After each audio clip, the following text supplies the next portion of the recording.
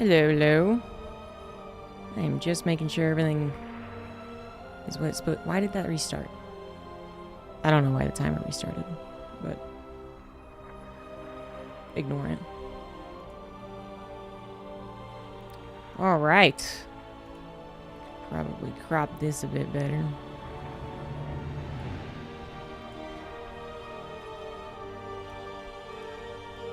Oh, it looks so tiny compared to the other overlays. But that's apparently what it was for StarCraft. So we're gonna leave my camera like this. Actually, I feel like it's too low. I feel like we're gonna get into the game. I'm gonna have to move it. But we're throwing it back, guys. StarCraft 2 casting. How about that? Fortunately, I have paid attention to StarCraft for this entire time. And I know from watching Roddy stream, Pig stream, a little bit of Up a Tree, a little bit of Steadfast, but that's kind of it, I guess. Maybe like a pro or two, like a Max Patrick is playing and actually streaming. That the game has not changed very much. So that is both a good and bad thing in some ways. But for our purposes, it's good. So let me know about the sound balance. And let's get into it. We got ourselves a classic match, and not just because one of the guys' name is Classic. There we go. In the top left, it is Bjorn, and in the bottom right, it is Classic. And this is just a quintessential TVP nowadays. It is the European Open Cup, the Monday Night Weekly, !MNW support to support the Monday Night Weeklies, in case you guys haven't been paying attention or didn't know. Because frankly, even when I was covering the Monday Night Weekly repeatedly, I felt like a lot of people didn't know that it was actually a community-supported event. So now I think they're trying to publicize that a little bit more. In that you would like to see a weekly StarCraft 2 in the European time zone, and with a lot of European players, as well as Korean, then you want to support them on, I believe it's a Ko-Fi link. So... ZG, nope, that one. Oh, please call me ZG. And thank you. I'm glad you're excited about StarCraft. Anyway, if it doesn't reach the goal, then it doesn't happen. So that is a very good reason to actually go and support them with $1, $2, $5, a gajillion dollars, whatever you got in your pocket. And we got, please pause here from Bjorn, who is sending out an SCV, but the barracks is already at home, so maybe potentially an engineering bay block. It's so weird. I was watching the Monday Night Weekly before going live, and I was like, you know what I haven't really paid attention to are the maps the same. So I went to the Wikipedia, and I looked at the map pool, and the map pool is actually the same as the last time I cast StarCraft 2. Which, again, for our purposes is, like, good, but for the entire thing is bad. And coincidentally, right before I went live, because Bjorn actually finished his last best of 3, I was listening to Roddy cast, and he was asking about when the next map pool might happen. And the response apparently is maybe a couple of months, or maybe like a few weeks, I think is what it was. Maybe a month, I think is what it was. And he was like, well, that's, a month more than I was hoping for. So just coincidentally, this all happened sequentially. But yeah, I think we're around that time, understandably, where everyone would just love the map pool to change.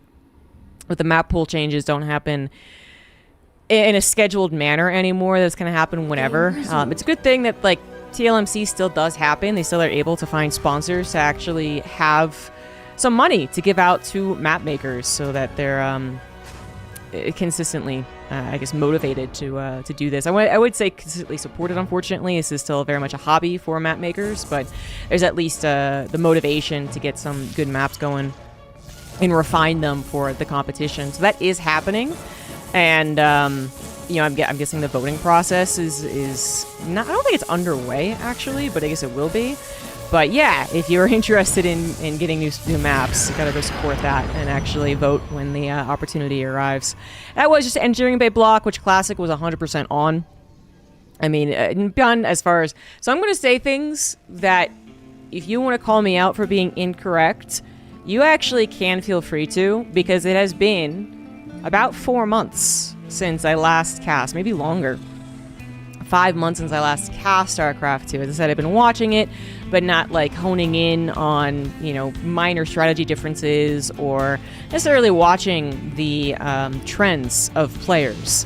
So I will be talking with some authority of how Beyond and Classic would typically play from 5 months ago to 2018. Now that's still 8 years of getting their trends down, which I think it will be fine. But if you want to correct me, then I will take that into account. But anyway, I'm going to say that Beyond doesn't always go for Engineering by Block or always go for the Marauder slow opener here.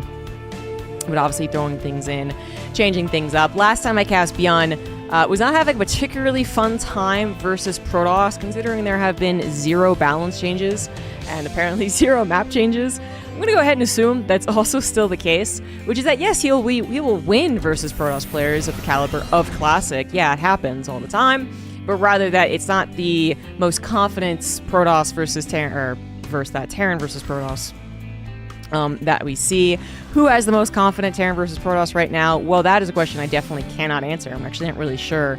It kind of just seems like we're where we left off, which is that it's not that necessarily the matchup is imbalanced, it's more like there are power spikes for each race, but one of the strongest power spikes for the Terran actually doesn't come necessarily in the mid game, which it used to many years ago.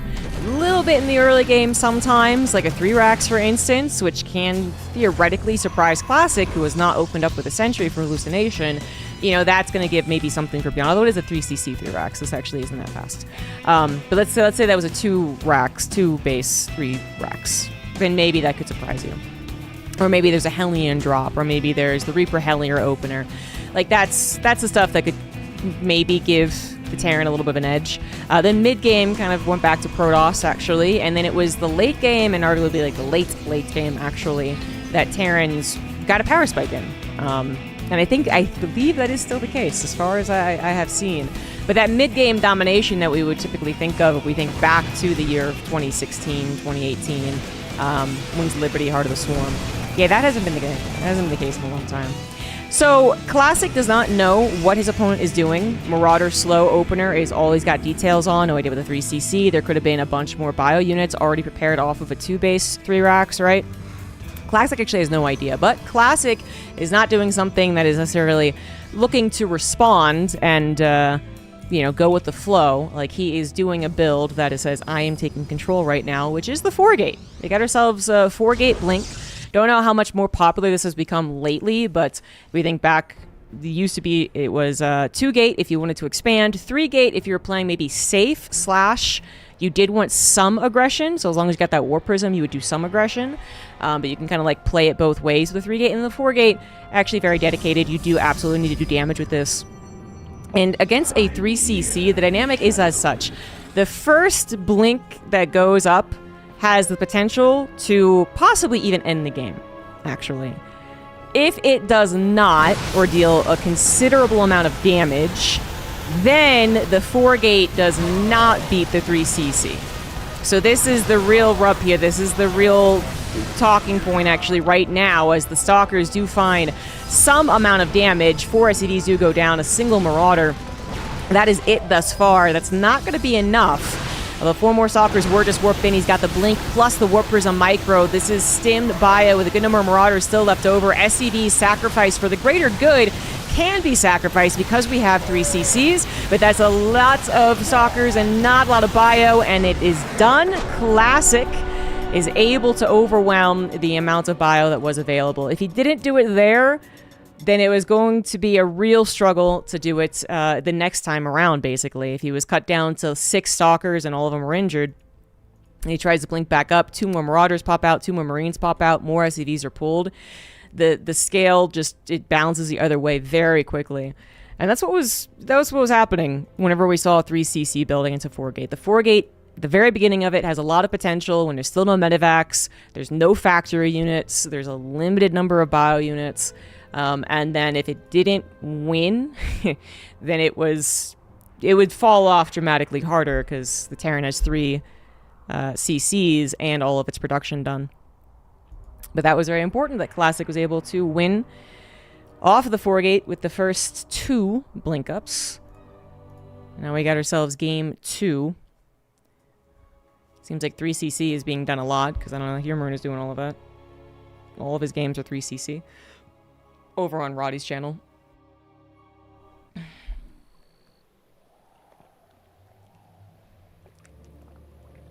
You want observer changes? Well, that was the last big thing that happened, was an observer change. You want it reverted? Probably. All right, game number 2 on 10,000 feet. Top left Beyond, bottom right Classic. So Classic, it's a 4-gate. Good execution. Maybe Beyond could have pulled back his bio and waited a little while longer, let the reactor die, let a supply depot die, in exchange for just a couple more units. Maybe pull a few more SCVs, that type of thing. Because we have absolutely 100% seen the 3cc hold against a 4-gate. It seems like 4-gate being a natural predator to greedy builds would then destroy a 3cc, but we have seen tons of games on this map pool, actually, because it's such an old map pool, where someone did 3cc and a 4-gate was unable to kill them. Just not quite able to overwhelm. But Beyond's going to really change things up here from a 3cc into a proxy Rax. Got to play the extremes. And Classic, well, he's going to probe scout, so he's going to figure this out pretty quickly. Question more so is it a additional factory, additional starport? Is Beyond gone full-on cheese mode? Probably not. So just about mitigating the damage that this Reaper will try to do. If Beyond gets 3 probes, A+, fantastic. If he gets 0 probes, that's an F. Go home. You failed. You're done.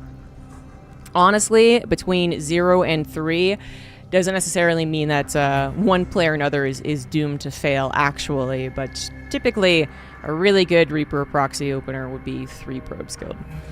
And I just don't see a world in where Classic would be much worse than that. Like, 3 would actually be kind of embarrassing for Classic, actually. Probe is trying to scatter around for this proxy barracks. Funnily enough, didn't go when I would say is the most natural place, but that's because I guess this is actually a full wall off. So as much as that looks like a ledge, that is not a ledge. So that's why Classic felt very comfortable scouting the non-Reaper hop-up spot, because, well, he covered the Reaper hop-up spot. And it seems like Beyond, he probably had that rallied up there, and as soon as... Oh, I guess this is only the Reaper hop-up spot. That's why. Thank you, map visualization. Anyway... Probably had it rallied as soon as the Reaper was like, oh, I can't do that. Reaper said, okay, fair enough. I'm leaving then. So, I just said that if he gets 3 Reaper or 3 probes, that's fantastic. That's amazing. If he gets 0, that's an F. I mean, this is kind of an F. This is... And, the fact that Classic was able to deny that, not by some really sick probe micro that still at least lost mining time, or, putting more chronos in, which I don't think, he didn't do, onto units. Like, that just is... it's the best case scenario for Classic. But that's why I said it's not game over for either player, no matter which direction it goes. But I will say this does suck for Beyond, who was hoping for a little bit. I mean, he literally won't even get any scouting done. Barely saves the Reaper, but he's actually not even getting in to see that there's a Stargate opener, rather than a Twilight Council, which I'm going to guess still dominates the matchup. It's still the majority of technology gotten, with the Stargate being that the last, I don't know, like Twilight Council 50%, Stargate 30%, 40% even, and Robo like 10% maybe? Like, you just don't see many Robo openers. The barracks has flown back, now being able to provide something, and that is maybe just being an add-on whore. The command center had to be built on the high ground because one Reaper would not have stopped a potential attack of Classic, and, Classic... If he had known for a fact that barracks had lifted up immediately after the first Reaper, might have mentally prepared himself to go for a counter, just because one Reaper would not have been the end of the world if it did, backstab him. But you didn't know if it was 2 until a little more time passes. Then you're like, okay, he definitely didn't get 2. That barracks has already flown back, but then you still haven't really... You're not gearing up like for a purposeful attack. You're not going to send your units across. You're just going to play it nice and safe, and Classic is doing just that. Phoenix Colossus, which seems to be the case here with the Robo coming out, is a very safe way of playing, and he's going to be arguably the safest he can be, because if he's staying at home like this, he should have the means to stop these Hellions from dealing much damage at all. yeah, Phoenix pop up and are like, hey, we made Phoenix. And Beyond's like, God damn it. The Liberator in the main does manage to find a single probe. Oh, good job, Liberator. No, that really sucks, actually. I'm guessing the Liberator sieged up as the Hellions were picked up by the Phoenix is kind of what it seems like timing-wise. Because theoretically, that Liberator is supposed to get at least like 4 probes, right? I don't know why another probe just died. Oh, I went for the code base. Because, you know, the units that Classic had went to correspond to the Hellions, and that was not even the case. That was not even the case. It literally got 1 probe. So that sucks. Phoenix, having done their job, aren't so worried about 2 Hellions, which no longer one-shot the probes after all. And so they did a little bit of worker damage themselves. Now things are going to even up on the workers killed. I would say just you think about how this game has gone, though. Yeah, and actually, technically more probes have died. Excuse me. But you think about how this game has gone, and Beyond has had a lot of interruptions to his production cycle. He had an interruption to his economy because he had to put his high ground command center. And a bit later of a command center. So even though you're like, well, no, that evens things up, right? Like, even workers, if you really know StarCraft, you know that that's not a good idea. That's not a good sign. Although 5 worker difference might seem like a bad place for the Protoss to be. I think it's just because we're waiting on that skyrocketing of the 3rd Nexus. It's more so that Classic was able to get full saturation fairly quickly, which is continually being harassed, so he's not always fully saturated, but he did get the full saturation very quickly, able to invest it in high technology units, and get his, okay, this is mech, alright, Jesus, and get his game going, basically. Like, he's settled his, he's picked his game, he's gotten into its lane, and he has all the means to then play the game, whereas Beyond, a little later to really getting all of his infrastructure, apparently was going to choose mech infrastructure anyway, so this is not what I was expecting. Which Classic, did he already see this? He's got Phoenix. Was that a second factory or was that the starport? That might have been the starport. I don't think he's actually seen this. So that's funny. I mean, Classic is doing something that you would do against any player, bio or mech. Push forward here with the Colossus, kind of control the zoning of the Terran. And eventually, he'll be like, well, that's an awful lot of not bio. Like, what's going on here? You know, seeing a couple tanks, that's very much necessary, especially in a game like this, where Classic kind of get the ball rolling on his production and his technology. And Bien would have, even if he was going bio, he would have a very limited number of bio units. The tanks are very much a requirement. But now this Observer is going to see more than just 2 Cyclones, which would have been a little weird anyway to see at this stage. But now it's going to see 4, and it's going to be like, oh, okay. Well, that's an interesting play then. Classic, you know, he might have planned a more kind of reserved game initially, but now he really has the green light. I think, again, this is stuff that he might be doing even if the player was playing bio, just because Bien would have to be on the defense to a certain extent. But now, especially that, you know, it's mech, a slower composition, literally slower, but also slower to build. Is he going to win here? This Immortal doing some serious work against the mech. Just going to continue denying the 3rd CC, and you really need those 6 gases as a mech player, so this is already great damage done. I know the supplies are similar, but Classic isn't investing in a lot of units. That's why the supplies are similar. He's not trying to build 17 gateways and then warping 17 charges at a time, although he is warping in now. He got the infrastructure up. So he got his 3rd base saturated, he's getting a 4th base, he's got double forge, which is the big thing. He went for the Temple Archives as well. And he's still denying the 3rd. So as Classic continues to get ahead here, eventually we should see a very dramatic difference in the supply. It's just Classic invests first. Man, my gut just, I guess I'm not like a big believer in mech versus Protoss anyway. I know before December, there was 1 or 2 mech games versus Protoss that people were like, wait a minute, whoa, is this like a new thing? Is this happening? And it was pretty quickly shut down, in my opinion. Like, there's 1 or 2 games, seriously, that was it. People were like, wait, whoa, it could be, and I'm like, guys, I really don't believe in it.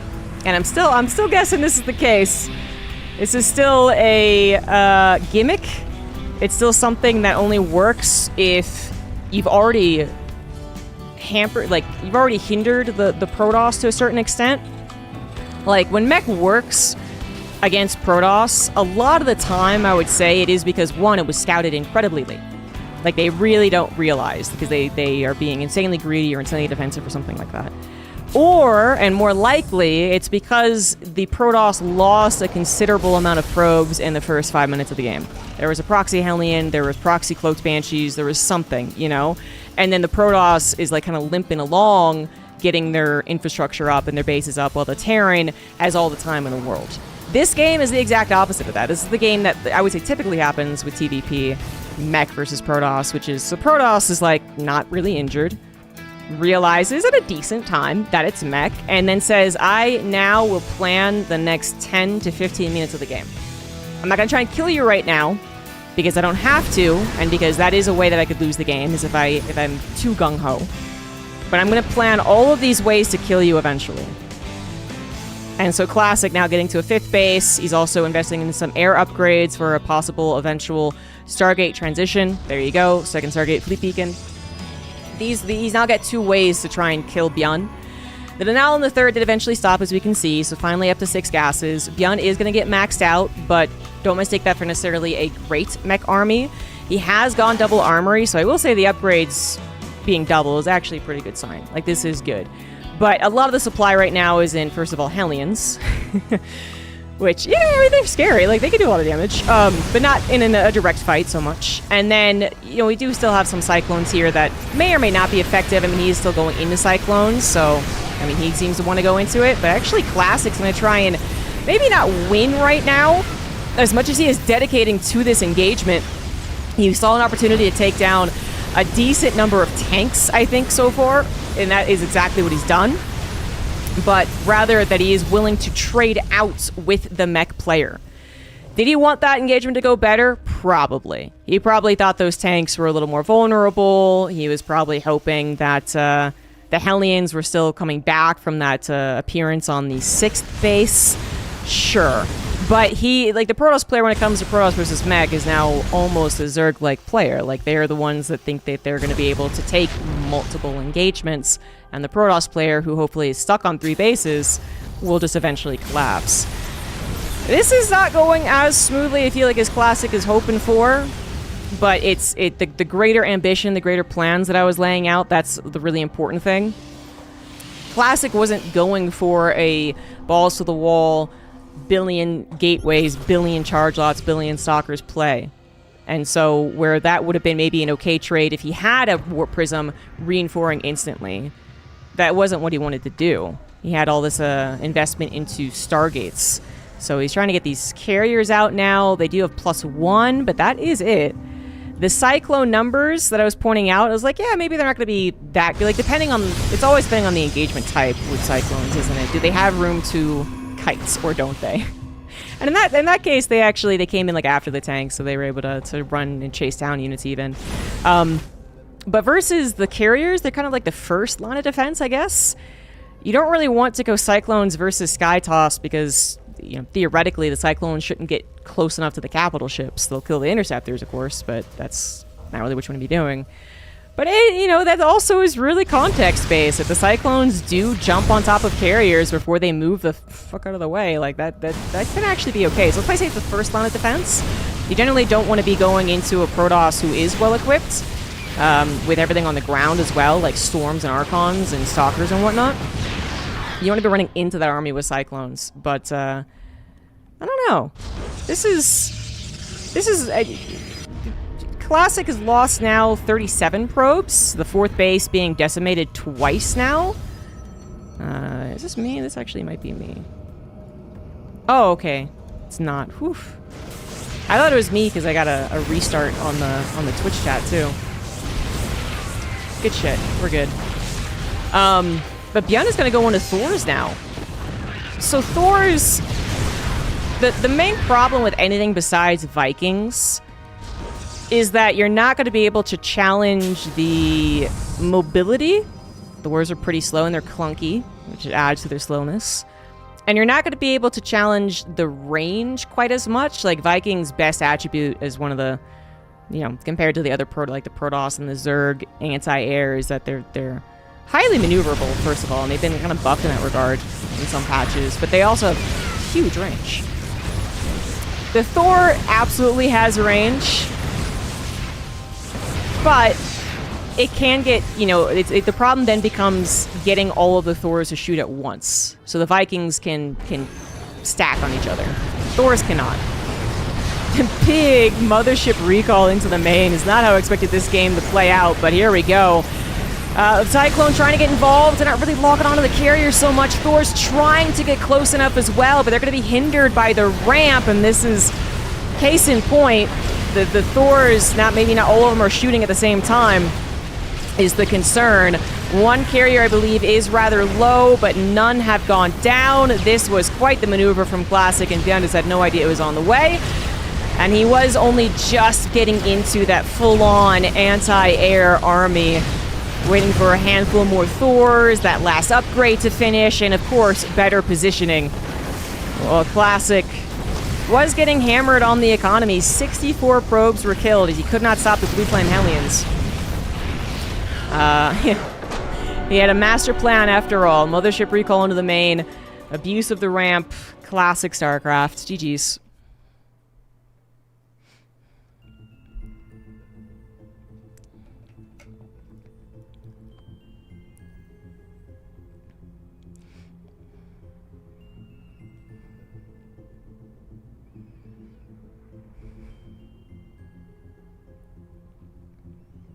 So Beyond unable to make it work versus Protoss. Womp womp. Now means that it will be Clem versus Classic over on North America.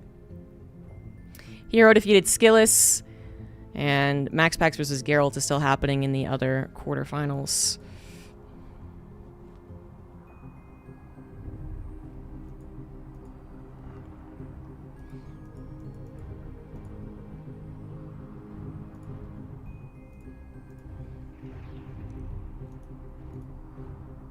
Even attempt at mech was glorious.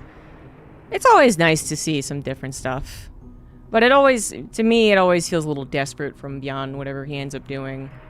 I just don't think many Terrans are comfortable versus Protoss.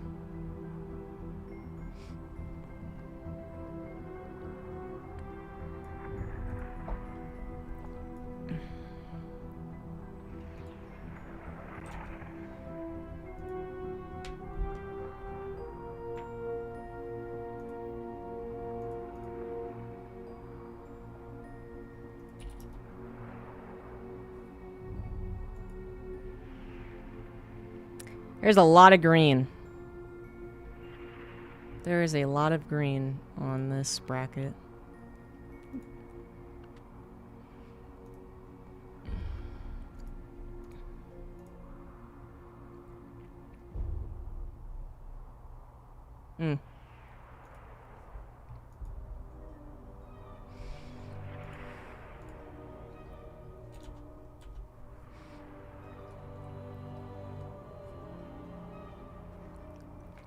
Hey, Thermal's still playing out in the lower bracket. Beyond might as well.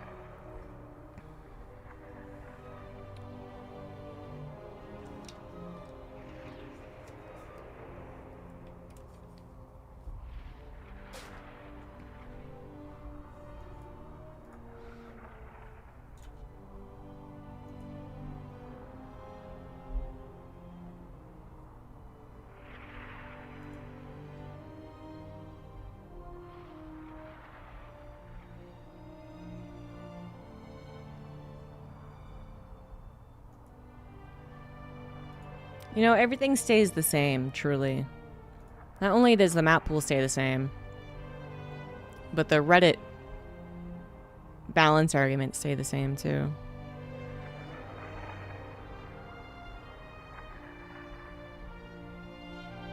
Yeah. Thermal's been playing random if he signs up for tournaments, I think, for a while. Just a content. Just doing it for the content.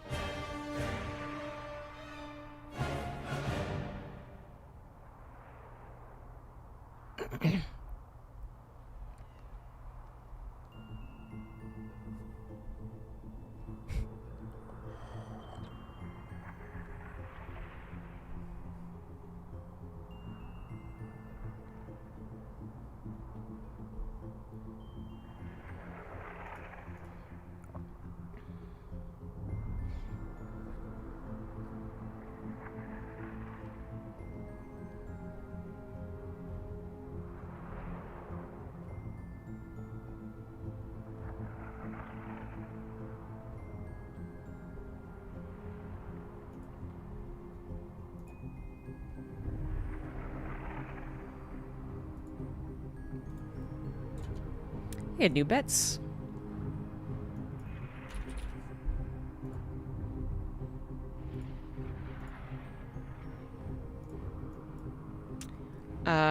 Let's see here.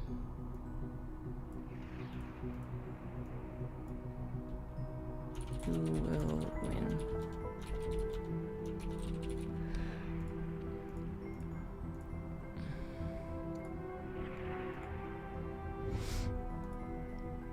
Classic is asking why he's playing Terran.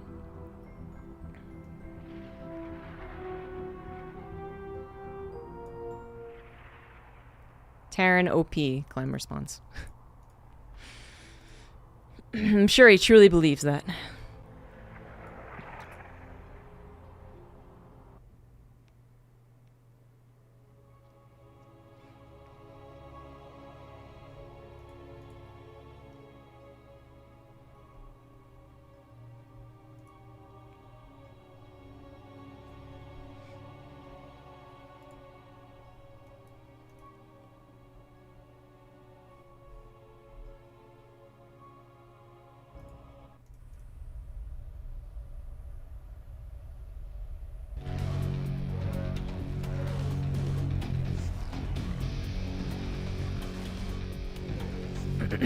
Alright, so another PVT here. In the top left, it is Clem. On the bottom right, we have Classic, who I sent out a rather quick probe, but most likely for just some harassment. No, never mind. That would be the change-up. You know, Classic was not sending out this faster probe versus Beyond, but it could have been just for some very early harassment. That's what Hero does. He sends one out immediately and just harasses. No!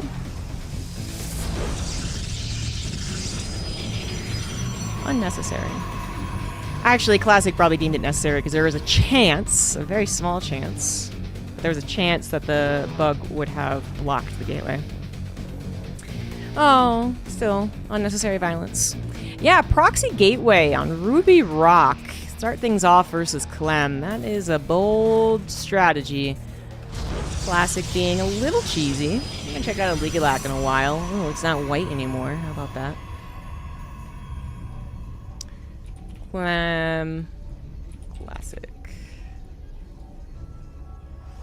Clem has lost the last 2 times they've met. They haven't met for a month. And that was 2 series over like 3 months. So they actually don't play each other that often. But yeah, most recently, Clem did lose. So either Classic found some amount of success changing the style, being more aggressive versus Clem, or just a way to constantly change things up, and he actually won many of those games with a perfectly good macro. I actually imagine it's the latter. Not that Classic is like, okay, I found his one weakness, it's cheese. If it was that easy, then everyone would be doing it versus Clem. And then I guess I should double check that that was both with Terran. Yeah. Clem still plays Terran versus Protoss. I feel like he does occasionally do Protoss versus Protoss, though. But maybe that is done and over with, because Protoss vs. Protoss is a very stressful matchup. I actually think it's incredibly fun to watch. But to play, especially repetitively, because you would, I mean, that's like the problem still exists on European ladder, especially, which is that there's so many Protoss. Anyway, we do have a 1-rack expand without an SCV scout. The Reaper scout coming in instead means that these Zealots are going to be able to most likely cancel the command center. I mean, they 100% would be able to if they went after it. They do want to try and actually get into the main base, however, so the Stalker comes in, and now the SCVs are going to be under threat. It's going to take a while to actually kill SCVs, though, with 1 Stalker, so absolutely worth losing 1 or 2 SCVs in exchange for keeping the supply depots alive. Reaper's able to get out after dealing 2 probes with the damage, but I was going to say, if they never get in, the one thing that they can definitely do is cancel the command center. Which Clem waited as long as possible for the possibility, maybe, of being able to see it, salvage it, because the Cyclone's about to pop out, but yeah, it's almost certainly going to have to be canceled. Supply depot did get low, but not dead. A massive repair on the SCVs, too, so only 2 SCVs have gone down. The 2 probes might become a third. A shield battery was built in the main, but keep into account that's 100 minerals and a little bit of weirder mining going on in the main. So yeah, that is going to keep the probes alive. No 3rd, 4th, 5th probe is going to go down, as obviously Classic's units are on the other side of the map. But it's still a sacrifice. Like, this is still damage that Classic has kind of done, you know, if you will, to himself with the opener that he chose. But he did do damage to Clem. He did not get into the main base, which would have been really nasty, but he did do damage to Clem. He canceled the command center, had to have it restart up on that high ground. It's going to actually float on over. That is a lot of mining time. That's unideal. The Cyclones might be looking to deal more damage, but good use of the map being shown right now, using the brush to cover so that even if the Cyclones know that they're there, they simply won't lock on until they actually reveal themselves. Stalkers get some shots off on the Cyclones in turn. Very good positioning, actually, from Classic to do that. If you are less good than Classic, and all of us are, the instinct would be very much to just huddle back at your natural, probably build a shield battery, and hope that that does the trick. The Cyclones would then just, like, abuse their range on you. A tank might even come as a follow-up once they realize that you're in a lot of trouble after killing the pylon, powering the gateway, and you would eventually crumble. So, very important. I would say he actually keeps, you know, either the high ground was one option, or utilize the brush. This gateway is bound to fall, so we will have to find a replacement gateway eventually. Only 2 gateways, with one of them being in the proxy location, is getting more and more dangerous. Oh no, Blue Station comes out as Clem tries to go for the push. 1 tank focus fired, not quite going down, but could be in a second. That tank has got to pull back farther. It does not. Cyclone also goes down. However, all the Stalkers going to fall. The scan even to see, I guess, the reinforcement potential, because you couldn't see behind that brush, didn't know if it was being warped in or not. And maybe he could have gotten the Observer, but that did not happen. So Clem, overall, I think happy with that trade. Lost a tank, lost a Cyclone, but killed, actually, Classic's entire army. Now he depowers 1 of 2 gateways. And while he doesn't know exactly what his opponent is following up with, he's gonna eventually kind of put 2 and 2 together. A Cyclone would have wanted to get a little bit more information rather than just seeing 2 Stalkers. Like, if he could have gotten on the front, maybe he could have seen the technology or the gases. That's not the case here, but sometimes, you know, the robo is put down here.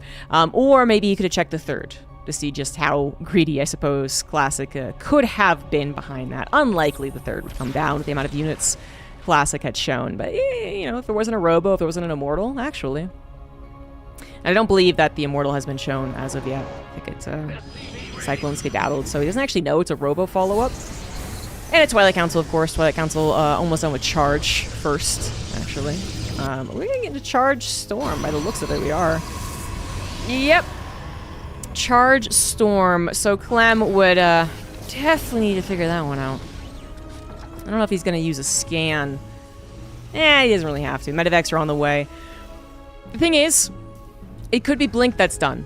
And in a lot of other games, the follow-up would have been Blink. So you want to be careful about how you use your first 2 Medivacs to send 1 into the main.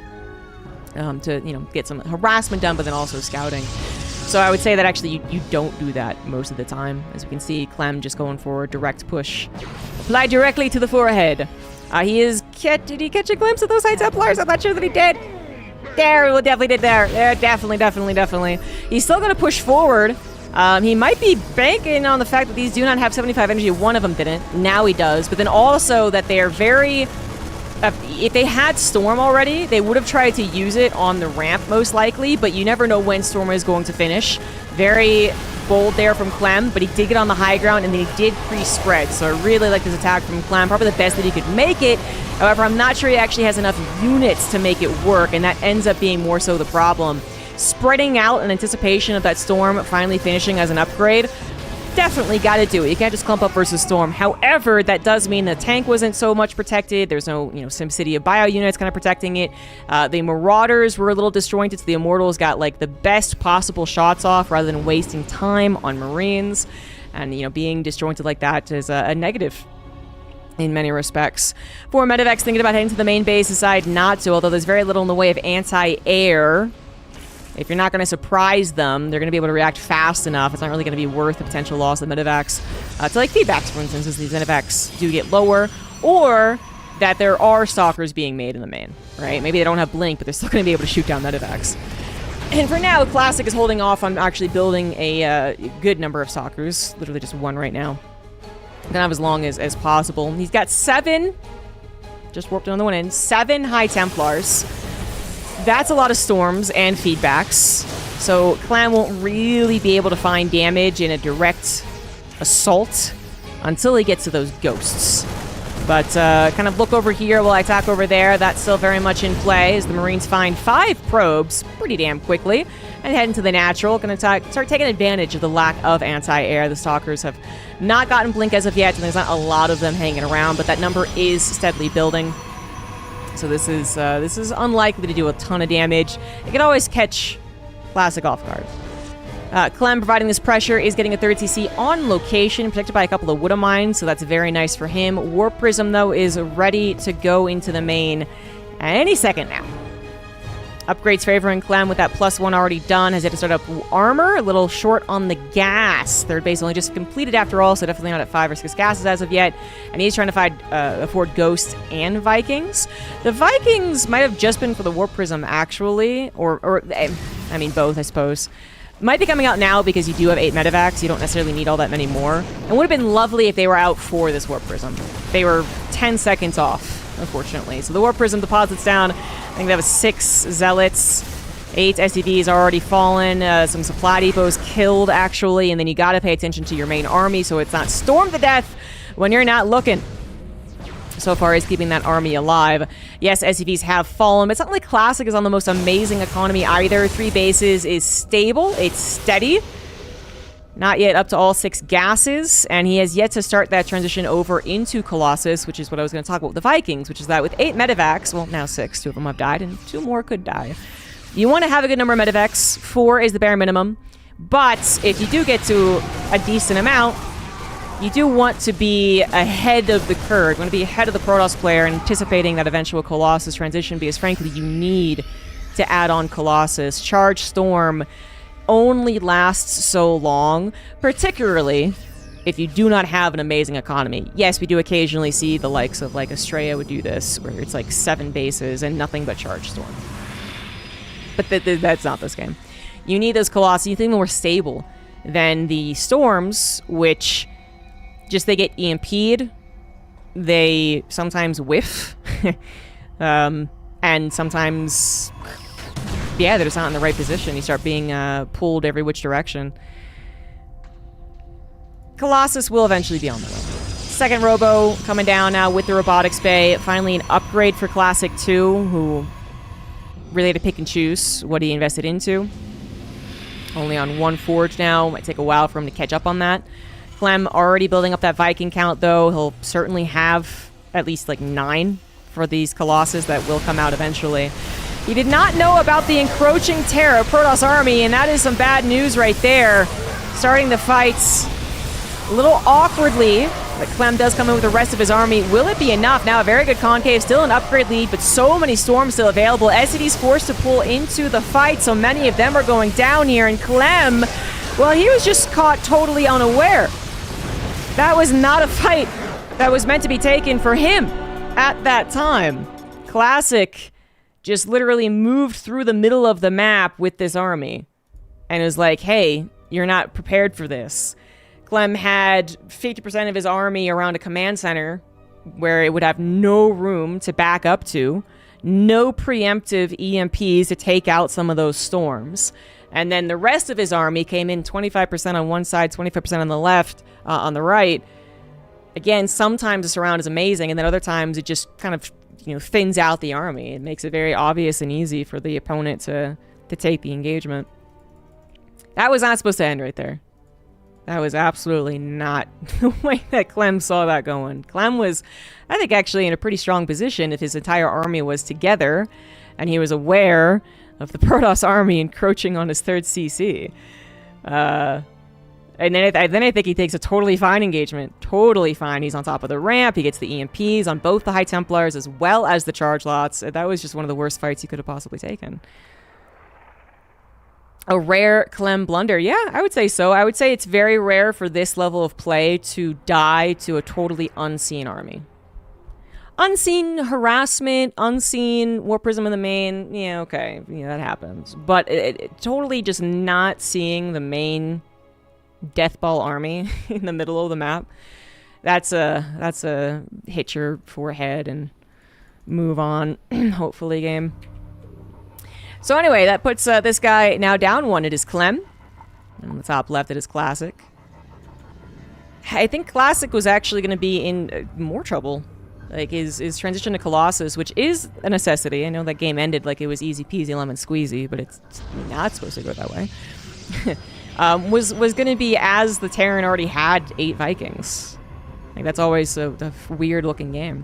I'm not saying that it was destined to fail for Classic, because he probably gets to a steady army and a steady 4-base economy, and the game is probably prolonged because Clem, isn't going to move out until he's maxed out, and maybe not even then, with how much Terran versus Protoss was heading, and I think is still a situation, to Terran's early game looking okay, especially with some openers. They would do some decent damage. To the mid game, maybe having a little bit of that tug of war as we saw, but then the late game, kind of going more towards the Protoss, and then the late game, definitely going more towards the Terran. We've been seeing a lot of Terrans, rather than move out and try to win at a max supply, even in a good game. They instead would turtle themselves, actually, and they would wait for their own Liberators, which would kind of 100% their army, Terran army with Bio, Ghost, Viking, Medevac upgrades. It is good. It can absolutely win fights, but Protoss had gotten really good at, surviving through that stage, I suppose. And then it was like, oh, well, Liberators are still freaking good. And they are still freaking good, even with the patch that happened at this point many, many, many months ago. There's been no patch in the last 7 months? When was that patch? I'm guessing it was September, but I don't actually remember. Hello. All right, so anyway, I think we can all agree that was a blunder. No matter what you think might have happened for the rest of the game, that was a moment that was defined by Clem not realizing the army was coming. Just whoops, that so that's not going to happen again. But it does suck for Clem, who I would say was in a strong position to kind of control the narrative, control the game. He was anticipating, he was advancing. It was Classic, who was supposed to be left behind to a certain extent with this kind of mid-game power spike army. But if you're getting your power spike, more power to you. Twilight Council this time around for Classic. Remember that last game opened up with a proxy gateway? I don't think that really had many ripple effects down the line. I feel like the way that it went with the canceled command center but not entering into the main, with the handful of probes dying to the Reaper, I actually think was totally, even maybe. I suppose maybe at some point, maybe Classic had a little bit, like a tiny little lead because of that, but even then I'm like, I don't know about that.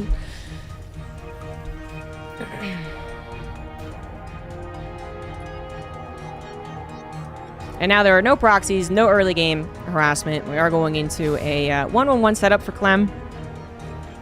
Medevac, handful of Marines, and a Cyclone. Gonna chase after the Adept, possibly try and find it so that they can't come around later. Actually hid away from it initially, so you didn't know what... Can I get a Protoss in here? So you didn't reveal what your technology was. Now, as it does go chasing for the Adept, it finds it. Great, fantastic. That Adept can't get any further scouting. It does not actually know for a fact that there's a starport, for instance, and a medevac is on the way. Probably going to go ahead and guess that it is, but you don't actually know for sure. And then it can't do any harassment to the SCVs. But yeah, it actually technically only revealed that it was a barracks and a factory, but so common of an opener to get some harassment done. Classic should be positioning his stalkers defensively. He is going into a 4-gate. 2 additional gateways on the way. Warp Prism on the way as well. This is a very important drop then for its scouting capabilities. Clem needs to realize this is a 4-gate, not a 2-gate, not a 3-gate. It is a 4-gate. He sees 4 stalkers, but that doesn't necessarily tell you that. Maybe 2 warpins of 2 gateways, or just consistent stalker warpins from a single gateway. 4 probes do go down. No other scouting, right?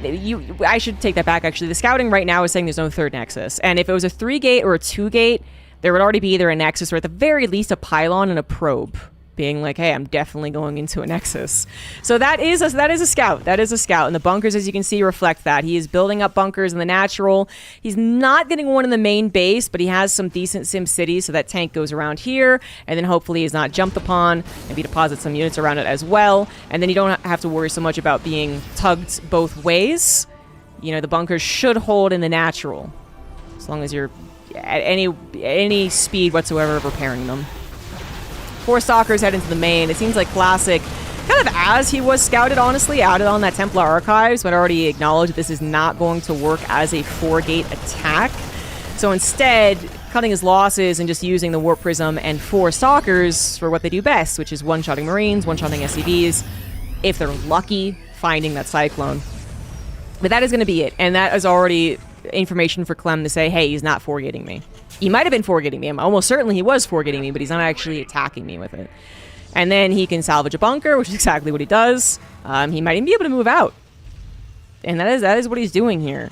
You know, there's a slim chance that there are like 16 stalkers waiting somewhere. I guess.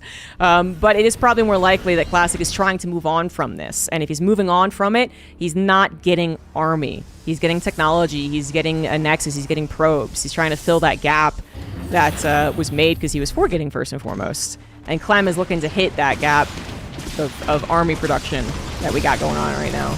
Blink is done. Charge will finish up. A tank is taken down immediately, but at what cost?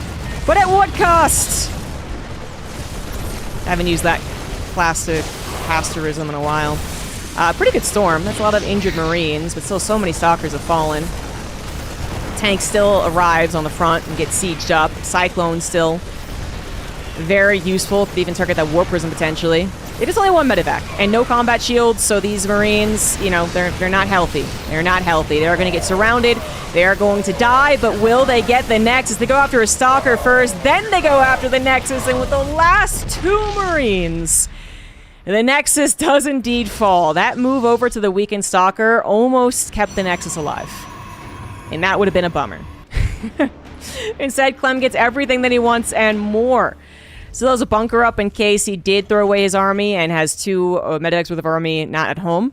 So this exact scenario in which Classic is now counterattacking, he's got a bunker that will probably hold long enough. And if it doesn't, then it turns this kind of weird base trading thing that's still very awkward, so probably favors Clem. 2 medevacs arrive, force out the recall. Classic can't even try and take down the bunker, or stall up this 3rd command center, or hit the main base. Clem has all of his production done, adding on the additional barracks, a Ghost Academy as well. Did he see the Templar Archives? He did indeed, so he knows... Oh, he saw Archons as well, so duh. So he knows that's going into Storm. Storm is done. It was used on his Marines too. Totally forgot, but yeah. So he knows he needs to get that. I'd say, like, eventually, honestly. Like, as after you get 3rd CC, that's exactly what he did. Storm's trying to do some economic damage. It's always a good thing, but that does mean the Warp Prism is now out of position, not defending the 3rd. Medevac gets taken down in the natural, is going to go for a Widow Mine drop, and 1 Widow Mine will go off. You know, not exactly what you wanted as far as the damage, but as far as pulling the army out of position, the War Prism's out of position, the rest of the army's out of position. That Nexus is a goner. 2nd Nexus killed. You would think, there we go, targets it down. A little friendly fire from the Widow Mine does leave a lot of bio injured and decent amount of Protoss army. Clem was not going to try and stand his ground and take that battle. Instead goes into the main base and furthers the economic woes of Classic, who warps in some Stalkers only to lose most of them. That's these are all trades that Clem is okay with. This is not quite game over, get out of the game, nerd. What are you on about? But it's pretty close to that. Clem's on 3 CC. 15 more workers, a little lower on the army supply right now. He did sacrifice a lot going for this Nexus and the probes, but he's got enough time, I would say, to recover. I am a little worried about the lack of medevacs. I'm looking at this, and I'm like, well... And this is why I said he will want to get to Ghost eventually. Like, you can't... As much as it is tempting to go for Ghost immediately, they are expensive little suckers. Like, you need to be careful, kind of weigh the cost of missing a round of production elsewhere for getting a round of Ghost production in. And I would say definitely Ghosts are important. But he doesn't have everything that is crucial to a Terran army. This could be Classic's chance to try and even up the game. At the very least, take down a good number of SCVs. 2 medevacs, very low on juice, but Storms thus far not hitting the heart of the army. The 3rd CC, though, might go down. The mass repair on the SCVs is barely going to save it. Was that the last storm? I believe that it was. Nothing in the War Prism, nothing on the ground, but SCVs aplenty have fallen, and that 3rd CC could still be in some serious trouble. Clem realizes it, tries to go and save it, but he loses it. 22 SCVs and the 3rd CC fall. Classic hitting the right exact time. Might have even upped the game, but if he loses too much army in the retreat, then he could still be out. He's even up the workers, but he would love to be ahead on workers. He has finished his 3rd Nexus, but that was supposed to be done a long time ago. He did get some nasty damage done. I was going to say nasty storms, and it wasn't so much that. It was just the amount of stimming and battling that was happening without medevacs. Because I don't think any storm was like particularly fantastic, but anyway, he is now devoid of storms. So he needs to buy that time, and well, he does when we get energy recharge after all. So there's always the assumption from Terran players is at least 1 or 2 storms. Now we have maybe 6. Plus, Clem decides to just pull the SCVs after losing the 3rd CC. This is typically a very bad idea versus Storm, because Storm doesn't care what it hits everything that's underneath it. It doesn't target, it just hits an area. SCV pulls are much more effective against anything else the Protoss has. It still might just be enough alongside a powerful bio army with an upgrade, but damn, it is still injured from the earlier battles. While the medevac count has risen, the army is still a Skittle army. Yellows, reds, oranges, it might be enough, however, as now both upgrades are done. Clem's got the 1-1 advantage going up against mostly Stalkers right now, but Stalkers, Zealots, Archons on top of the shield batteries have lasted a very long time. Classic holding on for dear life, knowing that if he holds, he wins, and there it is.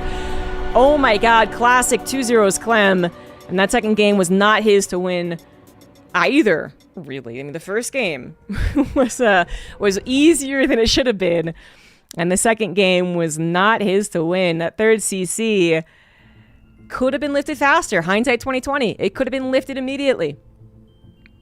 And then you pull the SCVs too and say, like, okay, like, fair enough, I'll back up, but that didn't happen. He took the fight with the command center in range, and eventually it became a target. GG's. Clem is going to have to fight his way through the lower bracket if he wants to return to the finals. Meanwhile, on the other side, we had Hero versus Max Pax. Probably cast by Roddy, I guess. Let's check out his channel.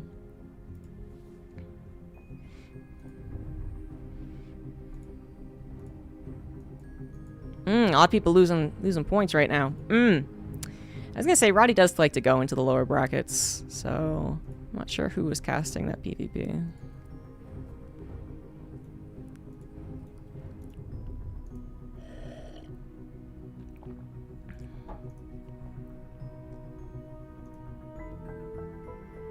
No one is casting that PvP. Come on.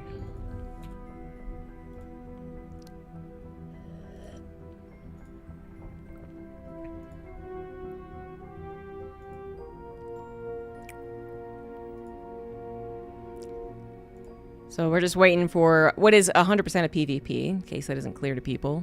It will definitely be Classic versus a Protoss player.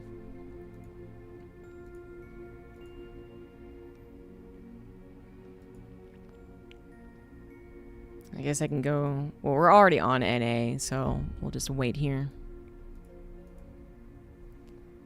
Time for a cat cam, I think.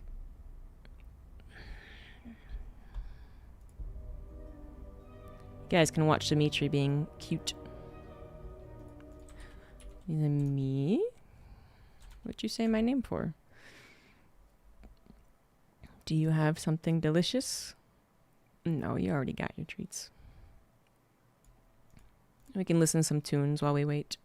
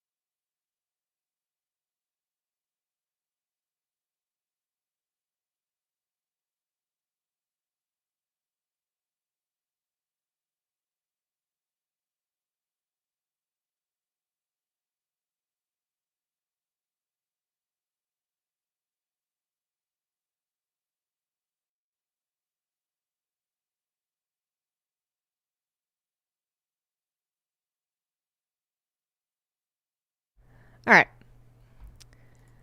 So we were able to get into the other series. Hero versus Max Pax is going into game 2.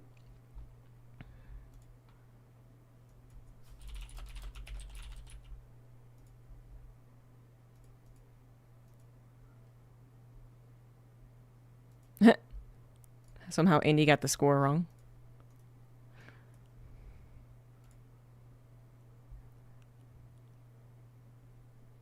I guess he wasn't in the game. I guess he was. Yeah, he wasn't actually. He was watching the Fiant Geralt game.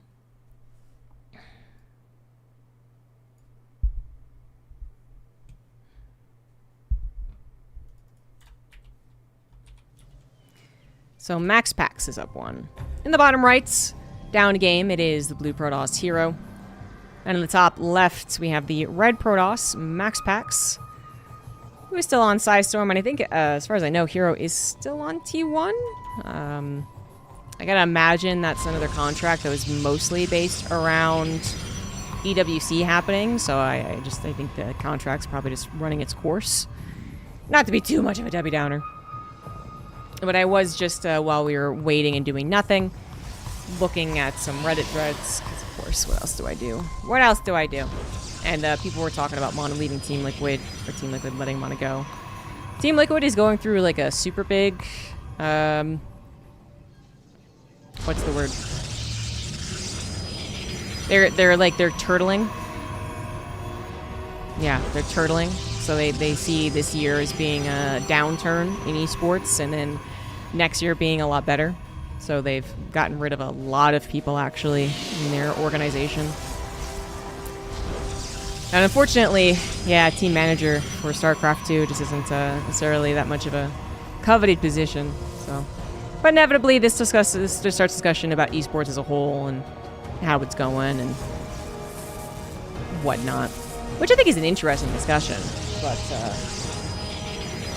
can be kind of a Debbie Downer.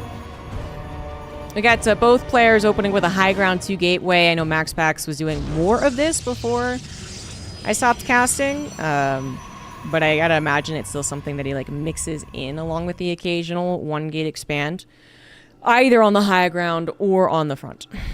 But Max Pax, as far as I've seen, still has one thing going for him, which is the that he still wins a ton. He still wins a lot. I'm gonna go ahead and check and see if he wins most of the time versus Hero.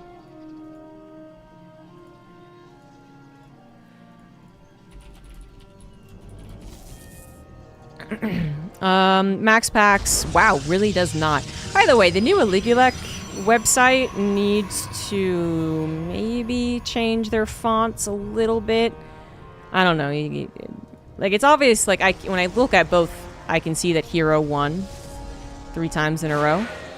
All fairly recently, too, so Hero's on a roll. But I would actually say that the loser and the winner isn't, like, immediately obvious like it was back on the white page. But anyway, super minor complaint. Back in my day, anyway. We do have, as I said, Hero apparently on a win streak versus Max Pax, but Max Pax having won game number 1. And now looking to win game number 2 with a Stargate opener. He is going into an Oracle, but guess what? Hero is going into a Phoenix. So this is, theoretically, very bad for Max Pax. I say theoretically because there's always a chance, 1, that Phoenix are not in position. 2, the Oracle hides and just, like, gets damaged later. So again, Phoenix are out of position is, you know, kind of the... Phoenix being out of position is why an Oracle would work, alright? That's the general reason. But it's more like sometimes the Oracle dives for the probes right off the bat. Just says, whatever's there, I'm going to just go for it. And then it actually does enough damage to warrant the Oracle. Or the Phoenix are slightly out of position. Or it says, oh my god, there's Phoenix, and then runs away, and then comes back at minute 7, where it deals probe damage, which isn't as impactful, but is better than straight up suiciding the Oracle. Unfortunately, this is a case of neither one happening. Recall is fast enough to save it. Although, whoo, that extra Stalker shot nearly killed the Oracle. And a second Stalker came in too. Woo! Whew, that would have been very bad. Fortunately for Max Pax, it did not kill the Oracle. Now, 2 Oracles means that, again, if those Phoenix are out of position for a second, or Stalker's out of position, whatever is out of position for a second, the Oracles will deal so much damage. And 2 Adepts are able to get into the main base and kill a handful of probes. Second healthy Oracle actually comes in. Hopes that with the death of the Adepts, the Phoenix decide to go on to something more, but with more potential, like going across the map and killing probes. And that's kind of what happened. The Phoenix did start to head across the map, and then went, oh, nope, gotta turn around. Suddenly, 8 probes in total have gone down. A second Oracle is going to come in, and this is just, this is all what it's based around, is finding the Phoenix out of position, which is so possible. Hero is trying to get a counterattack in, but he's going to lose even more probes as the second Oracle comes in to 2 Adepts that were warped in. Not Stalkers, Adepts, and those are all the warp-ins. Goodbye, probes. Phoenix have a limited amount of energy, so they can't have as much potential, but they do kill some probes. 8 probes killed for Max Pax. This is a bit of a down and dirty Protoss versus Protoss, but one that does certainly currently favor Hero, or favor Max Pax, because Hero's probe count is in the gutter, but, Phoenix, they get a handful more probes. One of them does fall for it, but now it's actually even. Oh, because he made an Oracle. When did that happen? Man, I totally missed the Oracle being built. I was like, how did Phoenix kill so many more probes? Well, yeah, now I was right when I made a mistake earlier. Hero is in the lead. Max Pax, at the time I began talking, had a 7-worker lead, but he was down an army. So there was, there's always that to play with. And then that Oracle of Hero swooped in. He was like, you know what, that's a good idea. Just an Oracle, just YOLOing. That's a good idea. I'm going to do that. And that's what he did. And suddenly he is now up 10 probes.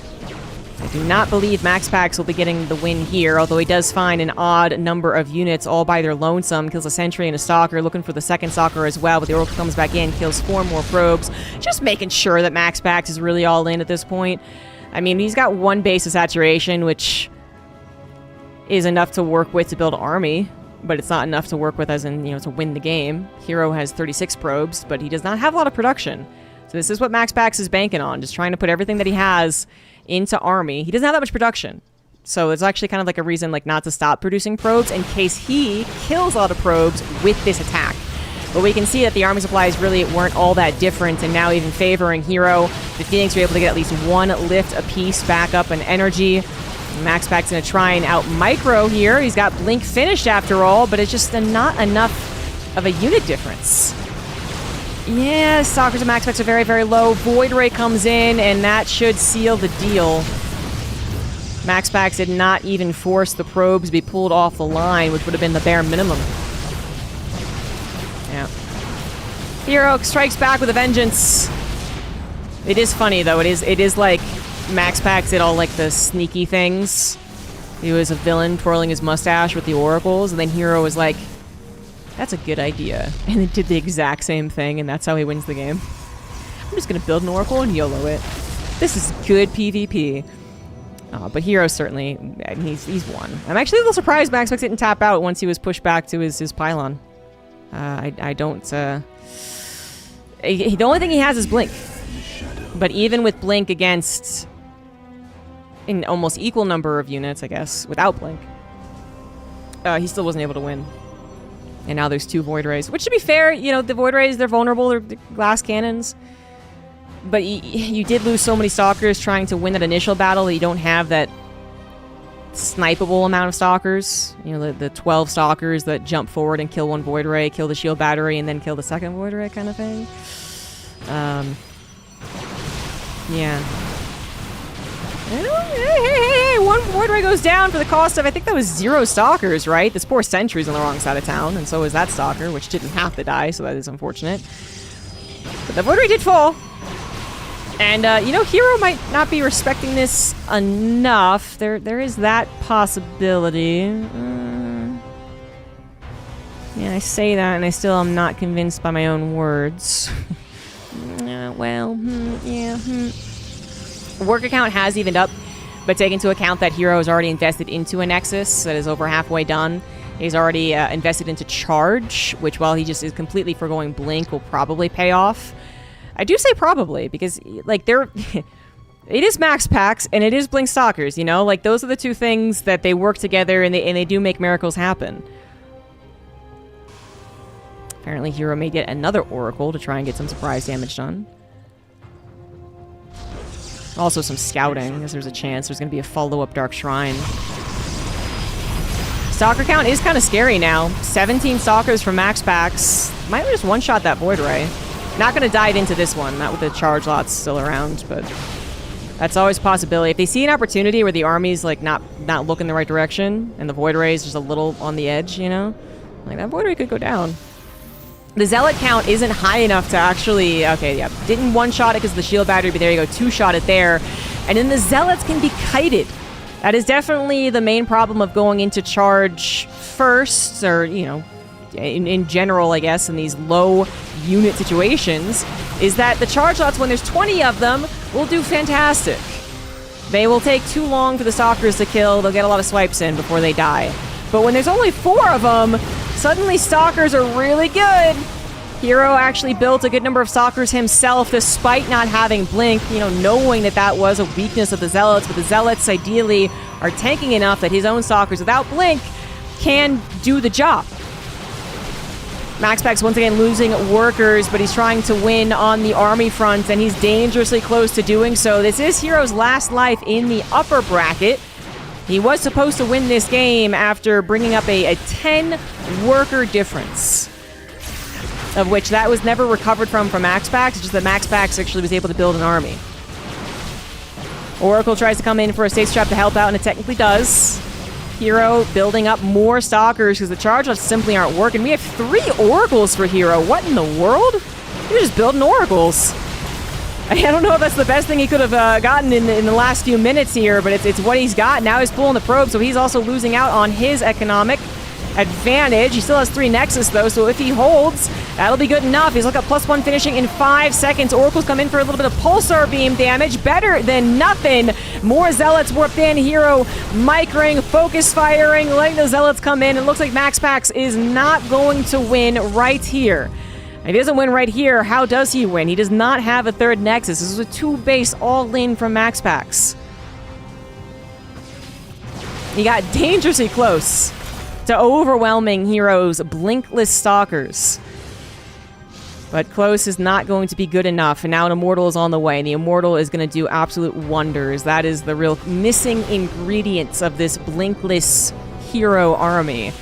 Once you get that Immortal, it's a lot easier to keep alive than those Void Rays. And it's still, you know, as a more impactful versus a Stalker-only army.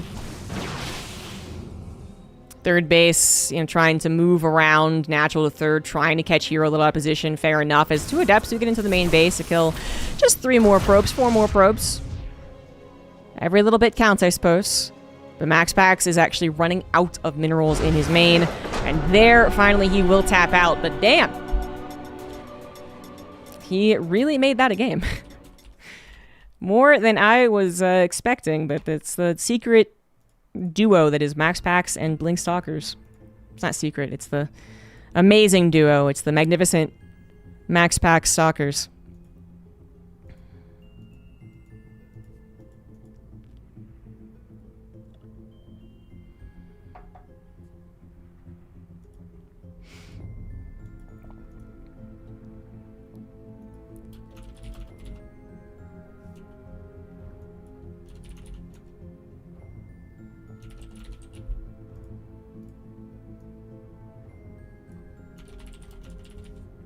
You can do a little prediction with the final game now.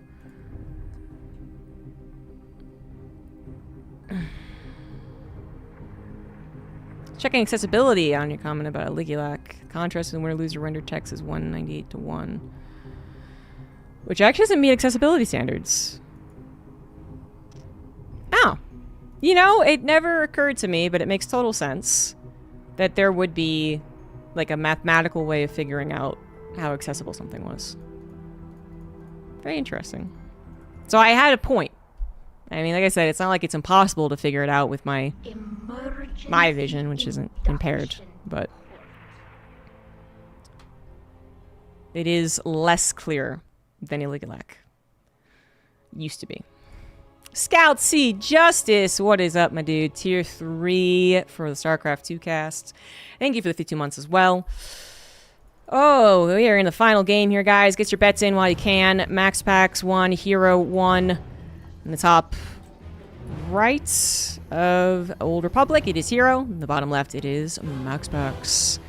I'm going to go ahead and get a cheeky whiskey for that tier 3, so we'll watch a probe while I do that.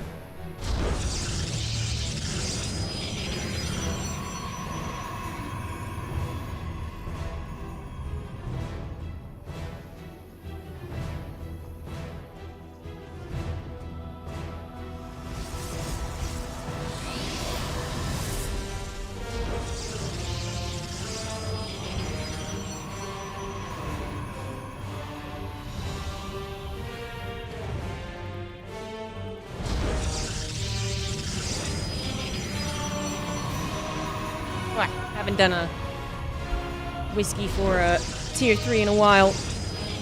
Is Stargate mandatory in this matchup? No, it's not mandatory, but it is a strong play. We definitely see player preferences.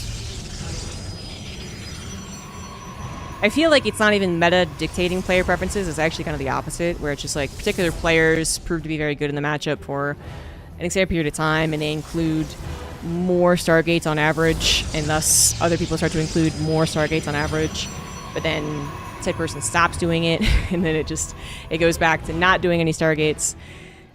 Totally viable option for an opener, whether your opponent does one too or not, it is viable, and it's just a matter of personal preference. But I would not say it was mandatory, no. Things mere matchups drive Pearson to do. I've always liked PvP. I was a stalwart defender of PvP before it was cool. I'm not sure it is still cool, actually. But, you know, the point is, I've been doing it for a long time.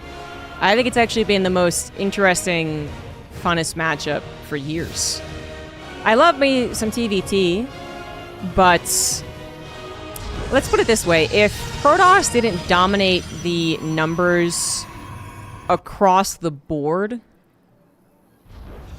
I would say like people would appreciate PvP more than like a TVT or ZVZ meta, which we used to have.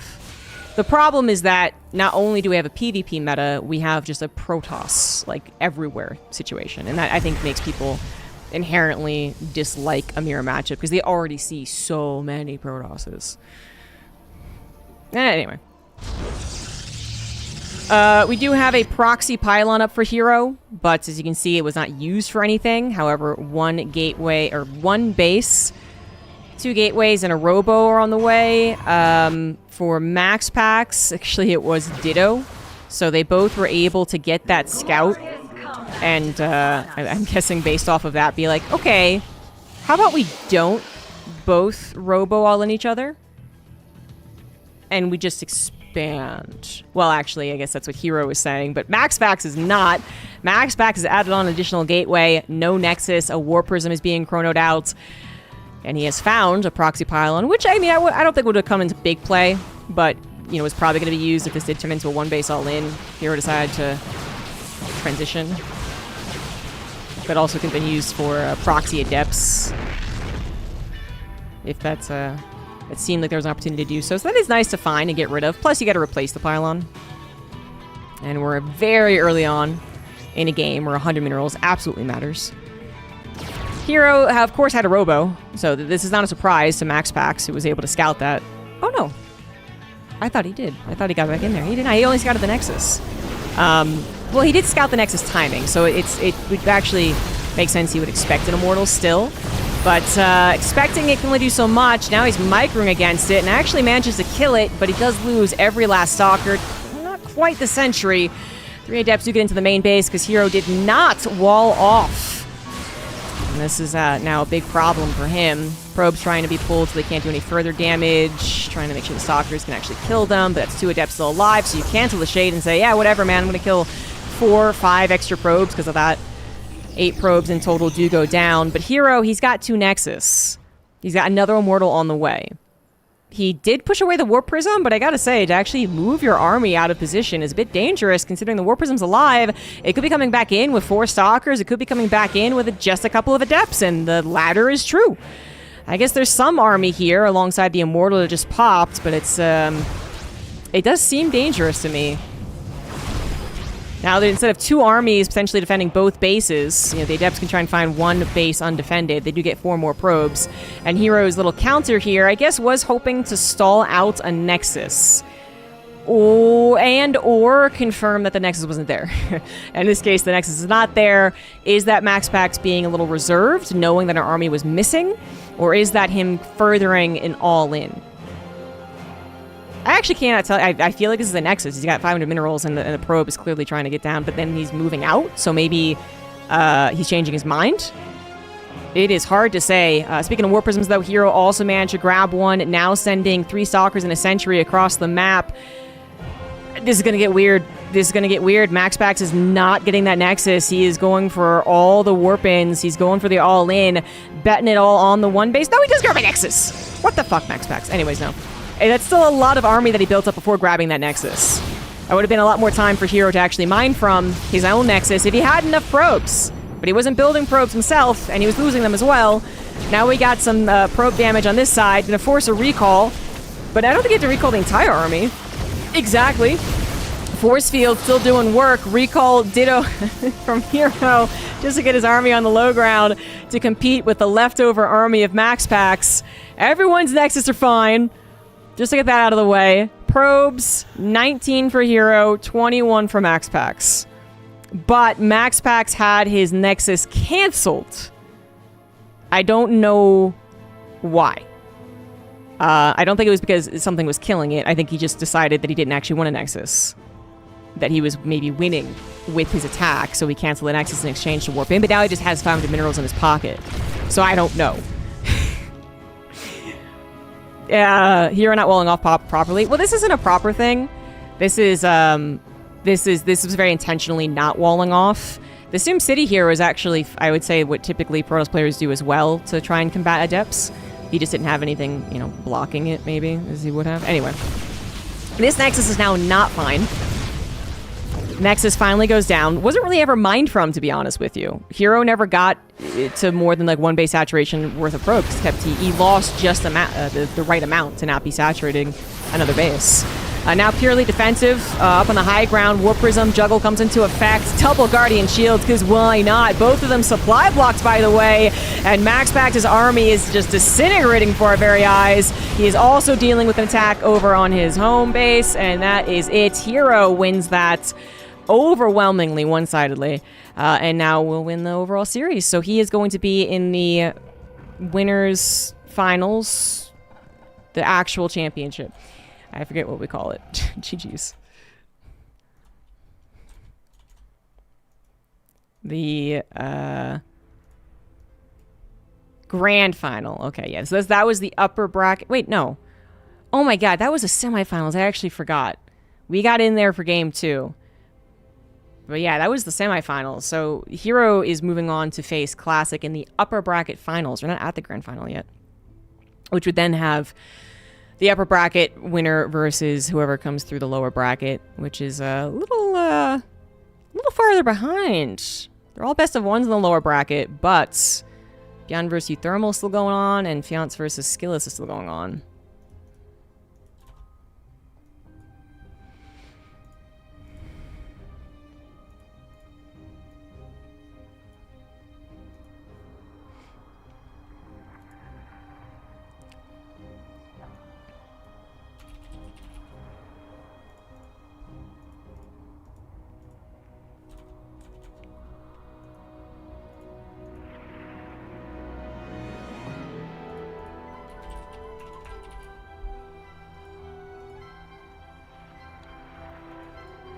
Since it's Hero versus Classic, we get to go over to the Korean server.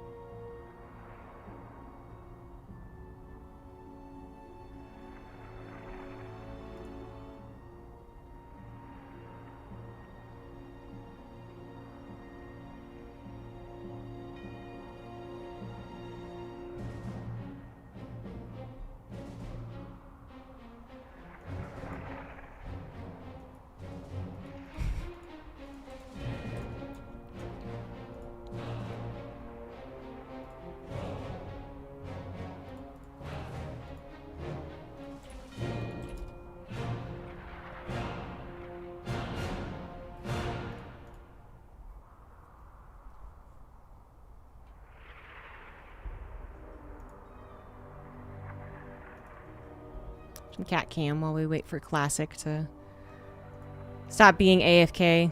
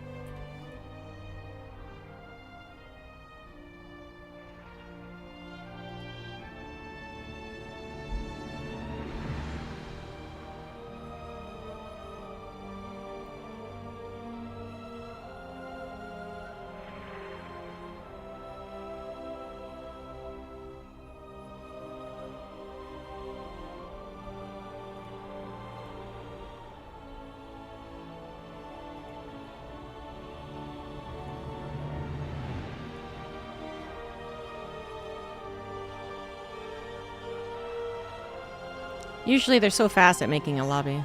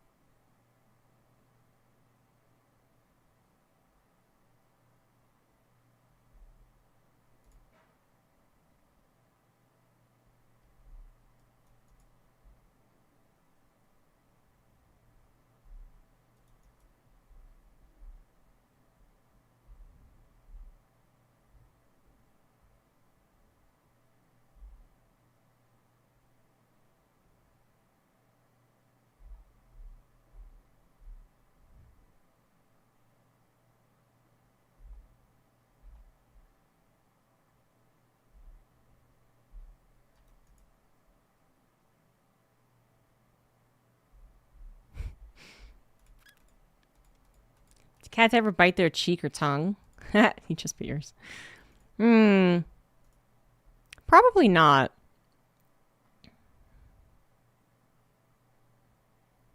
But we wouldn't know.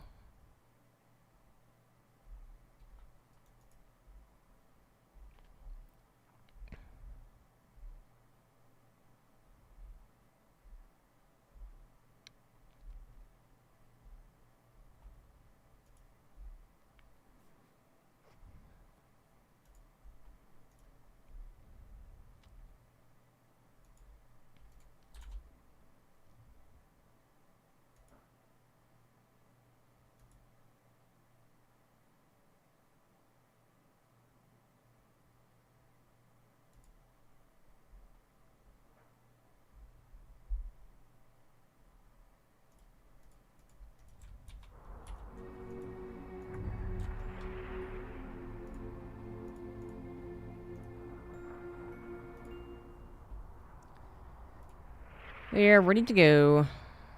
Get some predictions going.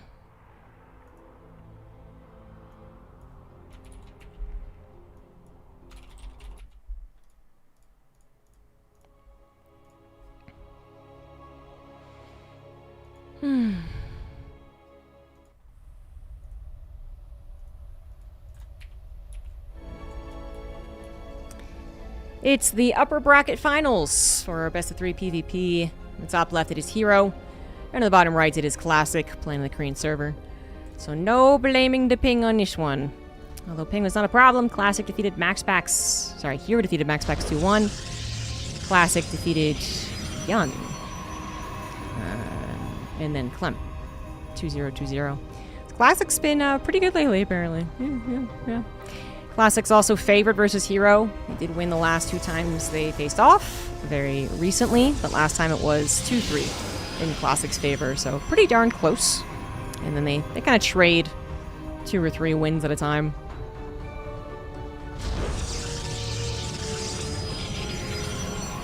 The PvPs were fun. They were they got to be you know, PvPs, I guess. They got to be the fun 1 base, 2 base situations.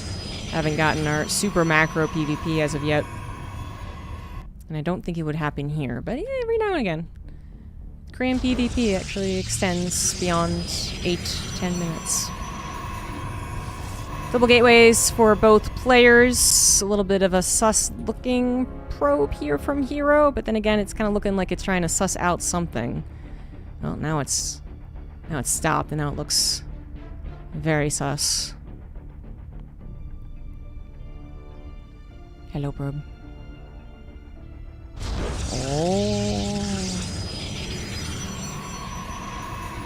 Oh, it's doing something. Proxy gateway, proxy robo. Probably not a proxy Stargate, but it could be. Generally with a proxy Stargate, you do try and sneak it in a little closer to your opponent's base, but sometimes no. Goes for 2 adepts, gonna have enough for the robo. What I assume it's gonna be for the gas. Yep. There you have it. So a little proxy robo action. Now Classic knows the second pylon is missing. We all know this. We all know Babby's first StarCraft professional PvP. Second pylon missing. Classic will try to find it with at least 1 probe. Some Protoss players actually do send out a second probe, like MaxPax would, especially if he was going for his 1 gateway expand. But not always, I would say. And actually in this situation, not typically. But 1 probe sometimes gets lucky. This one will not. Go in the wrong direction. This is a pretty reserved proxy robo. It's definitely not trying to get as close as possible. In exchange, it's trying to stay as hidden as possible. Because it could just be a pylon. It could be a pylon. You don't know for sure. There's something following it up. A couple of adepts pop out as the first few units. Well, they had gas. They had some excess gas or something else. Sure. But again, that doesn't 100% say it was a robo. Sentry and a couple Stalkers follow up. Shield battery on the high grounds. Making sure to hole up here completely and entirely. It is a little weird seeing that more and more. You're getting the feeling like, hey, it's going to be an actual 1 base attack. Just making sure that the adepts don't get in. Classic should keep testing this, because it's also giving them some amount of information. At this point, I would say if they get in, they get in. Yeah, actually, Hero allows them in, knowing that the adepts are going to have to shade over here, giving his army units plenty of time to respond.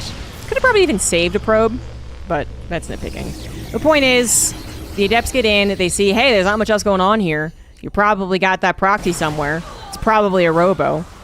And then they kill the 2 adepts, don't have to worry about them. Speaking of adepts, Hero did pump out a War Prism first and foremost, so we just have an Immortal, and we'll be following this up with a more forward direct attack, possibly. The adepts trying to get the damage now. And Classics, the War Prism actually does find his opponent's robo. So, yeah. 1 base robo, 1 base robo, 1 is proxied. Both are probably pretty safe. I mean, Classic could try and kill the pylon, I guess, but it's a bit of a dangerous play. Immortal joins up for the harassment. The thing is that even if you were really planning on going for an attack, like Hero, who actually proxied, was like, I'm definitely going to go for this all-in. When you see the opponent respond with their own robo, and they just stay on their 1 base as well, it gets really weird. You're like, well, then I'm pushing up into the high ground, and even though I have a War Prism, so do you, and you know, you got shield batteries in place, and you know, I'm not sure I'm really going to get anything from this. A lot more units have come over here for Classic, so he absolutely is going to go for the pylon. Depower that robo, and that is the downside of proxying, hiding a robo elsewhere. It actually does really suck, though, but it makes total sense. Classic was not fearful of losing army back at home, of losing the game back at home. He's just dealing with his harassment, which he will deal with. So warping in a good number of units to kill the robo is 100% worth it, and Hero can't really do much about that. He either sends this army out to go deal with it, which would take forever, and then the War Prism just goes lol and goes back in. Or he gets his own War Prism to stop harassing to try and respond to that, which he wouldn't have responded to it fast enough. So he just has to give up the War Prism. He has to give up the robo, excuse me. And now, Hero has gone into Stargate. Now this is going to help deal with Classic's Warp Prism, which is very important. because the Warp Prism is a real pain in the side here. Like, generally, there was even a time where I would say where definitely the Blink meta that we now have lived in, we've steeped in for many, many years, was actually a lot because you had to get Blink to stop Warp Prism Robo shenanigans. And it was able to play into a finer early mid-game than going into Stargate, which is, potentially an awkward thing for Hero, but right now being able to deal with his opponent's Warp Prism and his opponent not being able to deal with his Warp Prism is clearly paying dividends. Hero just killed 9 probes of Classic, and Classic has been denied entry into Hero's bases thus far. So that is a very, very, very good thing about going into the Stargate. Classic's actually in a ton of trouble. He did not grab a Nexus. He was maybe already, he probably already was thinking of going for the all-in anyway, but now 100%, you gotta. He's down 10 workers. Hero's gonna try and defend his low grounds, but he has no shield battery. And his second Immortal is caught up elsewhere. Phoenix are coming back home. I don't know where his Warp Prism is. Oh, it's still harassing, that's why. Is that the play? Is he going to recall it as soon as the Natural Nexus is done? I think he's going to have to. 2 Immortals of Classic just ripped through Hero's army. Hero has more supply, but it's all in probes, my dudes. That's very deceiving. Now 2 gateways, the only 2 gateways to power. Now 3rd gateway is available. Is that going to be enough? Phoenix getting the last few pickups that they can to try and take out these probes. Hero really needs to come back. I'm surprised he didn't recall. He has one, but he's not thinking about it. The Warp Prism's coming back empty. He lost the Immortal. Classic coming in with 2 Immortals still alive. Going to deal a lot more probe damage, but the Void Ray does pop out, and that is going to complete cleanup. Where the hell will we be after that? Classic on the 4 probes, Hero on 12, but 2 Nexus. I guess that means Hero wins. Void Rays for the win. Classic does not have enough anti-air, nor can he get enough anti-air to deal with 2 Void Rays and even, 1 or 2 pickups on the Phoenix. Gets a freebie, kills a Phoenix there, but I just don't know about 2 Void Rays, my dude. That is 4 Stalkers up against 2 Void Rays. 1 was with prismatic alignment. Probes obviously can be pulled as well. And Hero will win game 1. That was fun. That was interesting. I feel like Hero played a dangerous game, but by not recalling that Warp Prism when he could have, because I feel like he'd already done like that, there's no recovering from this economic damage when he put Classic down to like I think it was 10 probes. And then I believe he went back in, lost the Immortal, brought him into 4 probes, which is definitely too few. But, anyway. But it might have been risky, it doesn't matter because it worked out.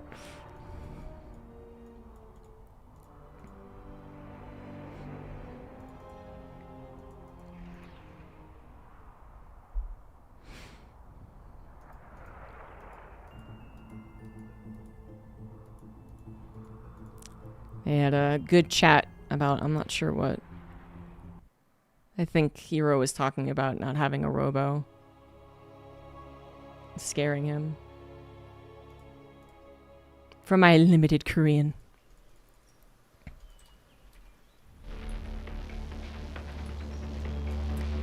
And now we're on Tourmaline.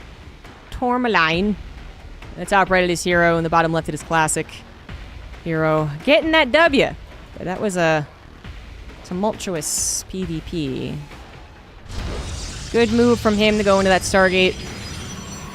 Classic had never expanded. Go for an all-in without being able to add on that probe damage with his own Warp Prism because the Phoenix totally denied it.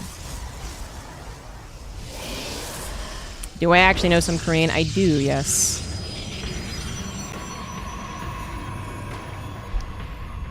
I've known the same amount of Korean, basically, for like a decade. But if you can read Hangul, you actually know so much, especially in esports, because so many like tech words are borrowed words in Korean. But then you know some like other keywords or phrases, or just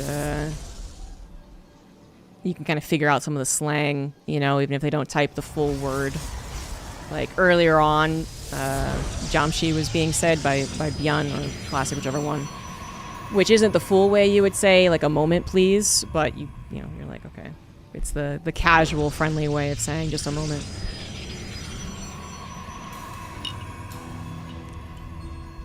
Anyway, very easy to learn. Very easy to learn Hangul. If you ever want to visit Korea, highly advise doing so. It makes your life a lot easier. If you don't know Hangul, you can 100% get around Seoul though. Like that's not a concern. It just makes you feel superior to every other tourist. 2 gateways once again for Hero, 2 gateways for Classic. You see Classic not going for that wall off on the front. This is always kind of like a bait option. You know, there's still some SimCity that is included with this. You just don't have the super easy wall off. But you get a little bit of a bait. The adepts go, oh my god, there's a wall off. I'm going to shade on in. And they shade here. And then they have to like walk around here. Give you plenty of time to respond. It does give you a little bit in the way of minerals too, to not have your probe go all the way out, come back. Go all the way out, come back. Go all the way out, come back. Go a little way out and come back. That would be 2 gateways piling on the cybernetics core, respectively.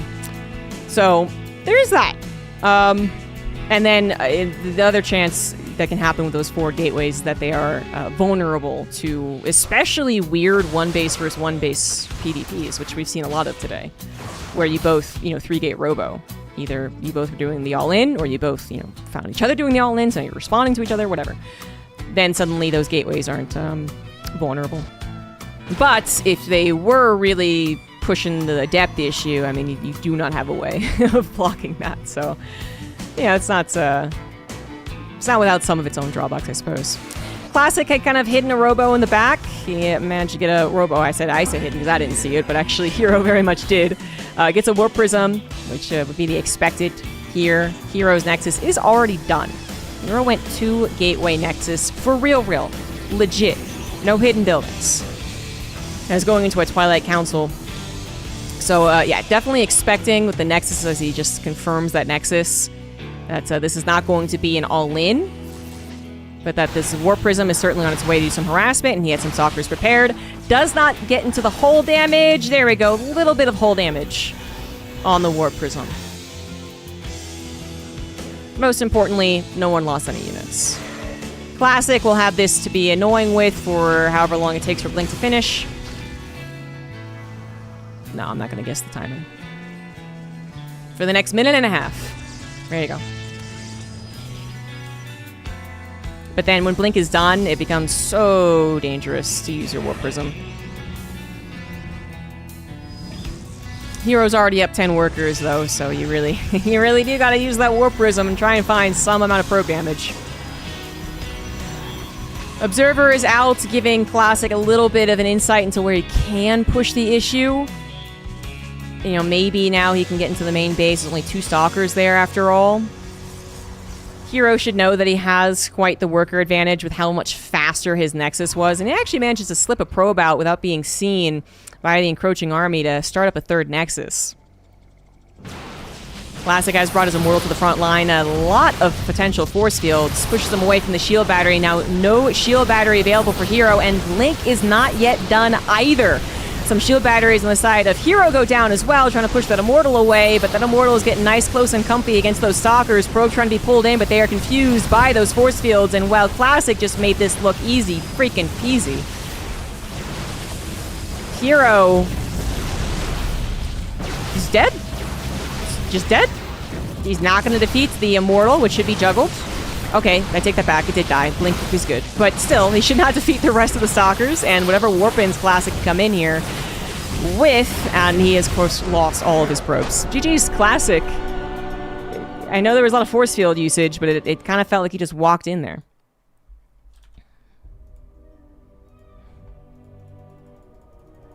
Like, he kind of, like, the door was open, and he kind of knocked on it, and Hero was like, no, don't come in! And Classic was like, no, I'm coming in anyway.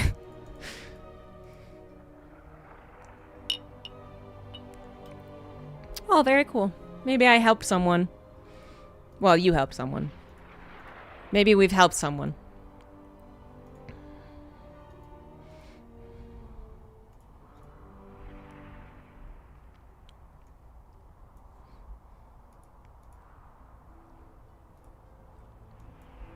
I haven't had whiskey in the house for a while. And I went out and got a small thing of Glenlivet. It's tasty. It's warm.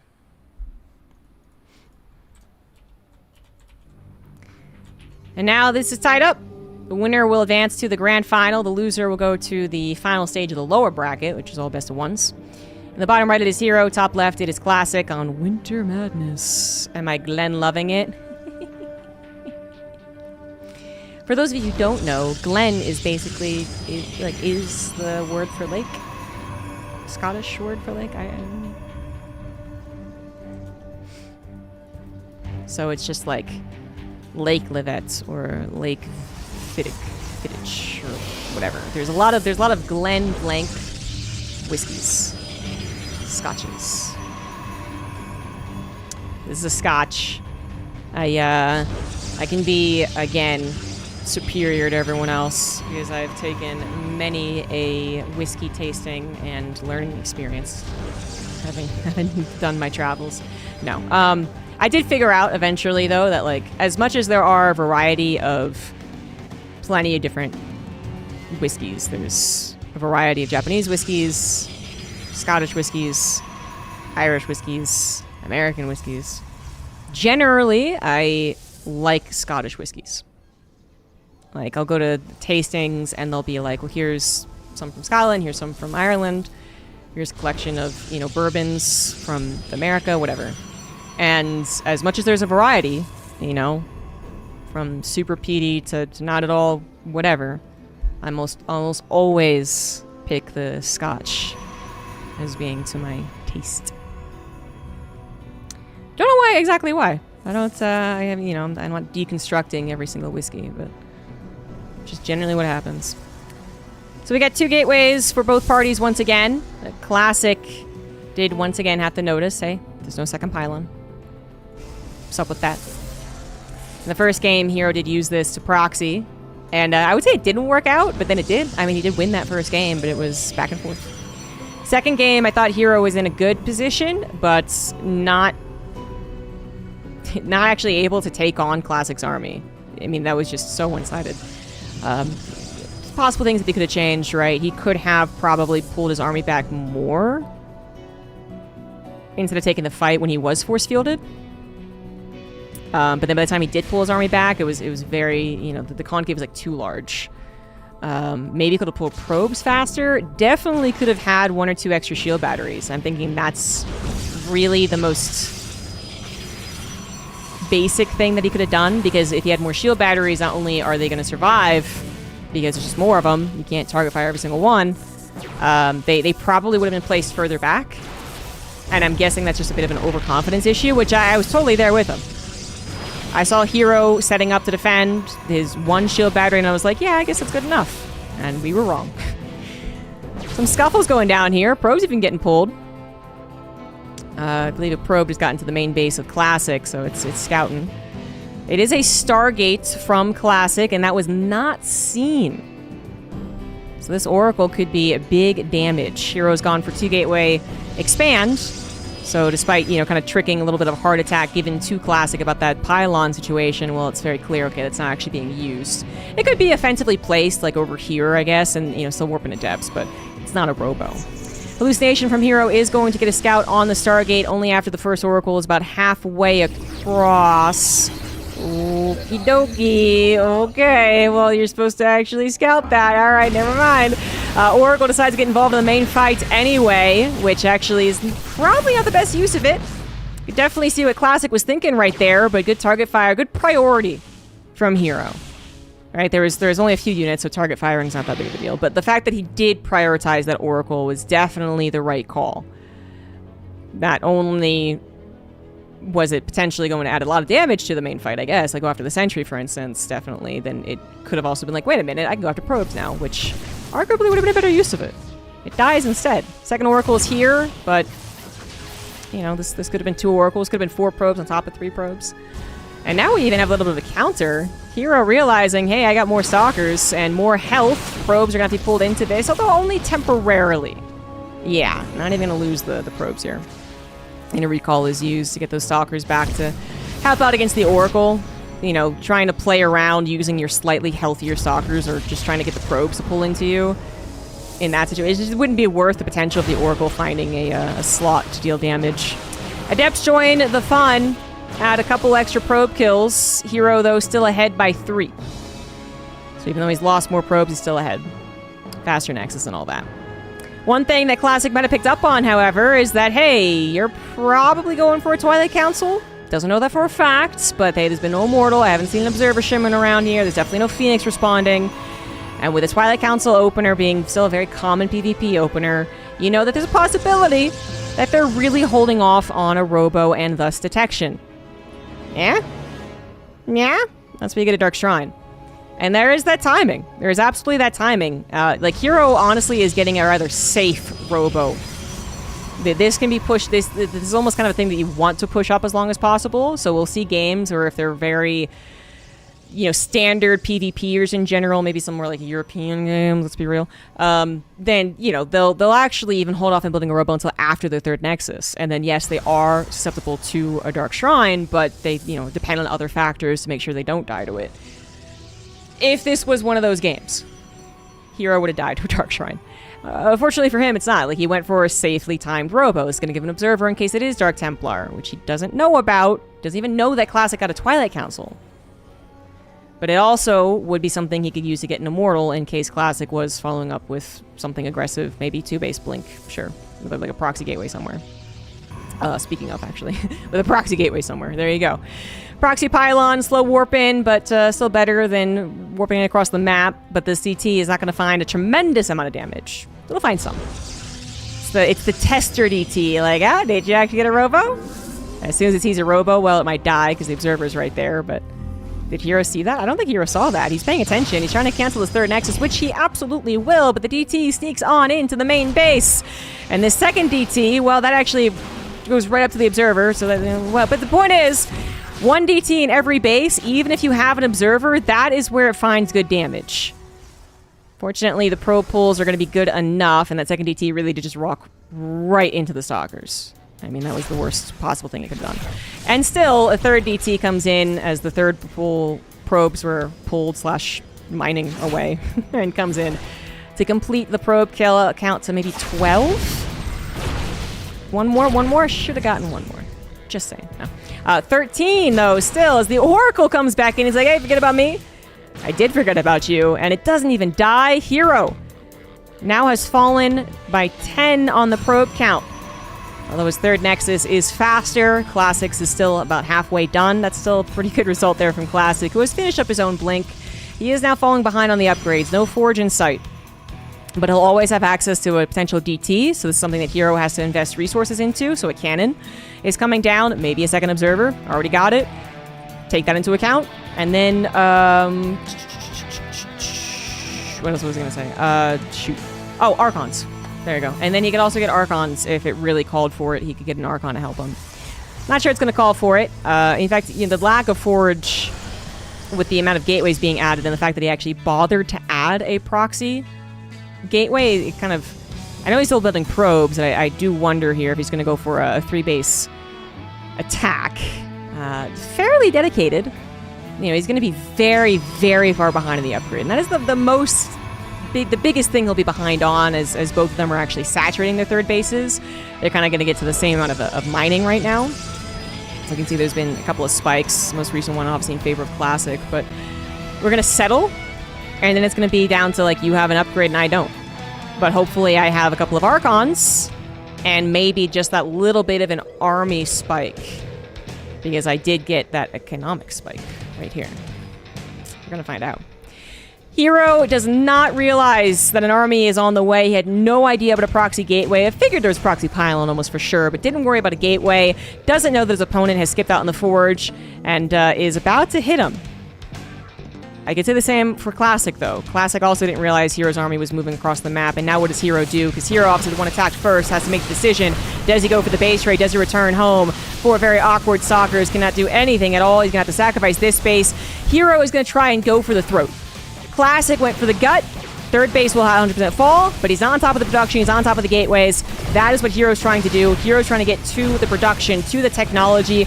Definitely try and take out that Dark Shrine. If we're going to get into base trade territory for our last game here, 1 or 2 DTs can make a huge difference. Yes, there are observers on the field, but for how long? Classic has an Oracle. He's going to be searching for those.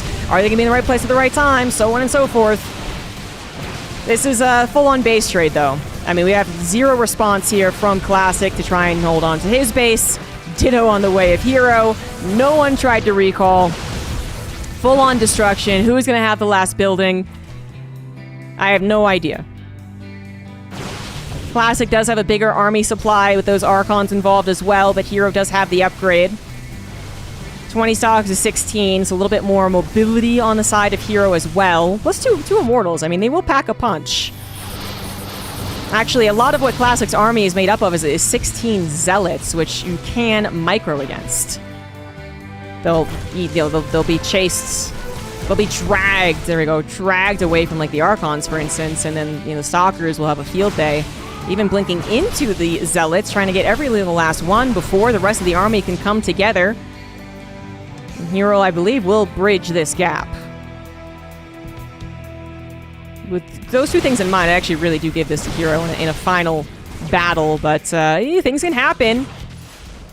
Sometimes those Zealots do just end up tanking enough so the Stalkers of Classic get damage done. Sometimes the map forces your Stalkers maybe blink awkwardly or go around a corner and then not respond, But the mobility, the micro ability here really goes to Hero, though that was a very bold blink in. He's trying to stop the Nexus from going down. That's Hero's Nexus, by the way, and he's still got a decent number of probes, so he is using to pull into the fight. Another blink forward, into the Archon Splash, into the Zealots. I guess is okay. That's where I'm like, I don't know about that one. He didn't have to do that. But it might be okay after all. Hallucination is weirdly effective because the AI doesn't know that's a hallucination, so it is wasting shots on it. But the last Immortal falls. Hero down to just Stalkers. Yeah. Hero at 11 Stalkers, 1 Sentry, 2 Observers. Classic, 1 Oracle, 1 Sentry, 6 Stalkers, 1 Zealot.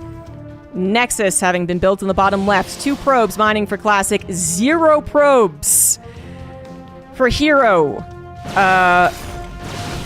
He does have enough to build probes, but he's trying to chase down the rest of Classic's army. And I think he will be able to. Yeah, the DT comes in, of course it does. There are still 2 observers, though. Those never went down. Those never got, purposefully revealed by the revelation or accidentally revealed. They have actually even scouted the Nexus, which is very bad news for Classic. And that's going to be game. Although the DT does go for the Nexus could recall. Yeah, okay. I was like, the Stalkers definitely kill his Nexus faster. Fast enough, right, to be able to recall. For sure. If this was 3 DTs, that Nexus falls, and the recall wouldn't be fast enough. I feel like. But it's not 3 DTs, it's 1. So, ifs and buts, doesn't care. Doesn't matter. Classic, quite the fight there. Quite the best of 3. But it is Heroes to lose at this point. I guess Classic will force him to kill his buildings. Not all of them, certainly. Classic's got 1 Oracle, 5 Stalkers, and a Dream! No Stasis Trap available. He tries to go for the Observers, because Classic doesn't even have an AD. I don't actually know why he went for the Observer. He gets the Observers, but he doesn't have a DT, and he doesn't have the ability to warp any DT, so that was a moral victory. It's like, see, I could have gotten your Observers earlier, I guess. GG's. That is Hero winning 2-1 and advancing to the Grand Finals. Classic has to fight in the lower bracket.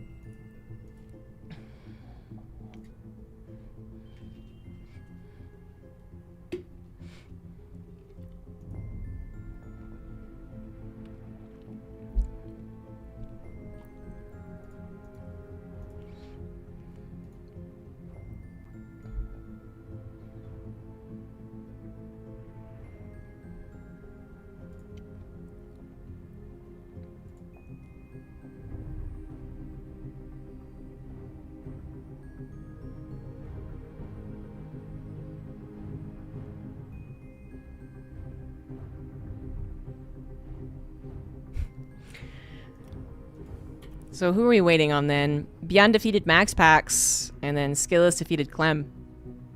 So, Beyond versus Skillus, best of one happening in the lower bracket. The winner of that faces Classic. So we'll be on the American server no matter what. And then the winner of that faces Hero.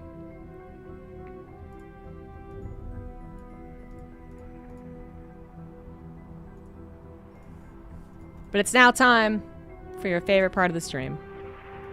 Cat cam.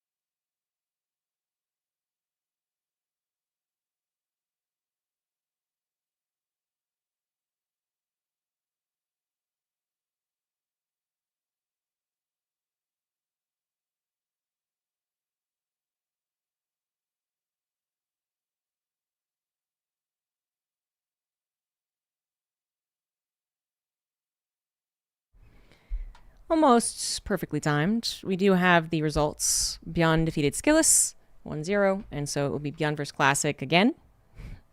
They did match earlier, so it's Beyond's chance for revenge.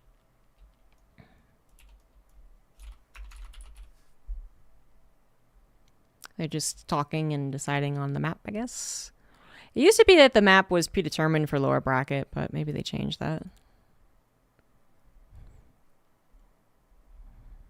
No, it's still the case, actually. Oh, they changed it for... Oh, and this is a best of 3. Okay. So... they changed it so that the maps are preset for the first 5 rounds of the lower bracket, and then it's pick ban. And the lower bracket final is a best of 3. And then the grand finals are reset match if lower bracket player wins. So double E them.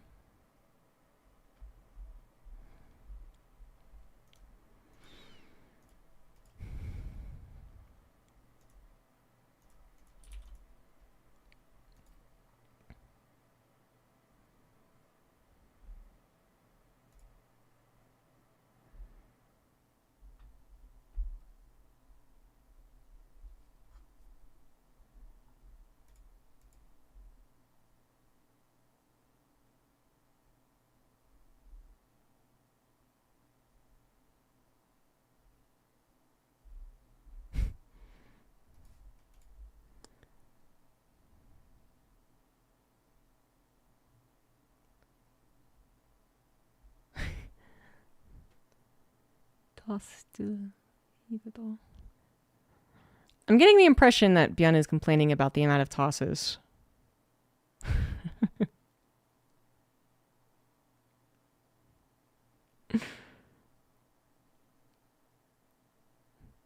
He like copy pasted the same thing a few times in Korean and changed the order a little bit, but if I had to guess with my Korean knowledge, he's saying too many Protoss, too many Protoss, too many Protoss. Protoss is too popular. Because there's the word tossa. Toss it.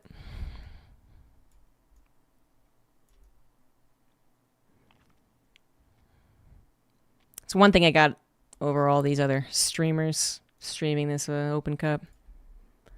I can read Hangul.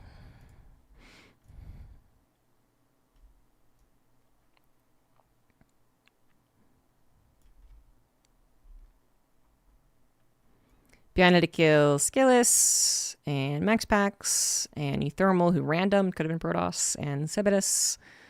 He's faced nothing but Protoss, I think.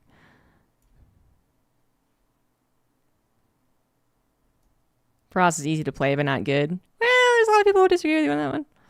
I don't know about that.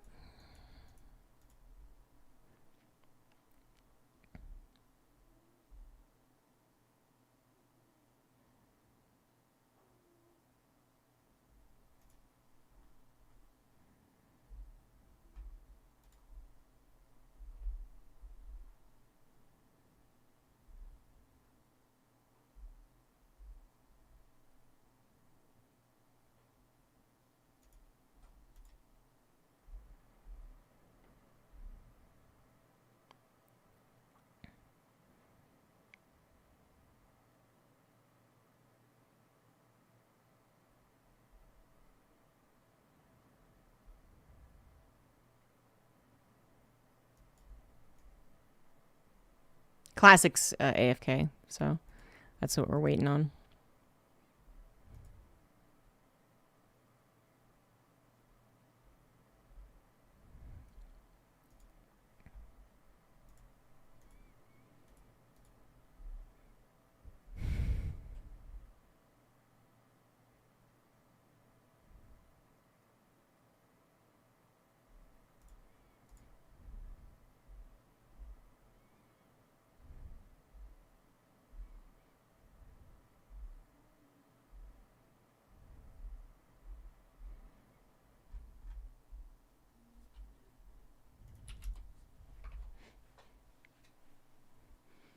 Which means fun Reddit threads to look at. I don't know. I'm kind of with Roddy. It's like the same stuff. Roddy was talking about how it's so boring watching Balance Wine. And, well, he even said that it's basically just the same person with like 6 different accounts trying to stir up a narrative.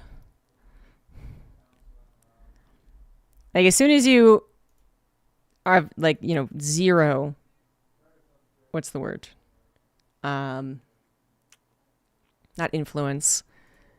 As soon as you have, like, zero attachment to the state of balance, which I already had very little attachment to balance as a commentator, I would only chime in if the amount of a race was becoming, you know, truly crazy.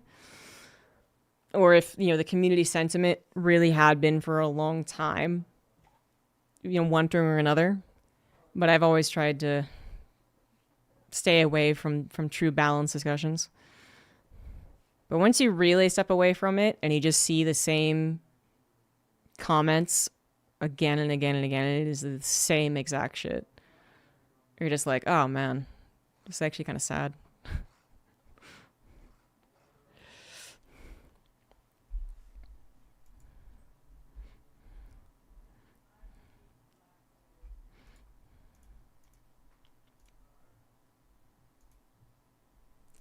Damn it, Classic.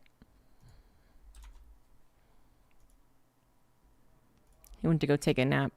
Now he's not going to wake up. Ugh.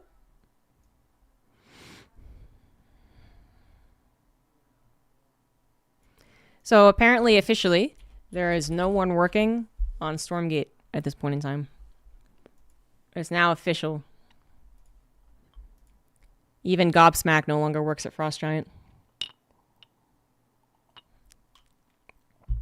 For those of you who don't know, he was a hyper fan that actually got hired and then was basically the last man standing with other volunteers to make the community patch that they made that released like 2 months ago.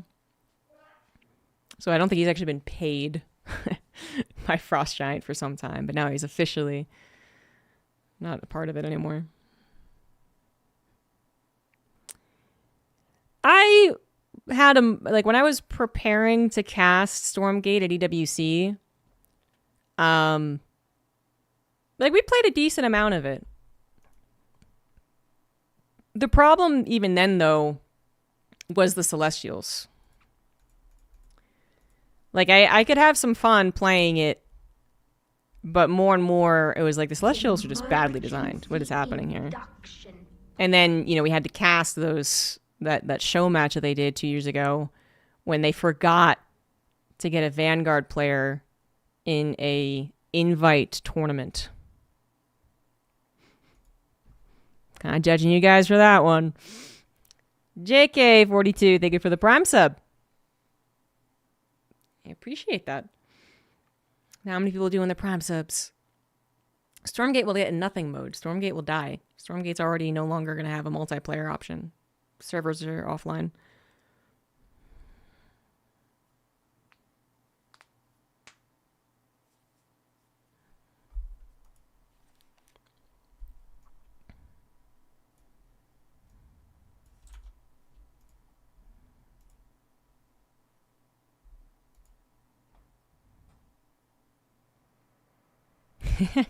There were a couple bad metas for sure.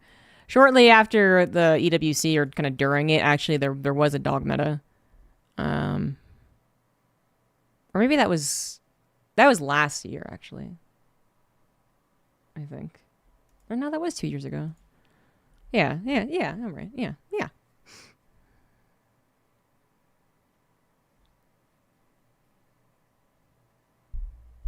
A cast you're in? Okay.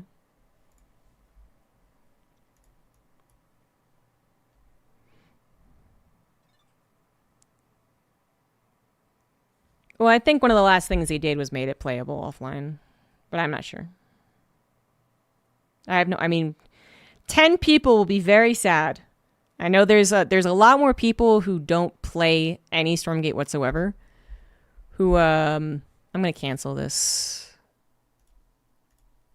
prediction. just because the game hasn't even started. I gave that a healthy 10 minutes, and Classic has only just returned. There are more people who would never play Stormgate who are concerned about the whole, what is it called? You know, the concern over video games, you know, being allowed to be taken offline, basically, like preserved media. Then there are people who would actually, like, bother playing Stormgate if there was a single player only option. And I just think, yes, I think that's an important topic that people should discuss, and people should be rallying to, you know, have an available option to play their favorite video games offline, even if the company eventually folds or just moves on or whatever. But I also think that there are just some things that should just probably die. Like they can die. It can be lost media. But I mean, maybe that's controversial. Yeah, he's bringing back Battle Aces. Battle Aces had much more potential than Stormgate did. I would say, actually, even from the beginning. I know that they were killed faster, so this sounds like a really bizarre statement, but I'm sticking with it. Because Battle Aces was killed by Tencent because it didn't make enough money in its testing phases, right? But that's the whole enough money being the money that Tencent would expect. Not, hey, did this make us enough money that, you know, if we released it, we would be able to pay our mortgages and continue as a company.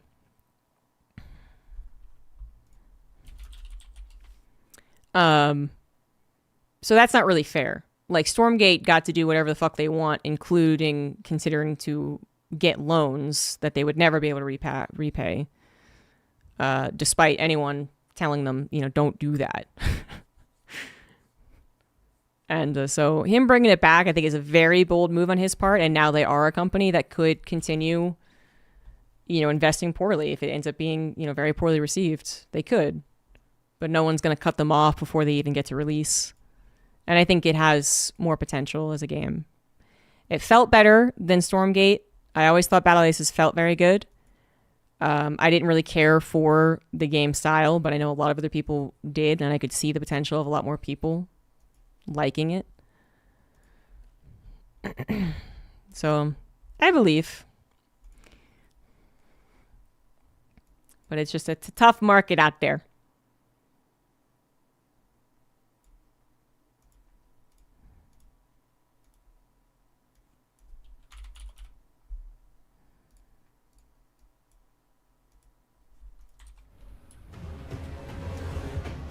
So now we finally have our best of 3. Classic has finally returned.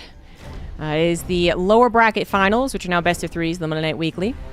In the top left, as the Red Protoss, it is Classic. And in the bottom right, we do have the Blue Terran Beyond, who's still on Shopify Rebellion. And they're still supporting StarCraft 2. Very cool of them. Predictions are now up. We'll keep this one. And if you want to support weekly StarCraft, ! MNW Weekly.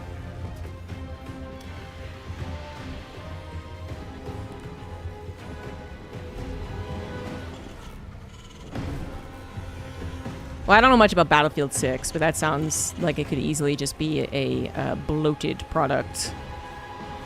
Like, there's a very real possibility. Like, definitely one thing that's still true, that's been true, is like there are video game companies who can make a modest game and make a modest amount of money and say that was good enough, let's make another game that's fairly modest. That is true. That happens. Even so, it is obviously difficult to get to that point. Like, it's very possible that Battle Aces just will never have enough word of mouth advertising to actually get people in, because anytime you make anything that's going to be competitive, that's going to require more people being online, the more danger you're in of it not taking off. Which really was, I mean, almost certainly Dreamhaven's main problem.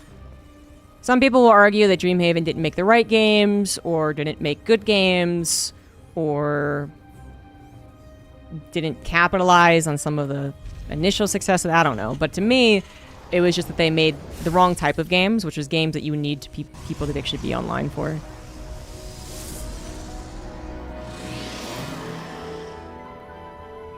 Not all other games, to be fair. Like, Linked does not need to be online, but no one plays Linked. Even though I thought that it was a very cool game.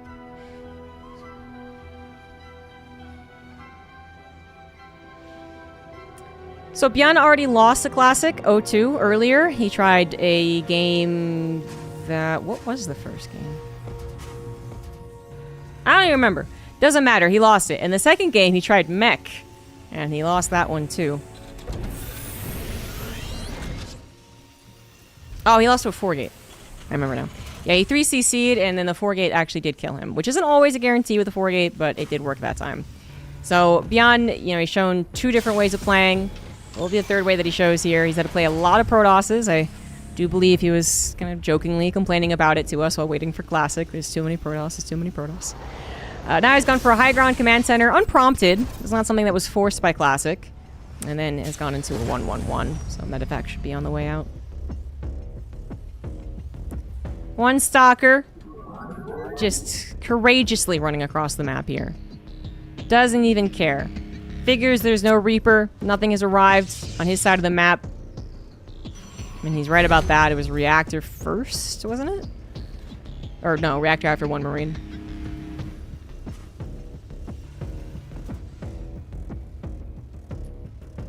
Yeah, you got a probe scout, I guess, and install the command center.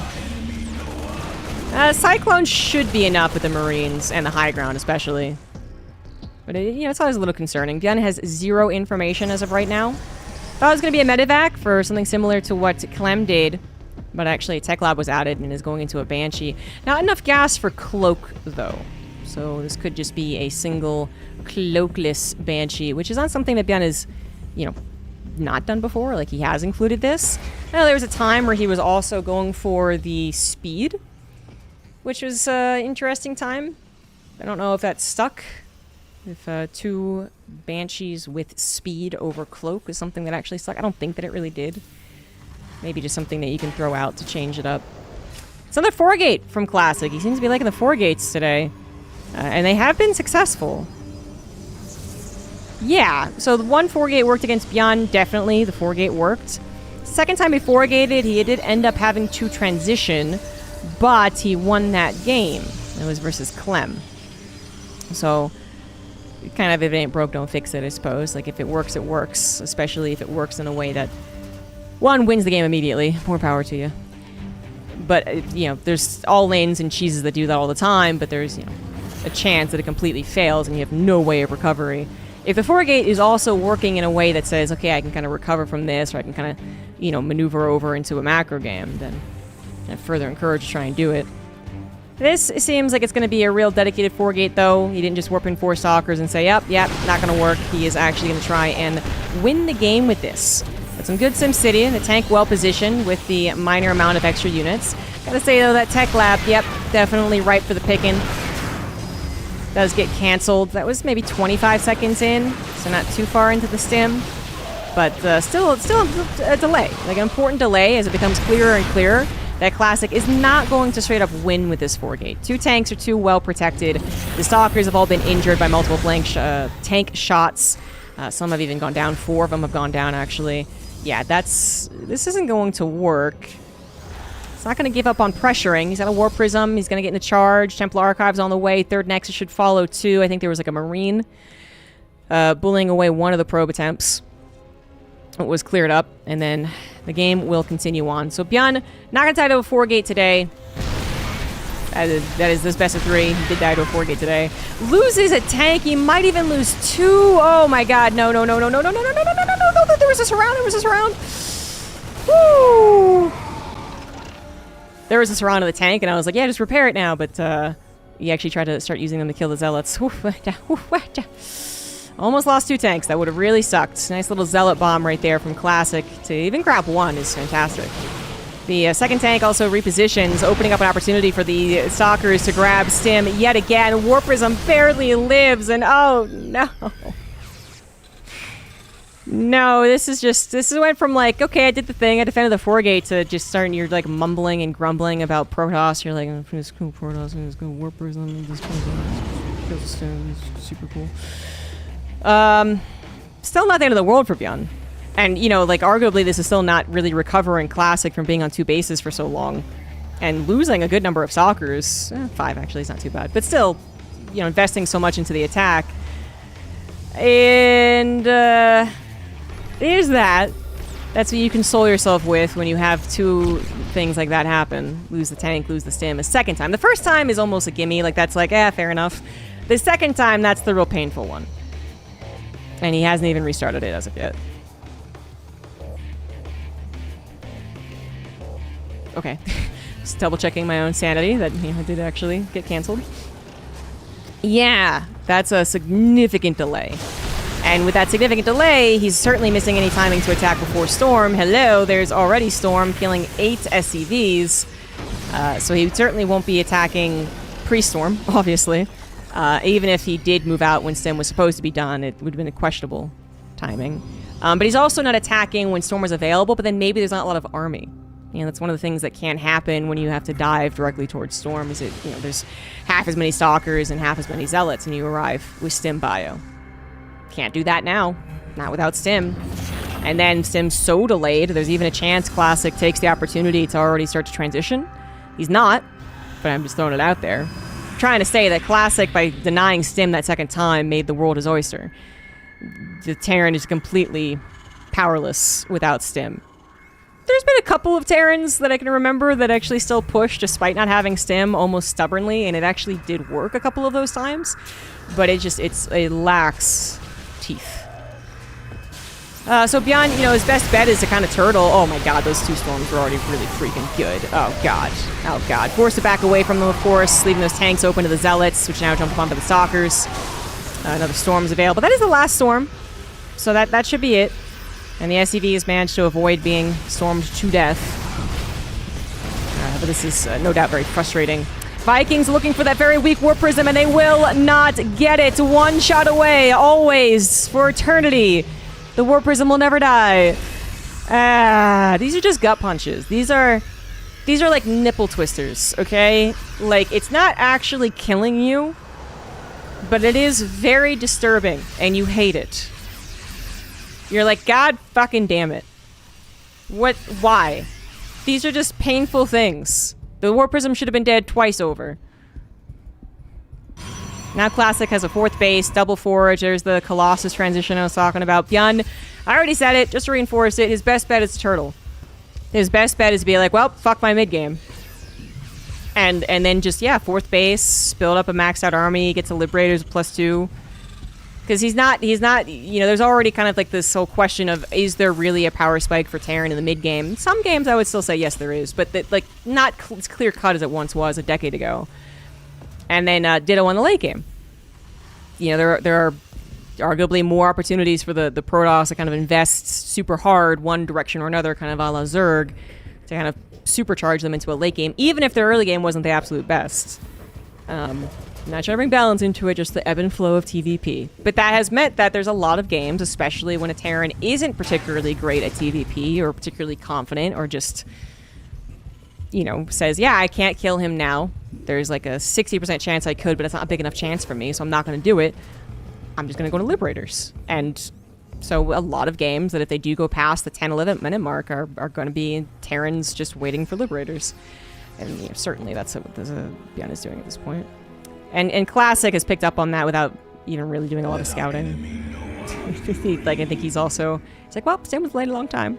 Hasn't done anything to me. I'm all over him. Let's just take the map. 5th base, 6th base, double upgrades, 4 Colossus. He's got to start trading out. He's taking very offensive bases, the Rich Vespian Geyser bases. So he gets a double whammy here. He gets a mine out an offensive base, taking it kind of away from Byun. And obviously he gets the Rich Vespian Geyser. And also kind of a forward position. You could build like shield batteries, just reinforce from there. And that's nice as well. It's going to get very hard to defend when the Liberators make an appearance. But by that point, it'll be so mined out. But he's going to have to start trading. Like, you don't just want to let the Terran get to 4 bases planetary with +2 and Liberators. Like, that You can stop it. You want to. And with his economy, 90 probes, 7 bases, and a maxed out army, there's really no reason not to at least try. The reason is that arguably the Terran army is better. It's just that in this day and... Oh my god, there's no observer. Woo, those EMPs. In this day and age, we know the Protoss expects to trade. We know the Protoss gets an economy. Fuck you, Marauder. That then it allows them to do this. So the Terran army might be pretty good. They just got some amazing EMPs, Vikings bullying back all of the Colossus. That's a very injured, very weak, and now increasingly smaller Protoss army. But there's the next army, and then there's the next army.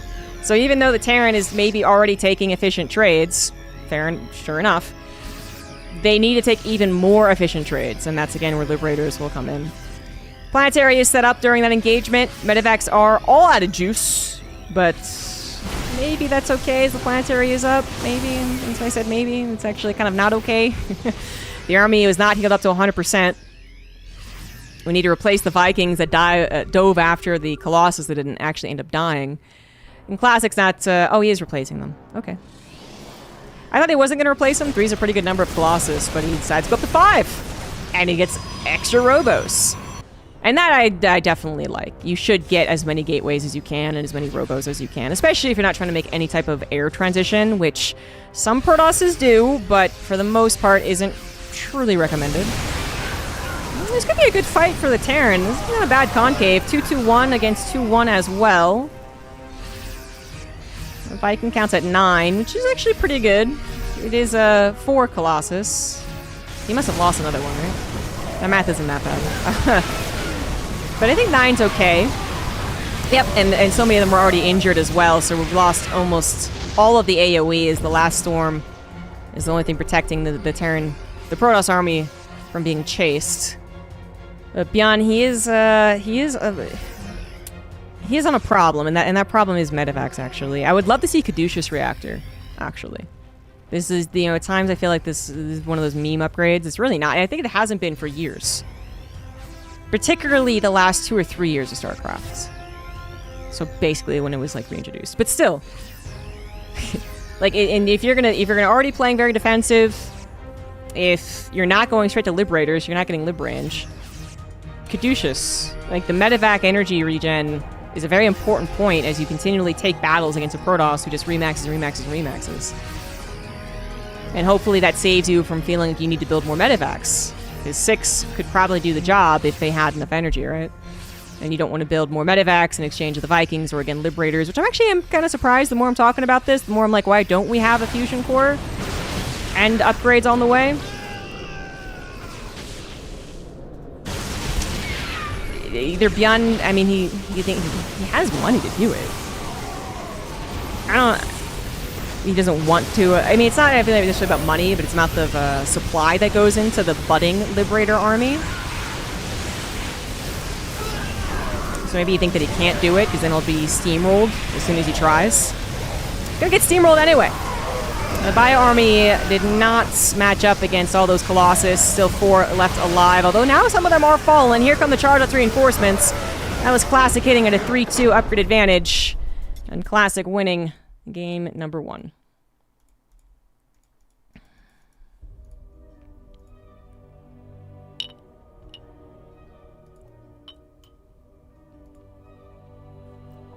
Ooh, the burn. I don't know why he didn't start transitioning to Liberators. I feel like he definitely had the opportunity. Yes, Liberator transitions will keep you down 20, 30 supply maybe. But that is usually like the risk you're willing to take to get to a better army. I don't think it was a very close game at all. Classic was on 8 bases. Legitimately, 8 bases. 17 gateways, quadruple robo. Maybe you're being sarcastic, but... To a lot of people, and 200 army, or 200 supply versus 200 supply is even. And it's like, well...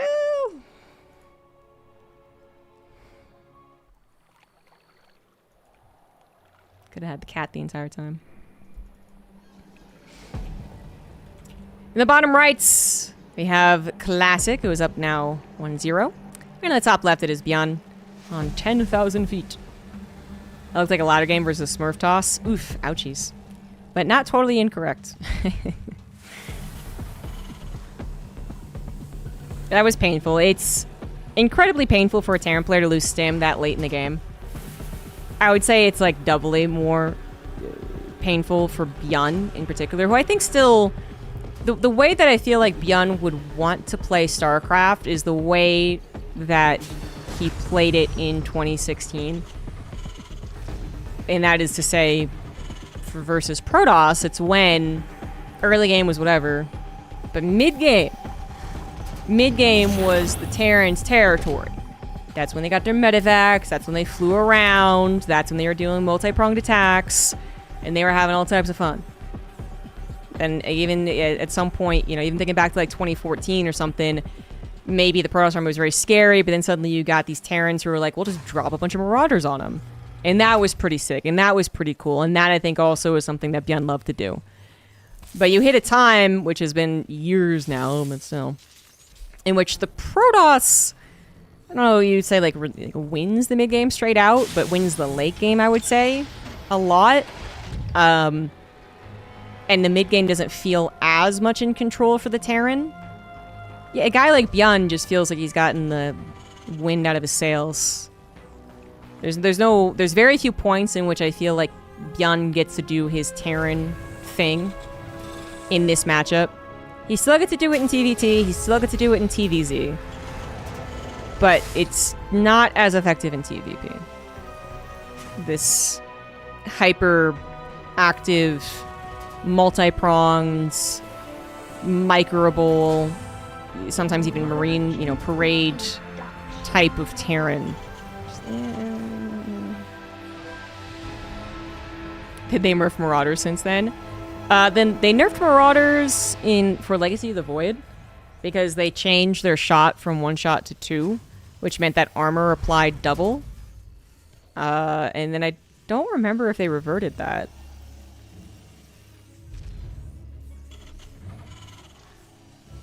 Yeah, I can't remember. So Marauders, I believe, have been nerfed since you dropped Marauders on top of Colossus meta, which was 2014. But they did revert the split attack. That's where I was hung up on. I was like, I don't remember if I feel like they did, but I can't quite remember. So yeah. So they would have been... They are now the same as they were when you were dropping Marauders on top of Colossus.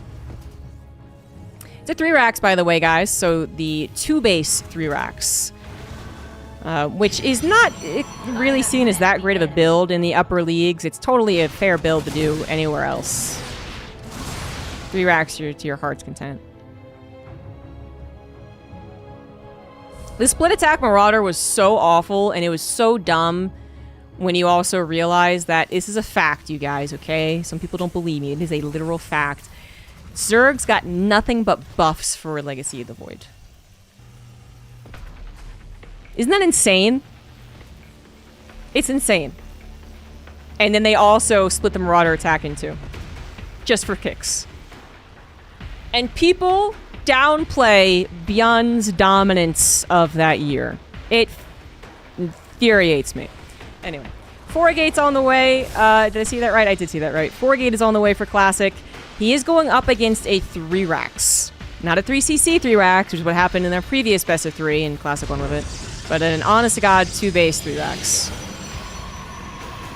Oh yeah, but Terran got Tankovacs. Tankovacs weren't even that great. Tankovacs were the only thing keeping us from dying to Mass Ravager all-ins when Legacy of the Void released. And then Zergs eventually figured out how to play against them, and then it was like, oh shit. All it did was make TVT way more mobile. 3 racks, can hit as soon as Stim finishes, right, but that is not what Bjorn wanted to do. He actually kind of moved out, probably just looking for a group of units of the Protoss, so an Adept, a Stalker, or something. Didn't find anything. He actually has no idea what his opponent is doing, except he sees no 3rd base, and that's very important.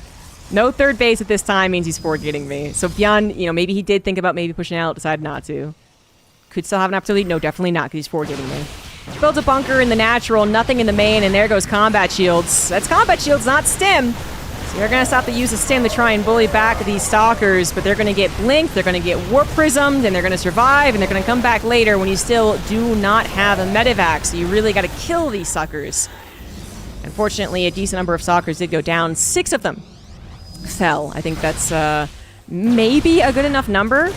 The 2 racks, or the 2 base 3 racks versus the 4 gate has, I mean, a very similar, power spike for both players as the 3cc 3 racks, really. Which is that the first couple of waves of the 4 gate, it can win the game. You can draw out the health from the bio, come back in with another blink, and actually win. And if you don't, if there's still a considerable amount of bio and those medevacs pop out, you're way far behind. But that's the situation. A couple of zealots to tank. They are ripped to shreds. SCVs are pulled, as they should be. The bio army is looking awfully thin here. And that was a lot of SCVs to die. That's enough to say that Classic can, in fact, get out of this 4 gate. But beyond, it kind of sucks. I do feel like either option, the 3cc or the 2cc version of 3X, does have an option to win against a 4 gate. But not able to do so. Like a single bunker might have gone a long way. Pulling the SCVs faster might have gone a long way. Having his bio positioned on the high ground, probably the biggest way that it could have gone better for the very first blink that would have happened. But yeah. Even so, even though I think it's a little more grim than it should be, and actually it might be game over, this last Marauder in a dream, died. Okay, no, not quite. Where it is a very, it's a very specific battle going on here. Very low numbers. This could tip either way pretty freaking quickly. Combat shields will thankfully finish. That's been missing. And the +1's been done. So I think this is now tipping back into the Terran's favor. Okay, we're good. So the Terran's not going to die. And even though there was a lot of SED sacrifice, the bunker barely survives here, that is only a 6 worker deficit for the Terran. That's totally fine. But Classic, it was very important that with that 4 gate, he did kill 19 SCVs. There is a world where I think there's only 10 SCVs that go down. And then I think Classic is still in a lot of trouble despite having the 3rd Nexus. But the Bio Army is fine. That's not going to die. That's not going to get overwhelmed, which was this close to happening. And the economy is fine. And I'm really using the word fine. It is not great. It's not terrible. Enter the Chernobyl mood. But seriously, it's okay. It's what you can work with. But Classic, I'm talked for 30 seconds, suddenly he's up by 13 probes. And you're like, well, that's a lot better, isn't it? I'm saying Byun is fine in that he has another chance to try and win this game. But I don't know if he will win the game. There's already 2 Colossus out. There's not much more, to be fair, but that's something that Byun actually cannot take on. He's got 2 tanks just about. The Liberator's trying to help. 1 tank is saved. Good concave as well, but not a lot of Marauders. And so this is going to be Classic's game. Yeah. There wasn't even actually a chance, was there? I thought he would have another chance, like an even army fight. And they were close on the army supply, but they were not close on the army type. That sucks. That sucks for Byun. Can't take on one of the world's best Protoss this time around.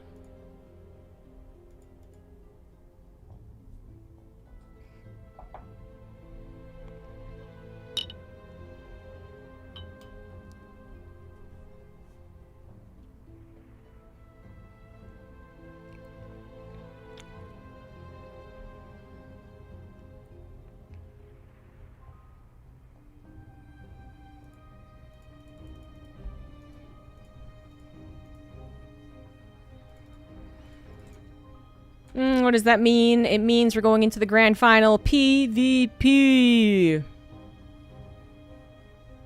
Hero versus Classic.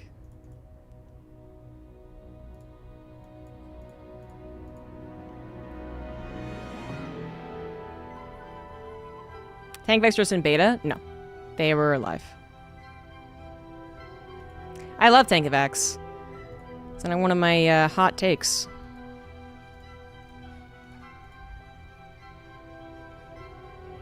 But I don't mind the game without them, so. He couldn't have held that any better. I actually think that Bjorn could have held it better. He could have been on the high ground, the more likely place for Forgate to try and start their attack. Even if they did attack into the natural, the bunker would have bought some time for him to respond. He would have also been protecting the combat shields, which would have finished on time rather than delayed. He could have put the SCVs for the first fight to try and lessen the amount of bio units that were taken down.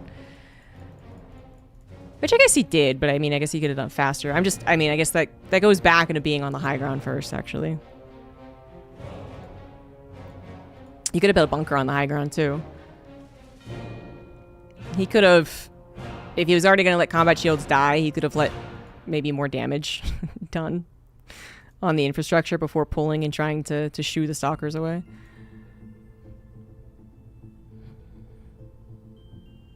But I think a lot of it has to do with him just being up on that high ground first.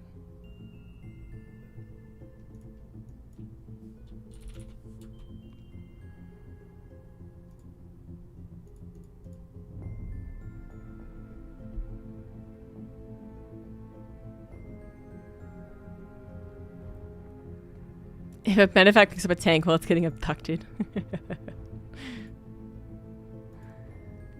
The game just breaks. It's like the logic. Amount of effort? I don't know. I don't agree on that aspect. I mean, overall, I think I generally agree. Protoss is an easier race to execute. Up until, like, literally the top 10 players, 20 players in the world. But for that, I would not, actually. The amount of micro that Classic has to do to make the 4-gate work is, I would say, on par with the amount of defensive micro Bjorn has to do.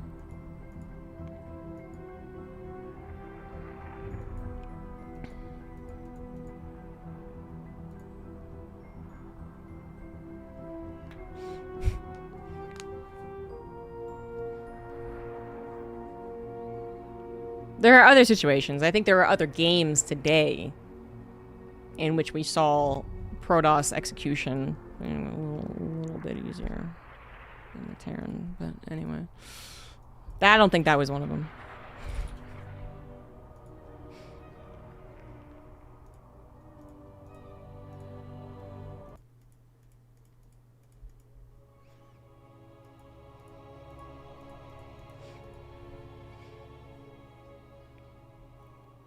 Gotta do 5-minute predictions for Twitch predictions, because PvPs can go fast.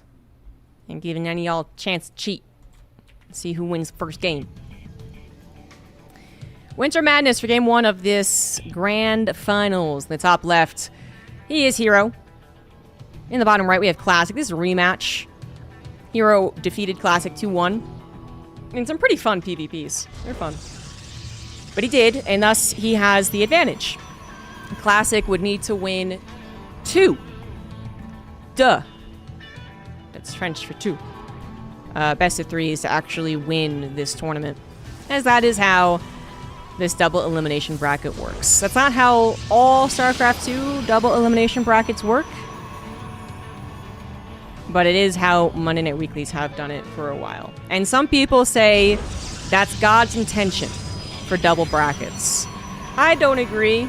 I think it's totally fine for Monday Night Weekly, just to be clear, but I think there is a legitimate reason as to why the majority of StarCraft 2 tournaments have been double elimination, and yet we have not done the double elimination finals. That is like, you know, one series and then another series. We've always just either given a map advantage or we've said nothing, no advantage. The advantage is being able to watch your opponent go through more games and study them. The advantage is being able to chill and relax. And in some of those early tournaments, that was actually a very legitimate advantage. There were some lower bracket MLGs that if you were in the lower bracket, you were guaranteed like 10 extra best of 3s or best of 5s. It was insane. Anyway, proxy pylon coming out from Hero. It is very much a used proxy pylon. That probe has not left it as of yet. He did try to proxy Robo once in a previous game and won, but not because of the proxy robo. You have to watch it. Anyway, this is going to be, I would assume, another proxy robo. Classic. He's doing something a little greedy here. First of all, that's 1 gateway. Little max maxing. I actually waited a while, so that was actually a Stargate. Waited for the extra 50 gas. But Classic goes for a faster Stargate, because he only went for 1 gateway. He only gets 1 gateway unit. That's how that works. And thus, if he gets a Phoenix right off the bat, he should just super counter Hero. But I would expect him not to get a Phoenix right off the bat, because he doesn't know that Hero is proxying a Stargate. He knows he's proxying something. There's a pylon out there. But so far, what he's been proxied are Robos, not Stargates. Oracle is going to come out first. We'll see if he invests into a second Oracle or a Phoenix. Because if he goes Phoenix as immediate follow-up, it will be out, I think, in time. The Hero's Oracle is currently rallied back home, actually. It's weird. 2 Adepts. I think they caught the glimpse of a single Adept. That's an awfully weird thing to see. He did not actually see that it was only 1 gateway, but he saw how fast the Nexus was. So if he didn't know already, I mean, that 1 Adept certainly told him. Void Ray comes out next. Okay, so Classic is actually quite afraid of this being a proxy robo again, I would expect. Sees no Nexus, although the intent looks like it's there. That could be a fake. 2 Adepts actually get into the main base for Hero. That's very good news for him. There was a chance to wall off, but not taken. 4 probes die, and the Adepts managed to escape. They could kill the Adept of Classic. Hero still has the Oracle, which I totally missed it. There it is. Goes for the Stasis that is killed by the sounds of it. There's some Super 4 observing. But anyway, Oracle for Classic is also out, and that does go into the probe line and kill a handful of probes before being able to escape. The Adepts, not really what the Void Ray wants to be chomping on here. That's not why you got a Void Ray. Hero is going to just Adept Classic to death, potentially. Probes are moving and grooving, managing to avoid excess death so far. So still 20 probes is 20 probes. And this is 2 base to 1 base. So while a Void Ray was, again, most likely not made to kill just a bunch of Adepts, I mean, it's still helping. It is still helpful. Second Void Ray is on the way. He does know that it's a proxy Stargate at this point, by the way. Still happy to go for the Void Rays. Now knows that a Nexus is down too. Still gonna go for the second Void Ray. That's pretty expensive. I'm a little surprised he doesn't cancel it. And not even go for another unit. Actually, just straight up cancel it, right? Cancel it and go for like a Twilight Council. The second Void Ray, it's expensive. It's slow. It's not really the most fearsome thing as far as being attacked by, to send the Void Rays across the map and try and actually do something to Heroes natural. Like, that's not usually their place. They're not usually the most helpful against Oracles, if that's a fear, just because, again, they're slow. And they're, and a Phoenix, you know, as far as dealing, like, would just be a better option for some of these things. But it's a second Void Ray. Speaking of Phoenix, Hero actually is able to grab 3 Phoenix. Doesn't quite kill Classic's Oracle, however. Hero at 25 probes, Classic at 27. Things have gotten weirdly even. The Phoenix... It's a weird thing to say, but I like the Phoenix better, even though we just saw one of them get bullied away by the 2 Void Rays. Like, Void Rays can be such an intimidating unit in the right situations. Generally, defensively. That's really where they shine.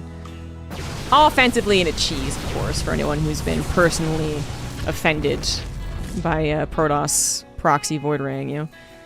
But, you know, outside of that, it's not really something you're supposed to be aggressive with. But it can be scary in the right scenarios. There's very few units on the field in general for either player, and Void Rays can hold a lot of weight. A couple stasis traps, though, and suddenly they hold no weight. Alone as they are, they would be focus fired and killed. So he does skedaddle. Leaving the Stalkers behind, though. Keep that in mind. Probes going down. There's 2 Oracles of Hero. He built 2, and I think he showed 1, I want to say. Right? I don't know if he showed both. No. Oh, okay. If Hero had actually not just F2'd or hit the, you know, If Hero had paid attention, that Oracle could have easily swooped in and tried to kill more probes, or get a stasis trap, or whatever it would have done. But anyway, that finally died. Yeah, the double Oracle whammy comes in, kills a handful more probes. Classic. Still, even.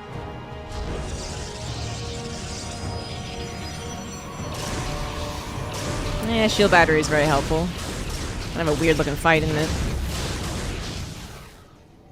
Hero does kill his opponent's Phoenix without losing his own. Yeah, obviously, these air units are going to become less and less important anyways as the game goes on. But I still like the Phoenix better just because even though they're doing very little, they're doing more than the Void Rays.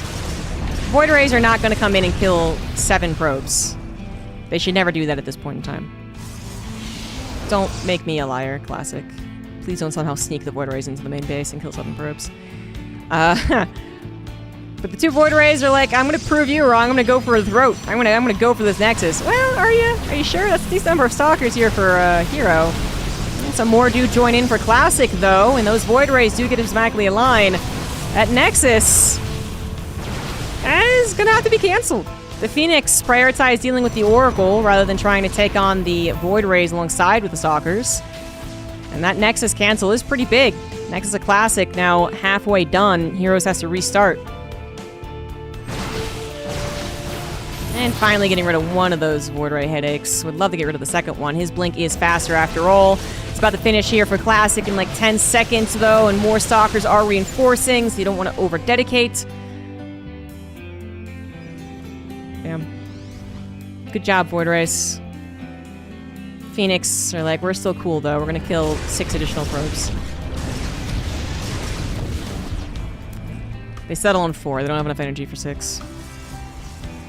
Little bits of damage here and there. Obviously, a lot more probes killed for Classic. He has to replace so many more probes, but he has stayed relatively even on the economy. Even a little bit ahead right there, apparently. And even though Hero has more probes currently, he's long-distance mining with the excess ones. So that's why there's still a better overall for Classic. A couple more probes. How many Void Rays, or how many Phoenix does it take to take on a Void Ray? I feel like 4 would do the trick.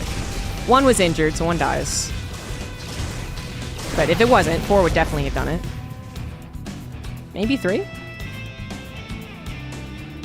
Either way, the Void Ray does fall. And these Phoenix is still a team.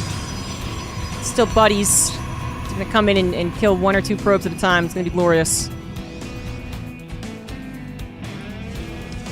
Very even army type and count at this point. Charge, very, very close together. Forges, pretty much identical timing. Extra gateway should be coming down. Yeah, Classic more now. Hero more earlier. Now his last few. And we're getting ourselves a macro PvP, something that has been avoided thus far for our matches. They've all ended around 2 bases, maybe a 3rd.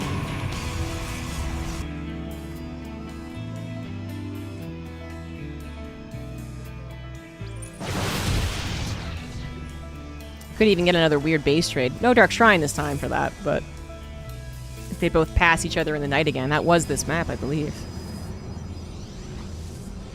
Templar Archives comes down faster for Classic, so he will be getting 2 additional Archons.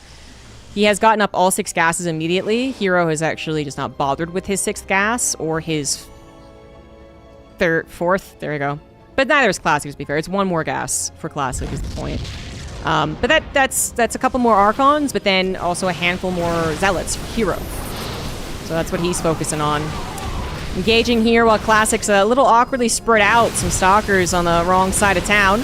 Now going to take the engagement. A lot of Zealots here for Classic. Hero just warping his in now, but a couple blink backs. Suddenly all the Zealots are gone. Guardian Shield active for Classic. Not so for Hero. Will it matter? He goes after the Archon. He goes after the Warp Prism. Now some of his Stalkers in a bit of an awkward place, but probes are falling for Classic as well. Stalker number still looking good for Hero as he has his Warp Prism up and running. His own Zealots get in and actually get swipes on the opponent's Stalkers. And this was very much a victory for Hero. He is ahead by about 20 workers and 10 army supply. They're going to be even on the upgrades. The only thing that Classic has is this Archon. The Archon edition did not pan out, did not work out as well as Hero's Bloodlusts. His ability to identify good engagements. He did catch an awkward engagement off the bat. And these Stalkers having to run around, and then coming in through his own choke against a really good concave of Hero. No shield battery, which is a big bummer, I would say, because that could have been very possible. Fourth Nexus is also done for Hero. Upgrades are even.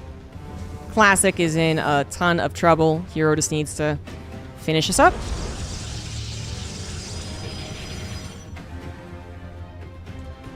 His army supply isn't that much bigger, so I'm not going to say that he can A move with his eyes closed. He's pretty close to it.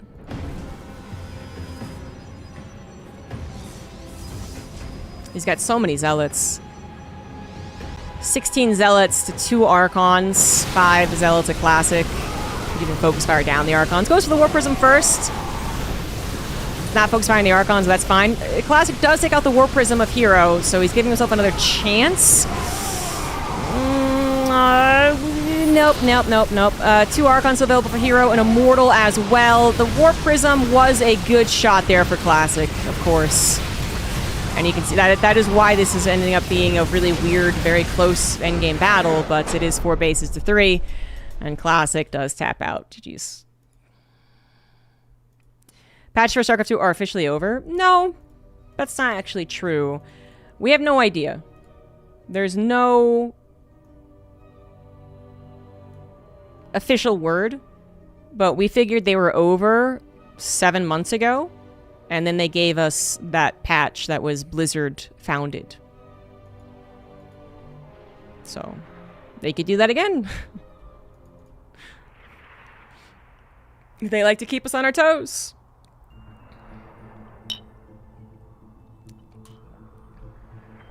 And I thought it was a pretty decent patch, all things considered. Did it fix all the problems in StarCraft 2? No. Is Protoss still a problem as far as how many Protosses there are? Kind of.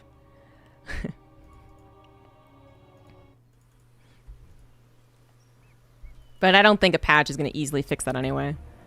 Once enough people, I guess, just, you know, realize how fun Protoss can be, and they transition over to it, you're just straight up losing the other races. In the bottom left, we do have Hero, who's now up 1. So if he wins this game, he wins the whole thing. And the top rated is Classic. I'm not sure there's any patch that would fix that problem. You know, suddenly make Zerg the more appealing race to play or something. I mean, how would you even do that? You could say giving them a lot of cool tricks, like new abilities. Let's just assume that we can't get new units, but new abilities could happen. Yeah, you know, there is that. Like, that's probably the best that you could do, is say, now Zerglings have a second upgrade. Third upgrade, excuse me. They have a third upgrade. Whatever it is. We now can jump up cliffs. It requires Hive plus technology. Like, that probably would make it more appealing, but it's incredibly difficult without, you know, actual legitimate manpower to revitalize any interest in StarCraft. At this point in the, you know, the career of competitive StarCraft, it's down to the people who are still in it to make it fun. So content creators.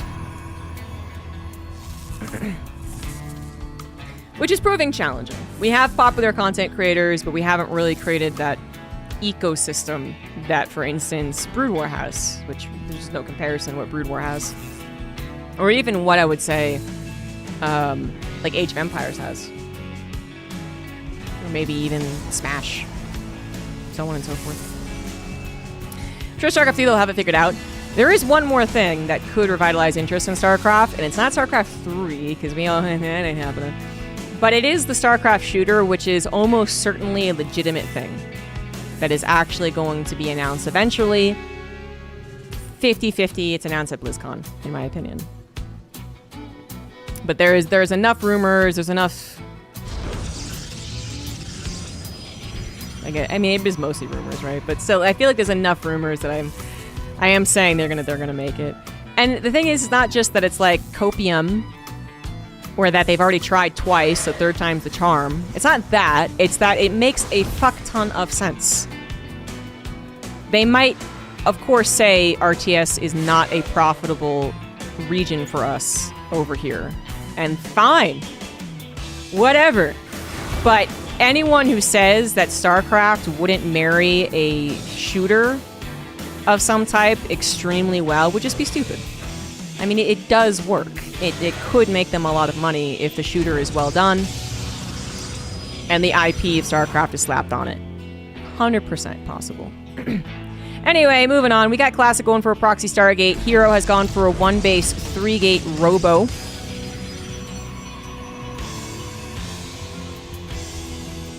This Oracle is not known about.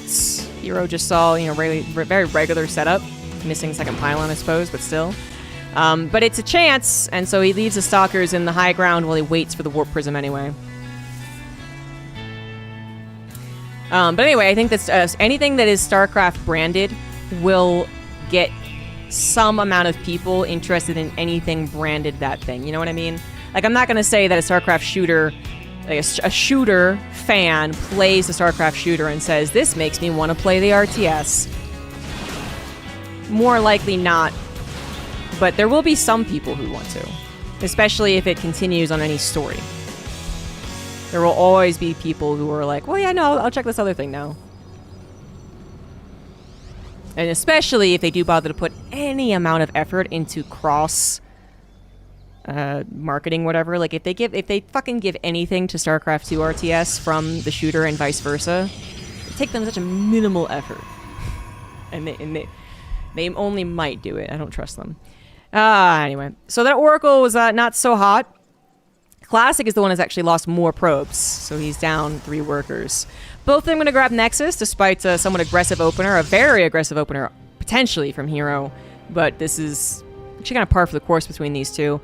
Both of them have opened up with Robo intentions, and then, because the way the game has gone, whatever way it has, said, he's going to get Nexus.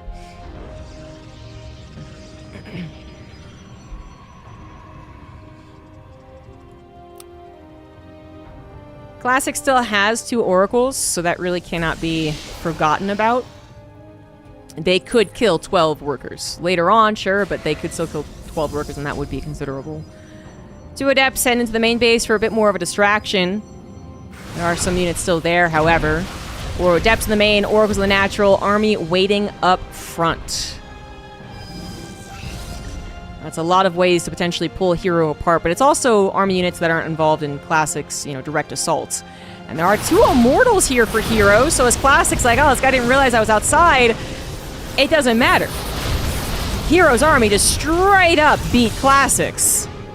And I think Classic, hindsight 2020 moment right there. Because he did see, technically, that it was 2 Immortals. He just was like, oh, one might be a little too far away. Oh, just kidding, it totally wrecked me. A Stasis Trap is going to hold Classic together for a little longer, and those Oracles did just swoop in and kill 10 probes. How about that? But that is still an even worker in our economy when Classic has just lost a lot of units. He's got no tech advantage. Charge will not be done. The Stasis has now been unlocked. And he's down 20-ish army supply. Now, with a couple great force fields and a shield battery, I guess I could see that still holding. But it'd be very unlikely for a Classic to hold here. I don't think those force fields are going to be good enough. In fact, his army's moving away more often. Plus, if he were really needed to, he could ferry those over. Kind of doesn't realize he doesn't really need to. Shield battery's already out of energy. Probes are pulled. This is Classic's last stand for the entire tournament. Energy recharge, try and keep him alive, but can't grab the Warp Prism, can't kill an Immortal, can't win this game. That's going to be it, guys. GG's. Hero, 2 zeros. Cleans it up nice. Wins the Monday Night Weekly number 47.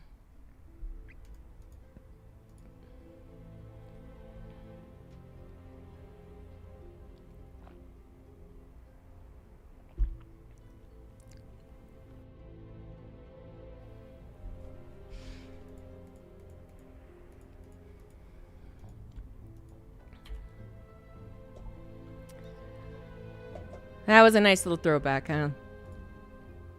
And wasn't that different from 4 months ago. Weren't even different maps. They really need to change the maps. These poor guys have been playing on the same maps for like 6 months.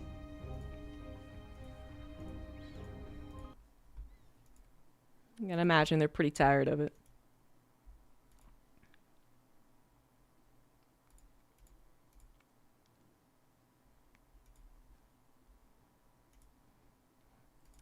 It's been 84 years. And I've kept this very expensive jewel in my pocket the entire time.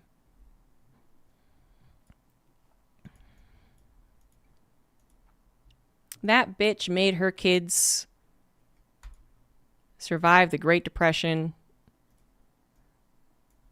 without selling that damn jewel.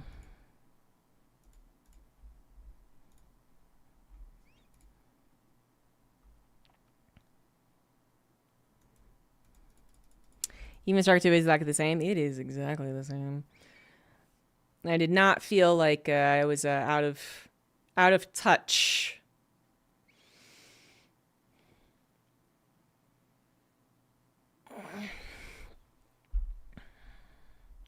Can you imagine waiting 4 months to cast a Deadlock game? It's like casting a bicycle. Oh, no one bet on Hero, so womp womp. No grubs for you. And now for something completely different. Although in many ways it is not completely different. On the surface level, everyone thinks that it's different. I'm gonna go play some Deadlock.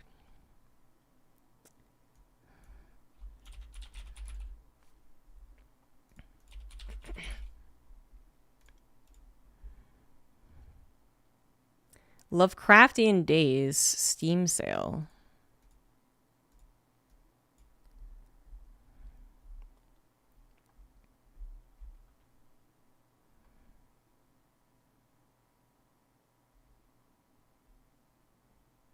You know, I know there's a lot more games that are using Lovecraftian backgrounds, and yet I still feel like there's not really like a de facto one that's been made yet.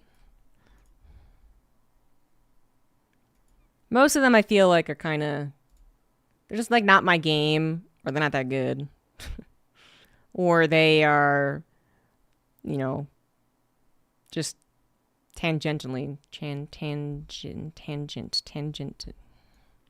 They're only somewhat related.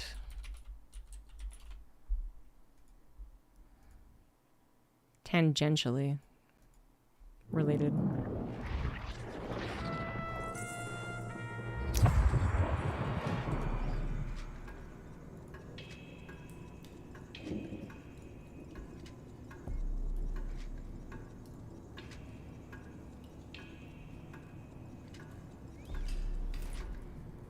Oh, there's so many more. I mean, you can just look at the Steam sale they got going on right now, but...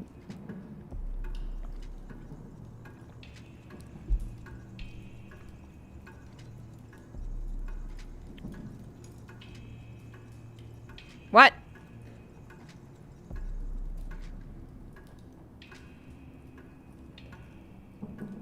Emergency induction. All right. Thanks, Roddy, for the 100 months. Yeah, okay.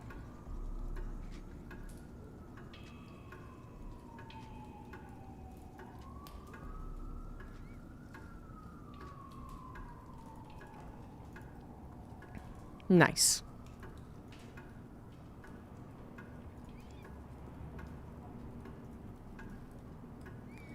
Crossover episode. You know, I haven't watched too many crossover episodes. The only one I can think of immediately is the Brooklyn Nine-Nine one with New Girl or whatever. I thought that was pretty lame, though. It's like the worst thing I've ever seen. Just wasn't that fun. Got a decent meme out of it, I suppose.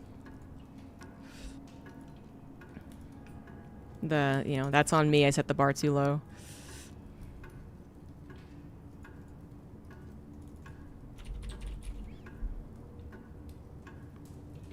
Leeds just beat Manchester. UTD. Is that a disease?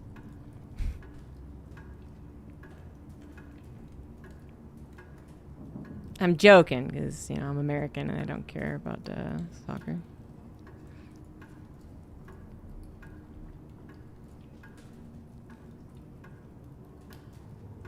Oh yeah, I do want to watch that one. I just haven't caught up on Abbott Elementary, but I do like that, and I do think that would, that sounds like it was a funny crossover.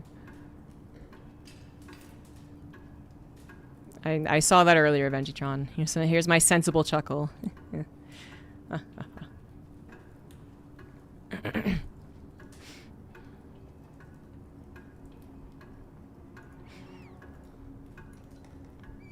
They're trying to push more American soccer.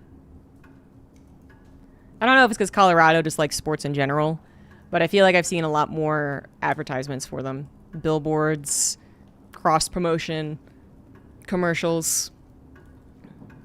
And mostly for the women's soccer team as well, actually. And I'm like, I do not care.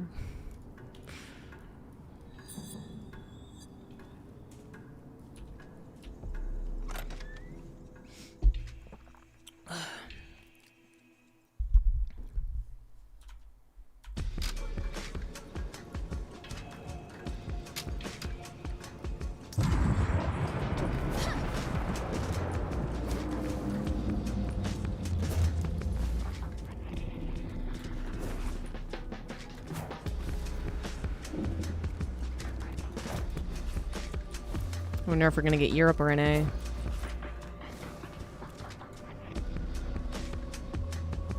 $50-50.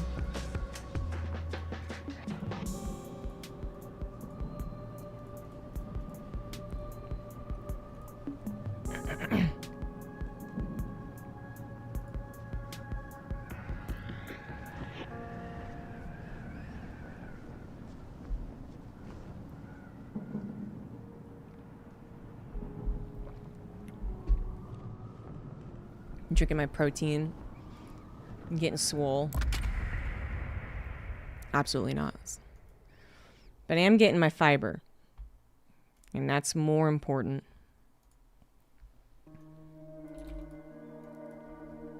Wraith.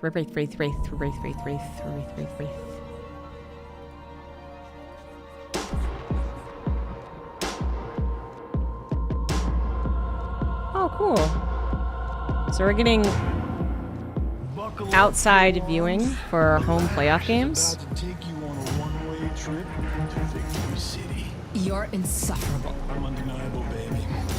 And they're about to find out why. They'll be running from me in no time. Lash is funny.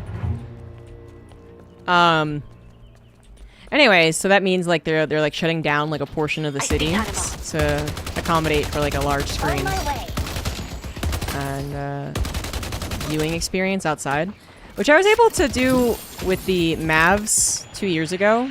We went to DreamHack Dallas. There we go. And just coincidentally, that was when there was a playoff game with the Mavericks. Assuming control. Thank you for the raid. It was really cool. You know, like it was walkable from the convention center, and they shut down this huge area, and they had bars around it that you could then, you know, drink and actually take your drink to the viewing area. So apparently they set that up for Colorado sports this time. Stay strong, buddy. I mean, I might even go to one for the Avalanche, which is a hockey team. I don't really care about hockey that much, but it was a pretty enjoyable experience, hanging out and hearing people get excited. Hello. How many news is that? Many news. I love this trick.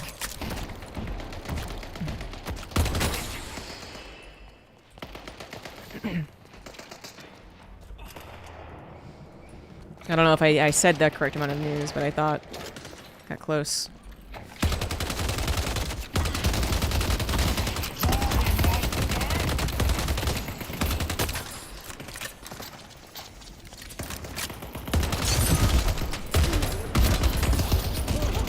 Yeah, you read it before. Right? No. There's nowhere to hide. Find them. Woo, boy! That Lash is playing with some serious fire.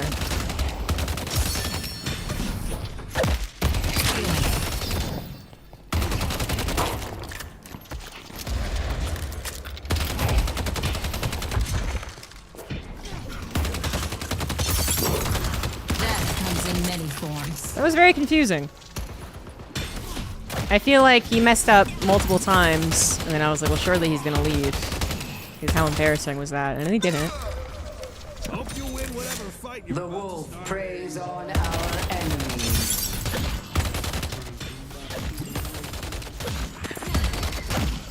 Always have an escape plan.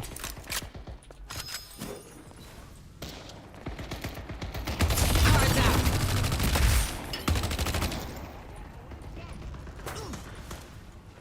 The Lash isn't helping because he's injured. Box running.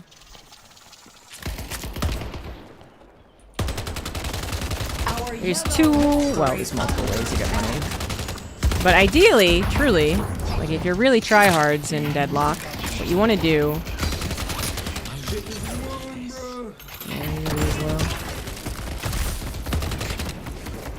is have one person collect money via these skins, from just literally boxes, and then give all the money that you get from minions, from troopers, even more, to another person. It's not really how most Deadlock leagues play, of course, because we're not that good. But we are capable of doing it.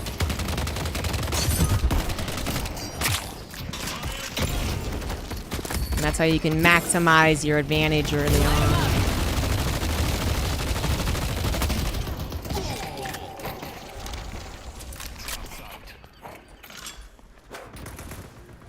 You want to buy a mug to go with your gun? Now Lash is probably just waiting to ground slam someone. Oh, or die. Seem to die very quickly.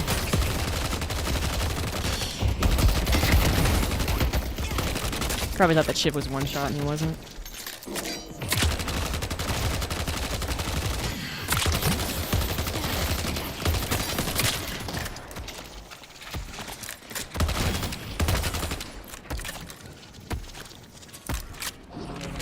Tell you what, I'll throw in a free keychain. I see Abrams. Yeah. The problem is whether or not the lone person can actually hold the lane. Depending on who they're up against or who they are. Some are better at others at solo laning. Stay where you are. This is gonna be fun. Thanks. I don't know how I got the kill. Oh, bloodletting. I keep forgetting with Shiv.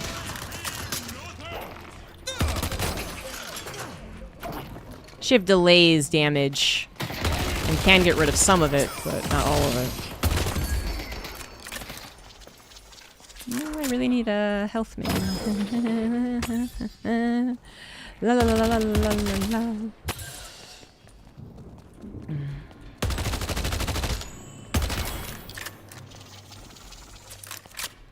Yeah, and they do have to practice box running as well.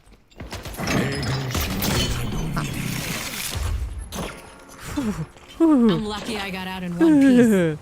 Be right back. Thanks. As soon as that guy got his ult.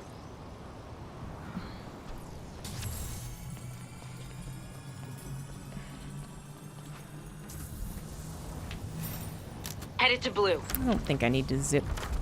Don't need my speed boost. Oh, they seem to be having some trouble. I see Tanaba. Losing to them.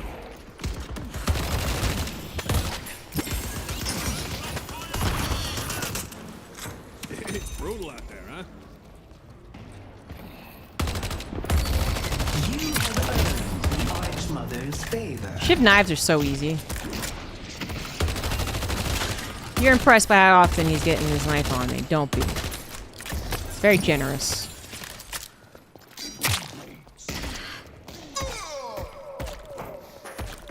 Nina Ha. Rise up and take what you deserve.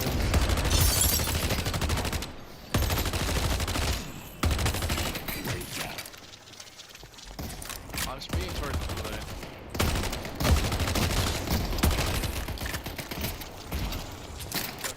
Time for the lash attack. Ooh, he almost got me. Wanted to shotgun me into a wall so I get stunned. We're winning this. Hello. Speaking of. Take him down. What does it take to stop Abrams?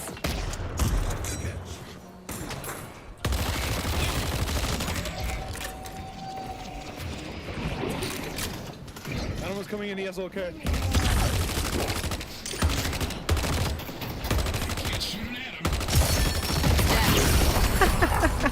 Check out Dynamo. What an idiot. He was so excited. He really wanted to get his ult. I was like, I'm gonna do it. I'm gonna do it. I'm gonna do the thing. I'm gonna do the thing.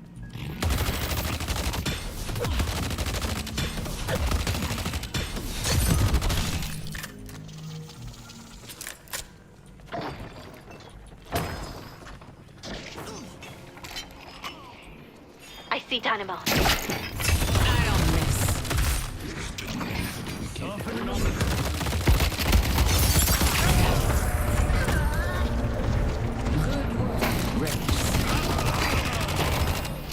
Damn.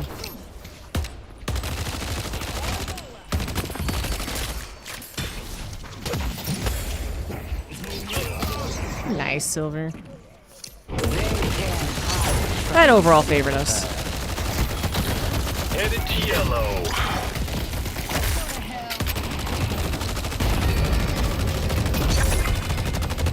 Running away now. Whoop. This is my chance. Would have gone for it if Shiv wasn't back. Oh my sinner. I was gonna take that. My apologies, brother man. Guy wants to knife me one more time and then try and, I guess, ult me. I'm gonna look at you with this thing the whole match. And if he hits it, try and execute. I see 7.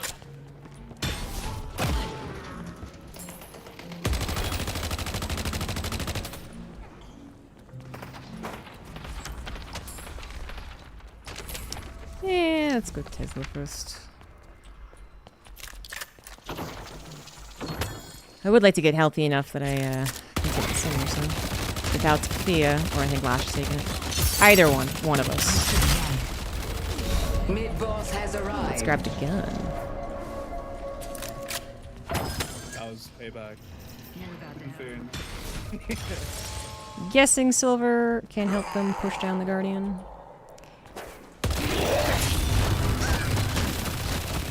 I love this trick.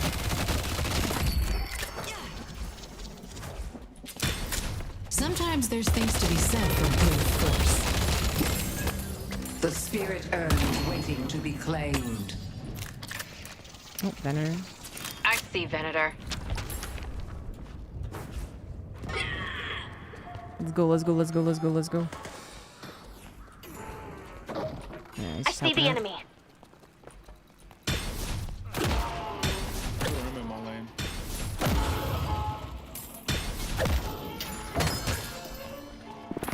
Alright, so our blues There push all the way has to the to be walker. something at the We're shop trying I to do can earn. use. I think it's a bad idea for them. We should be able to take out these guys. I in move three. with the speed of thought. I'm done playing with you. Give up. To keep this up. Where the fuck is this? What is Shiv?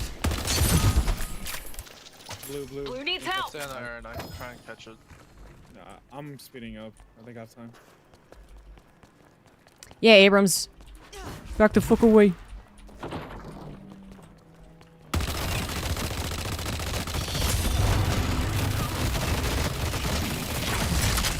Forms. Viscous, go yellow now, please. You might try and sneak it behind us. Backed up, I backed up. It's actually kind of looking very silly right now. Coming green. Pull back. Behind them. No, I don't think so. I was trying to pull it away from him so he would survive.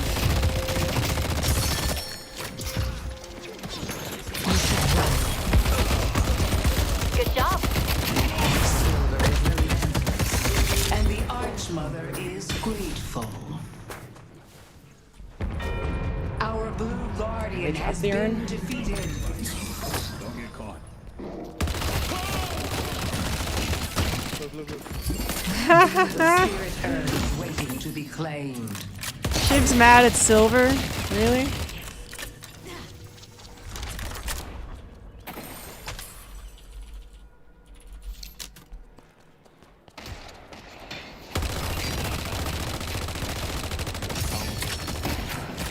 I think Silver is actually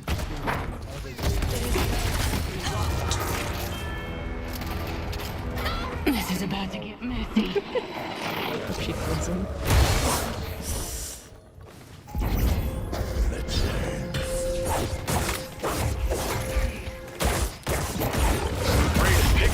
Headed to York. Our yellow guardian has been destroyed. Headed to Broadway. Clean Broadway and then maybe help Yellow. I'll have to get my bag later. The spirit urn is waiting to be claimed.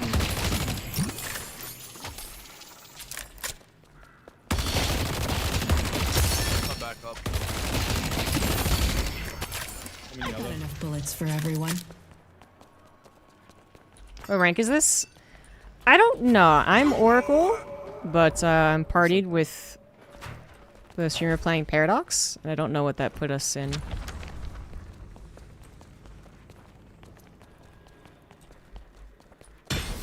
Hey, free souls. Well, it was our soul. Stylish. The urn has been dropped.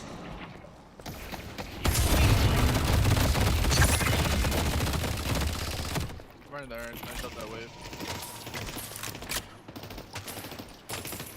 The urn is ours.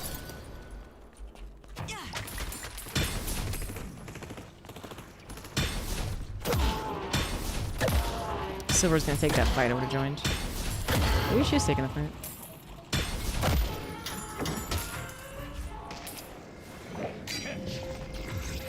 This is gonna be fun.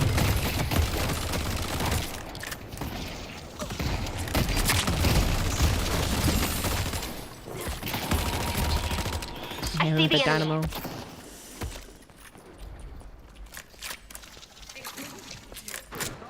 It's happening. Well, one.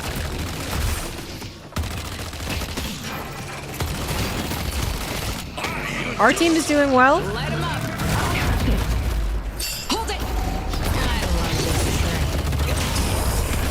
thing. And two, wouldn't that be comparable? Away from the fucking ball.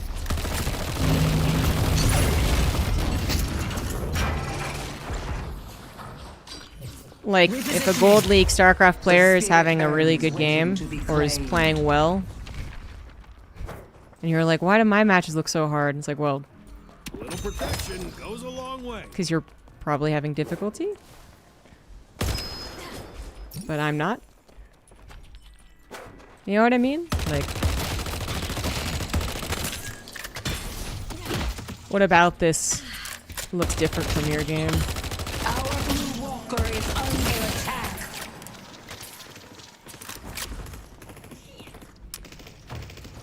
If we're not going over, we should just push.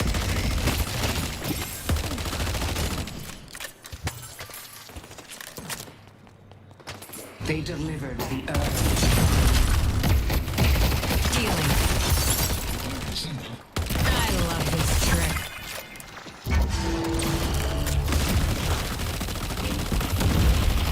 Ah, that stomp hurts.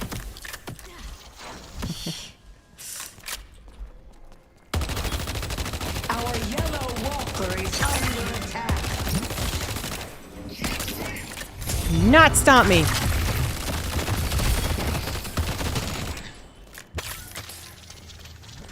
Building a wormhole. That comes in many forms.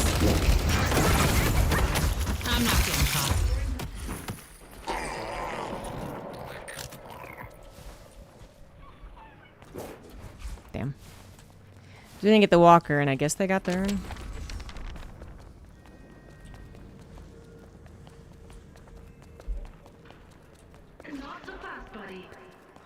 My team's ended up being the biggest bumblefucks out there. I think you're just talking about matchmaking being totally uneven. Sometimes I get those games too. I can't help anyone if I'm dead. I'll be right back. Let's see here. Good job. Yes, but not yet. Something like that. Hey, Renegade Green Walker. Push yellow, I guess. Headed to York. Can't collect an own team. Yeah, I mean, you could find 5 other people to play Deadlock with. You have 5 friends?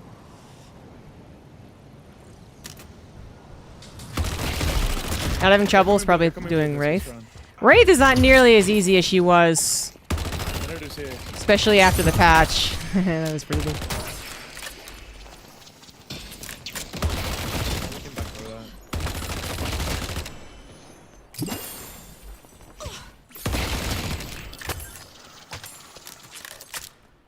The nerf to her range on her ult still feels... still feels bad, man.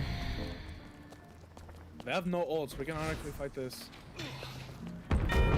Our green guardian has been destroyed. I actually would not describe Silver as easy.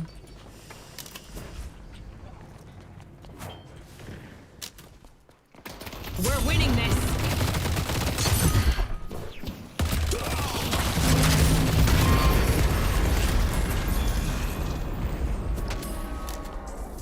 Coming yellow. Oops.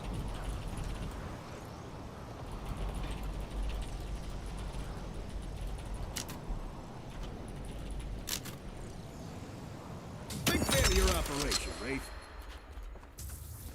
Oh my god, they have 16 kills. How do they have 16 kills and they're only at 22k though, actually? That's the most surprising thing. How are they not so much richer?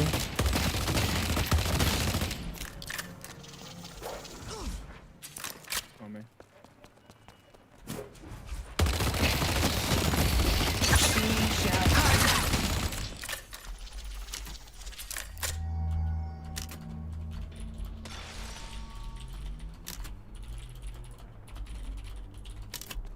We're winning this.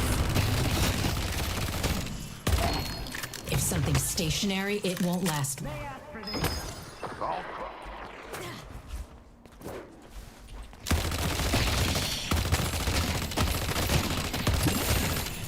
I believe the 7 will actually probably outpace them on souls. The spirit urn is waiting If to they be play claimed. halfway I decently. see 7. They could outpace her by a lot. Yo. Yo. I don't miss. Headed to green.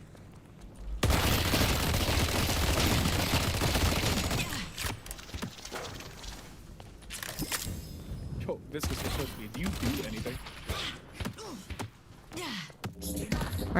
Why are we going after the Viscous? Poor little guy. Run away. He's like, I'm just here to have fun. Not doing anything wrong.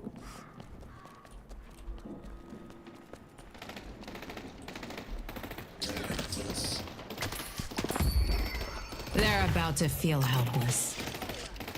Big mistake, pal. The Deadlock community isn't that bad.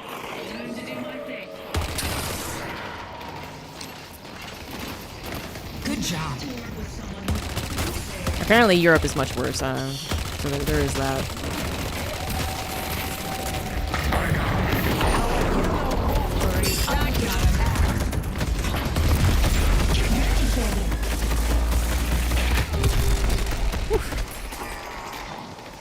God, that makes me feel. The wolf Headed to yellow. is on our enemies. God, that makes me feel alive. I love Wraithline. Maybe not in higher ranks. Steps ahead of death, my friend. No, I felt that way since, like, I guess I started off Deadlock and Ritualist. Yellow Walker has been destroyed. To be fair, I come from StarCraft where it's not a community experience, so.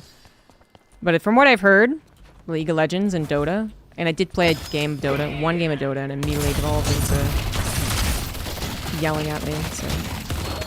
Anyway, Deadlock's not bad. Let's see if I can go after the walker. Ah, blue needs help too, though. They delivered the urn.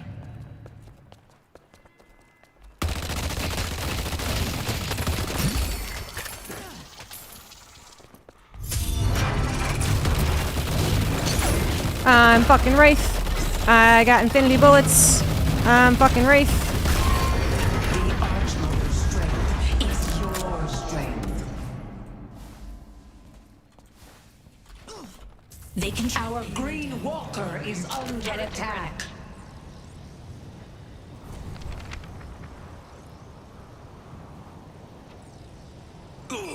Just because you don't see it, because you don't talk in game. Help keep your blood on the inside. Okay, well I got to Oracle without talking in game, so.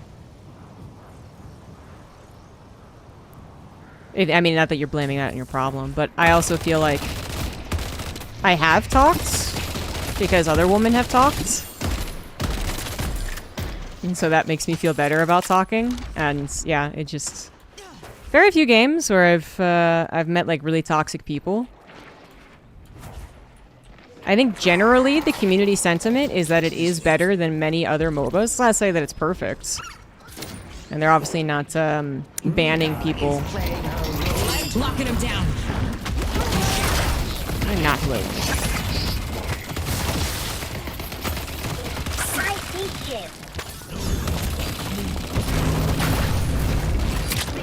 Please do not bounce me toward the walker. But you're also, I don't know where you're looking for communities. You know, like there's plenty of Deadlock streamers who try to foster a very good Discord community, for instance. And this isn't me trying to advertise mine, because you could choose any of them. You know, you could choose more popular Deadlock streamers than me, and go on their Discord. You could try and join the Deathy Discord, where they actually try and make sure to like run tournaments for people of all skill levels, and also make sure to try and foster a good environment.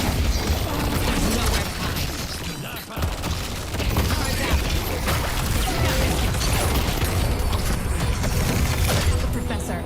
That is so funny. They focused on Viscus so much, they just ignored me for so long. The spirit urn is waiting to be claimed.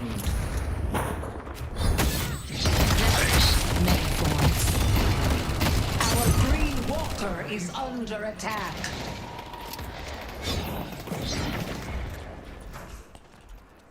Broadway needs help. Be right back. Our Blue Walker is under attack. Just gonna excuse Ghostbusters and it's Let's not go there. mid. I don't know what to tell you, man. Like, Ready to show 'em what Lash is all I think my about. bigger point was that a lot of the Deadlock community has talked about that it's better than League of Legends or Dota or CS. It's not perfect, but it's there. But also, I don't think anyone actually suggests trying to find the community of people, like, in the game when they're being toxic to you. Like, no one's suggesting that. But there are many other ways to find a community of gamers who, No one again, is stopping me from you know, getting are what I there want. because they want a good community. There's even They get green, it's whatever. No, we gotta go. Headed to green. They're there's mid. even Paradox is on her way. Paradox do it. Everyone else needs to go mid.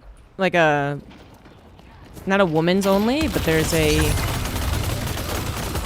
like woman LGBTQ plus community that's been promoted on Reddit recently. The Rejuvenator is descending. And up they go.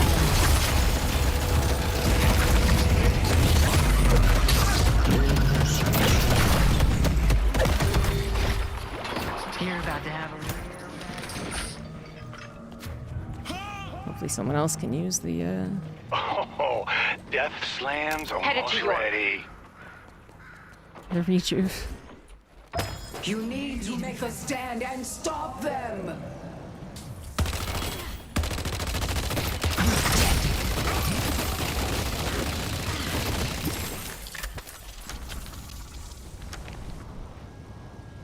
Paradox.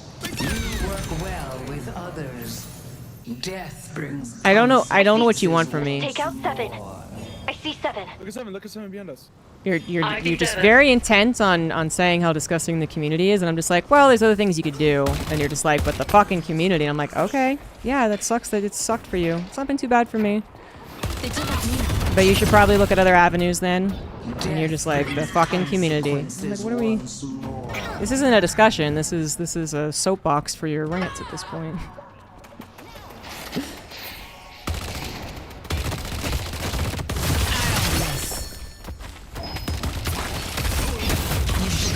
You're mine. Time to. Oh, death.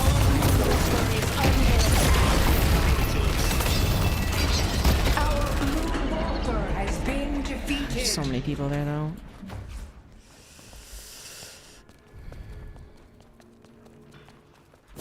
Really, it seems like you're getting upset though. You're the one who just is typing away furiously. I mean, he never once responded to my actual helpful suggestions. You're like, oh yeah, so there's other communities that I can join? That's cool, I'll try and check them out. Can you tell me the names of them?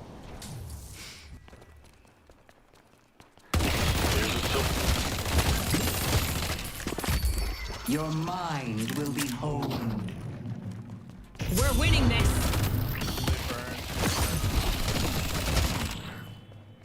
Collapse on the ship. For the people in Twitch chat who are like, what is going on? There's someone in YouTube who has an axe to grind. No. The urn has been Nice. dropped. You'll be the last one standing. The urn is ours. Nice. I should probably go make sure green doesn't get pushed.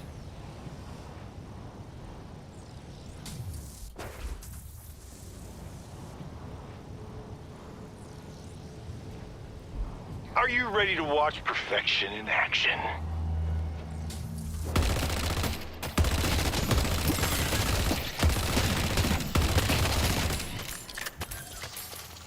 Doing the gun buff, but I see an opportunity to kill a walker.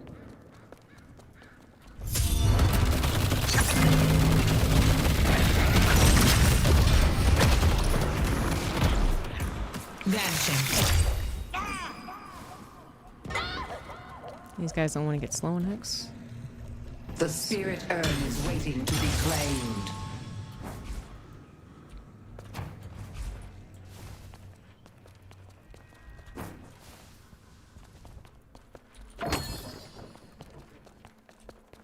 Abrams is away from the fight, so I'll take that. They got their best player. Well, one of their best players. Ah, the guy's on fire right now. Not involved in a fight. Playing janitor.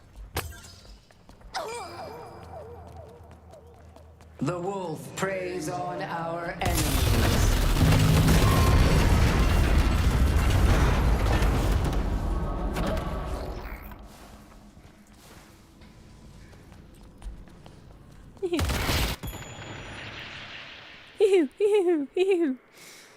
Easy. Had some tough day in Deadlock? Yeah, it does, yeah.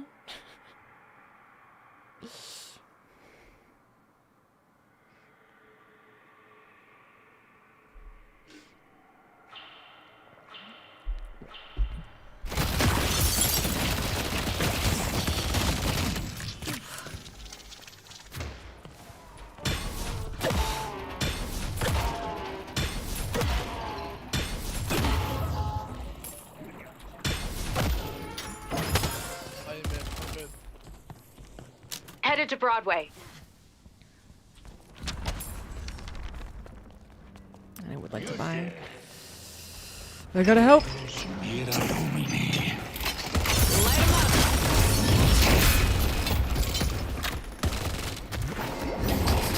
They're about to flash. You give up whenever you want. Great work. Where are we slamming him? Where are we slamming him? The spirit urn is waiting to be claimed. Oh, Nate's up in 130. Nowhere to hide. Wraith is giving us opportunities to succeed. Yeah, I am. Lifted.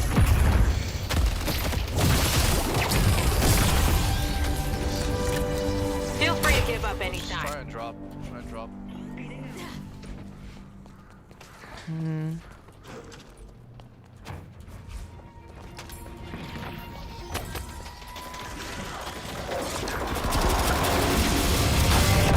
They only have one shrine left. Death to the hidden king. Infinity ammo. The hidden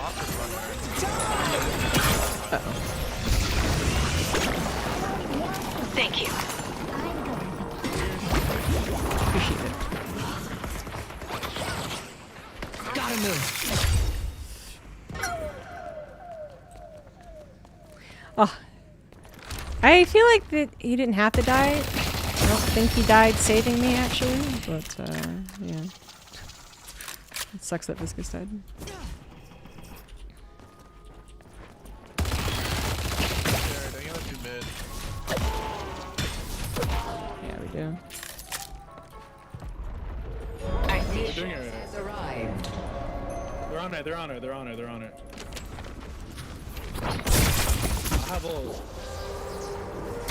Stay safe out there. If I swap them out with group swap paradox, I can The have unstoppable. rejuvenator is descending. This is great. Locking him down. You're dead. Two rejuves again.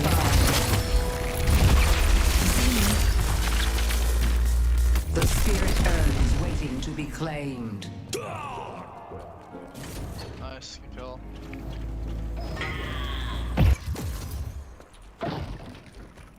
Well, at least I survived.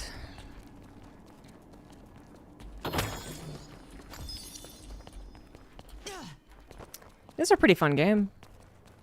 Like, I feel like we're winning, but then we don't get these rejuves, so we're not really cementing the win. You know, obviously we have a walker up, and We can try and get that 7. I think he should be alone, maybe? we dropped the Patreon, but we keep on getting these rejuves. We can try to fight this early. Who's ready to see me be amazing? Just try and keep stalling the urn. The urn has been dropped. We're winning this. The rejuvenator has expired. Does not have his ult. He is still vulnerable to dying. No one is hiding. You're mine.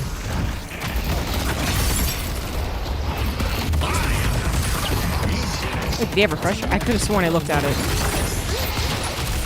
Rise up and take what you deserve. Yeah, I had refresher. Good thing I wasn't in the range of it, you know?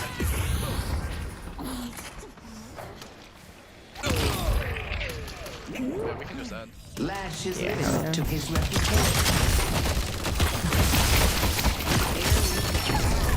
They're broken.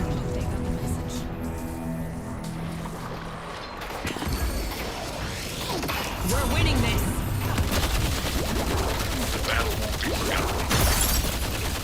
Viscous! Good game. Good game. That was spectacular. Team diff? Yeah, I think so. I mean, the silver, 25 and 5, and they're not even that rich. Like, what the fuck? Like, obviously that was why it was easy. Let's do this again sometime.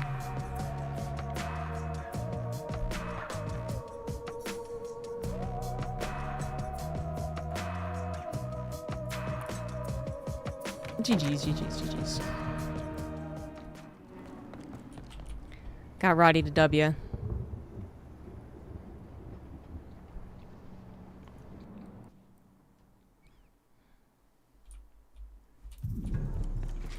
Alright. One more game. Here, B.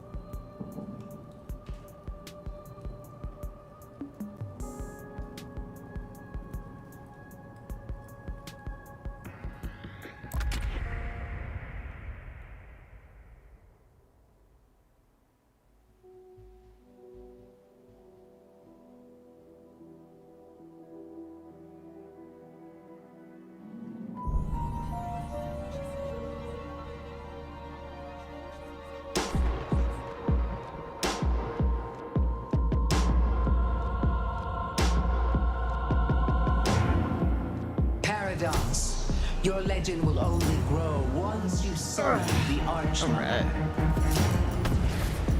Some paradox. Assuming control. Hey, Roddy. Hello, Roddy Raiders. Welcome. I was goated. Not as much as that silver, though. I don't get how they didn't have so much more money. They had so many kills.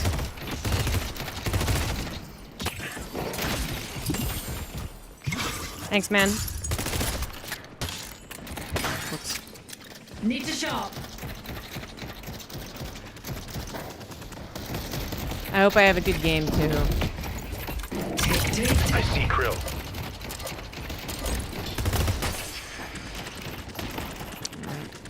Got at least one of their denies.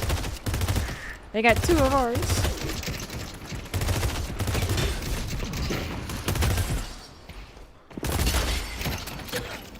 I'll blow them to hell. The more I've played this build, the more I do appreciate the grenade. But I do kind of miss when it was all about the carbine. I know you can still build that way, but there used to be a patch where it was really maybe too good. Like the one where Express Shot was bugged. I don't have time to play fair. Accelerating time.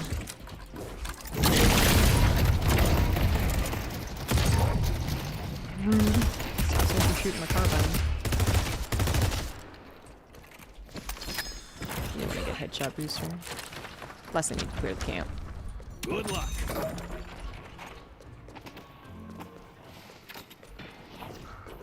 Time bomb set.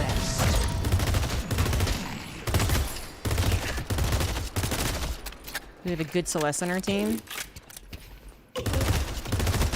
Oh, this is the first time I'm playing Haze against a Haze with the new ult that she has. Ready to speed things up. It's now in a cone.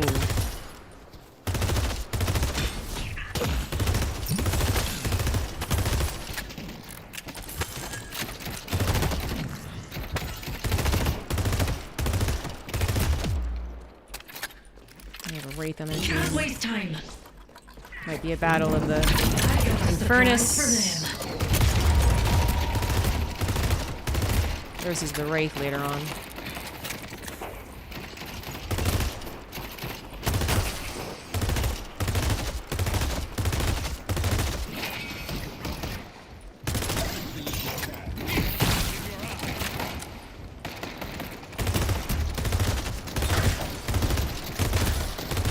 I feel like our time for bullying these guys is gonna come to an end soon. Ow, what the shit? This will buy us time.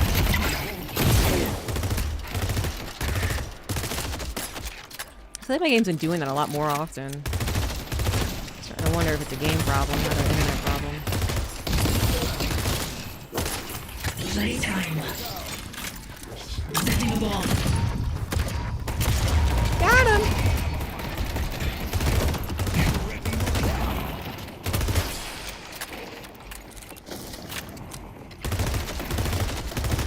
The warden's weak as fuck.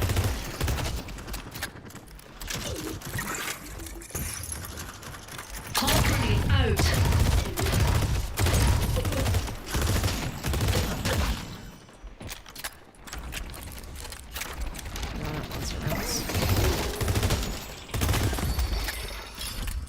Mystic shot.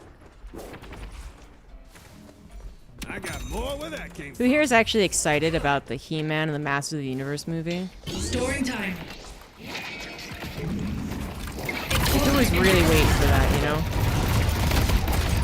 Ow, that's so much damage to me.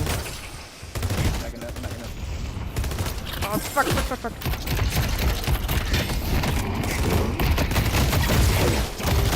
Oh no, I didn't have a parry.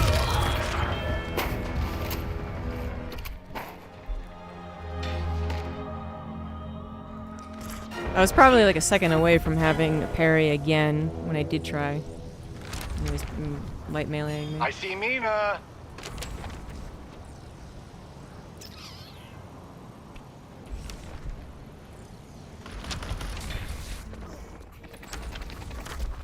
See Ray.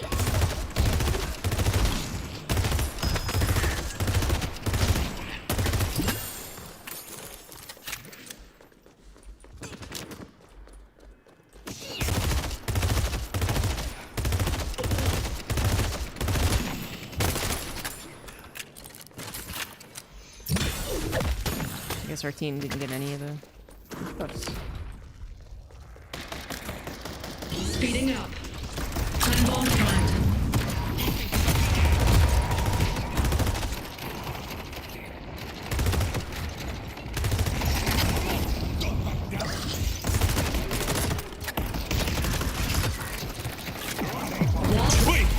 Oh no.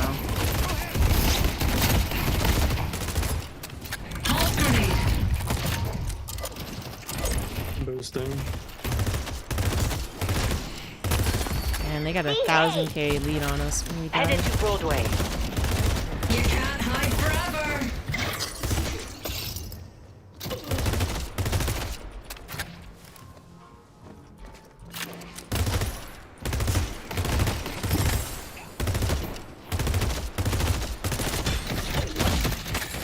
Time to make my move.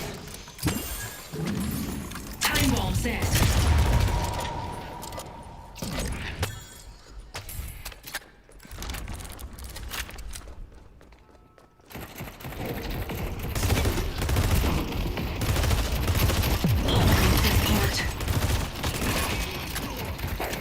Thinking about us, Swap.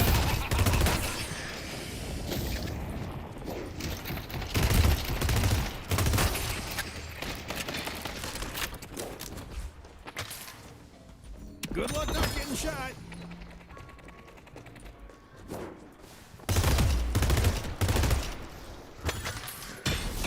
Be right back. Got to make every Doing second their count. camp.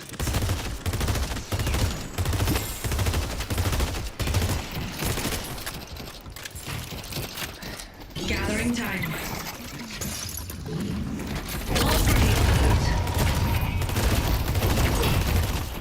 I'm a little too scared to swap into that.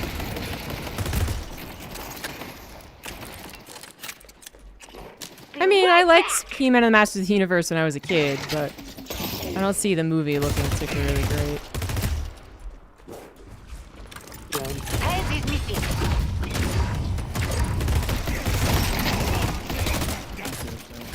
Time to do my thing. Oh, in fairness, that's oh shit, no, get back. Wow. Basically ruins Furnace's ult. Here we go. I think he's gonna die though. Press is down. In Furnace.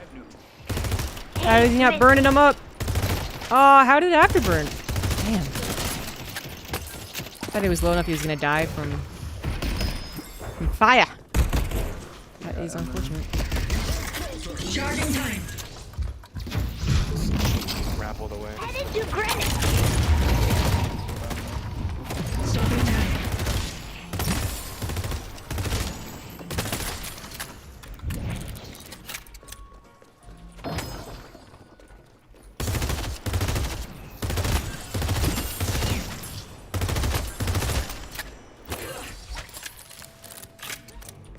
It's brutal out there, huh? I know, it's supposed to point.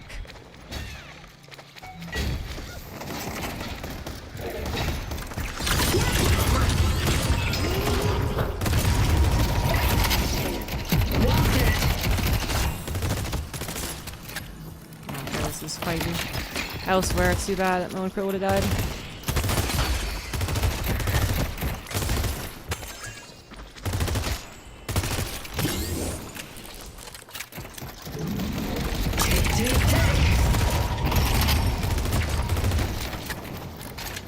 And now he will never die.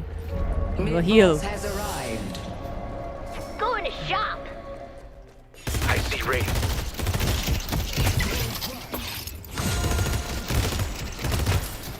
Headed to blue. You make me feel safe. Can't waste time. Someone cool got the buff. Pulse grenade. The spirit urn is waiting to be claimed.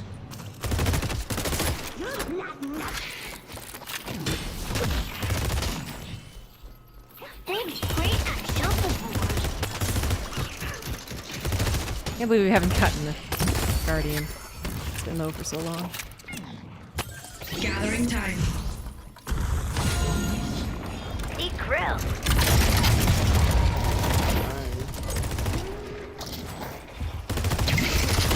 No, no, no, no!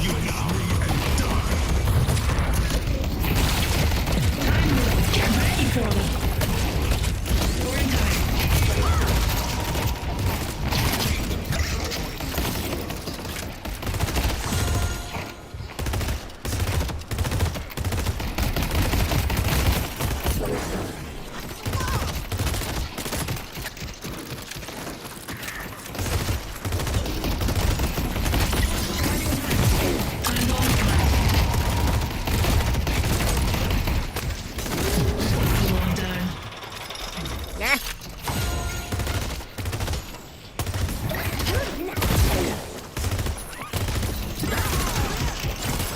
Damn.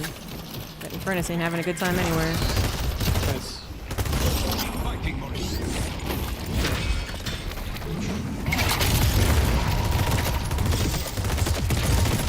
I didn't hit him with the carbine.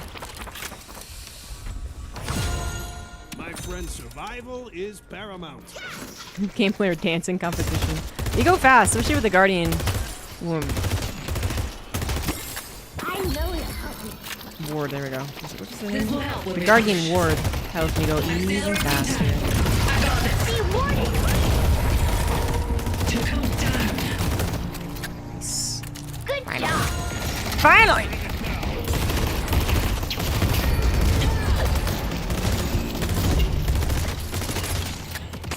I like this run. Provide us a surprise for them.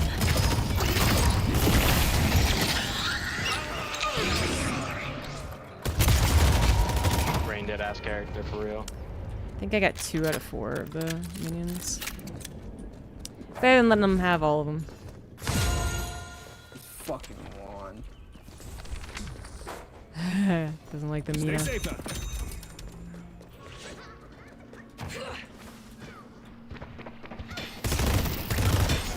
Pushing up. I have a good one here. Bomb ready. Headed to Leave this to me. Our green guardian has been defeated. Come on, Geist! Playtime.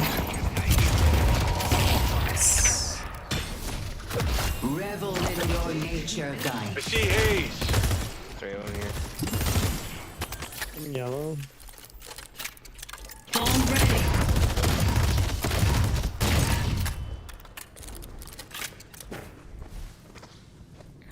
Little Ram's gonna be these little sceners. Walker is under attack.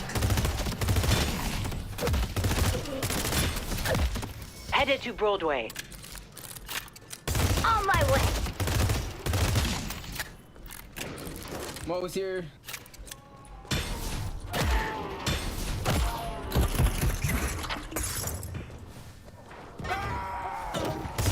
Or yellow. There is 4 yellow here, so make a move somewhere else, guys, if you're not on yellow. Would love to. I don't think I can versus a warden.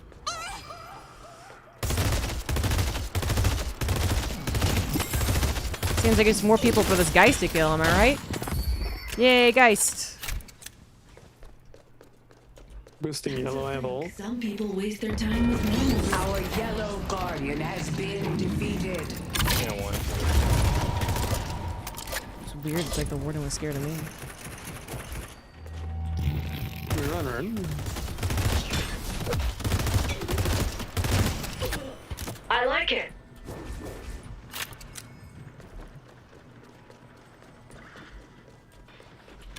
Pulse grenade out.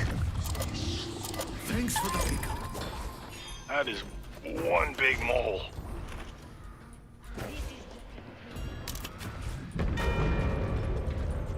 Defend Greenwich. There's like Walker being pushed, a Guardian being pushed. I'm doing Earn. Geist might be getting kills, but she really needs to Our blue guardian has been defeated. do more helpful things. Our blue walker Guys, is blue. under attack. I see Wraith. Our green walker is under attack. Listing. Make my move.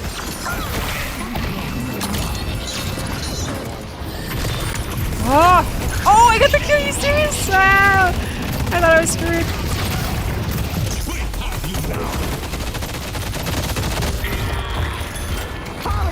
It's fucking mowing krill, man. Still getting that Wraith kill with just a lucky splatter. It's pretty fun.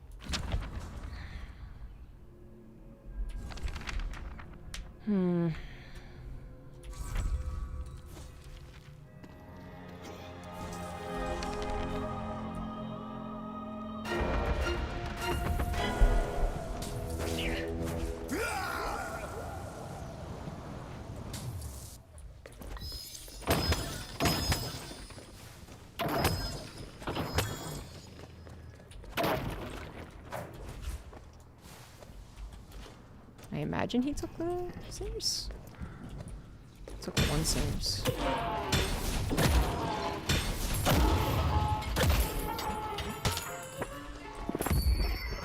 You guys watch out. What are you? The more of them, the better. Oh, damn it. Okay, well, she said that. Good shit.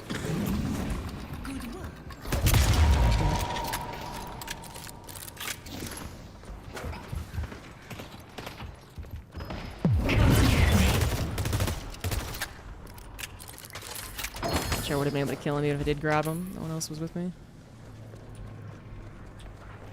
Which is fine. Pushing the walker is more important. Here we go.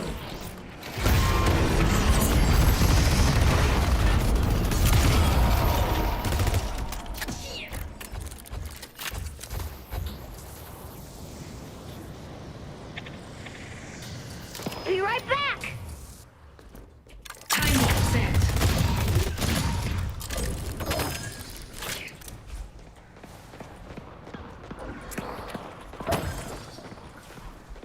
Our team's doing alright.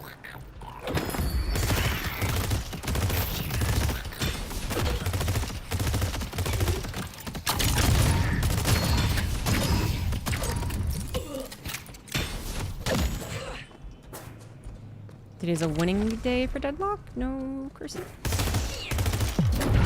Oops.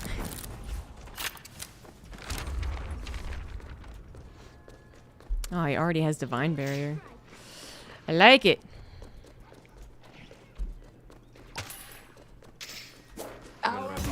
walker is under attack.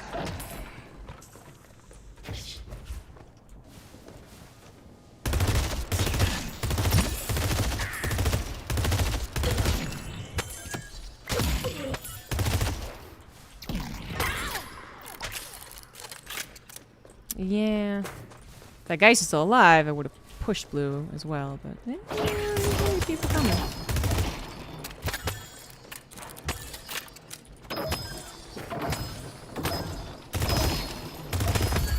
Take this gift.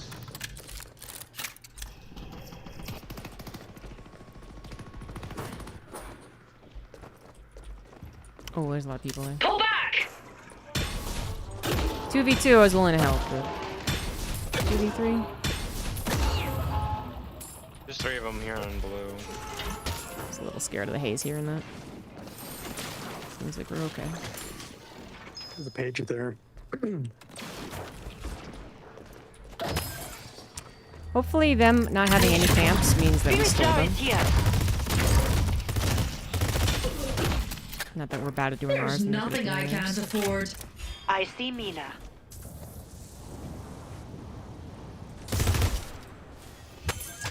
Headed to yellow. He's 1 HP. Defend green. Headed to On my way. Greenwich. The spirit urn is waiting to be claimed. Let's look at what's Defend on. Greenwich. Okay. You got expensive taste. I love it. Let's push yellow. On my way. Tick, tick, tick. Our green walker is under attack.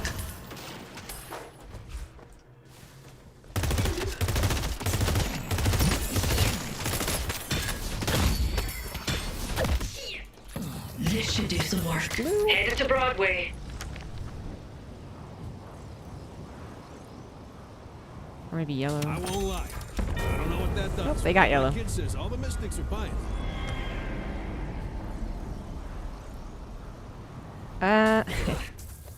Should probably just go back to green, honestly.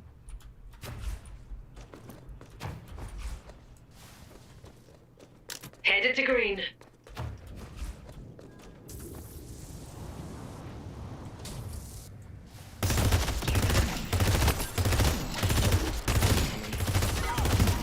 The most efficient use of my time.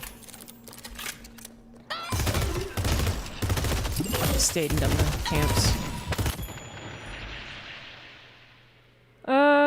What you pausing there for? Wraith, you're killed. You can have 40 seconds The for free. Monkrill still has ult, be careful. I don't know where he is. Reactive barrier? I was Never thinking mind, he's right about there. getting it the 3rd time I was mown krilled.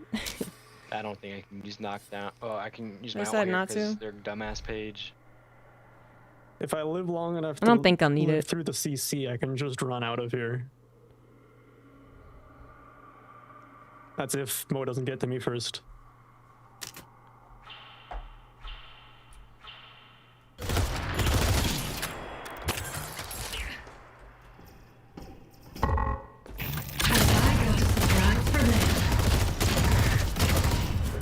Just get out. I'll probably prioritize other people besides me.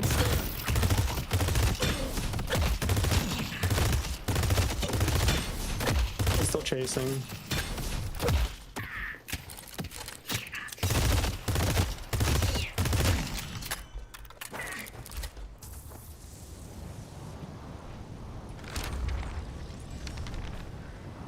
I don't think I need to spell yet. If you need more protection, you know. Headed to blue. Yeah, I didn't do anything about that. I don't have ult, so we can't really fight that. Wow, there was no way any of us were gonna get there fast I see enough. Krill. Ray still DC'd. They did pause before they DC'd, but a part of me is wondering if they actually just rage quit. 0-7. It's a possibility, guys. There is a possibility.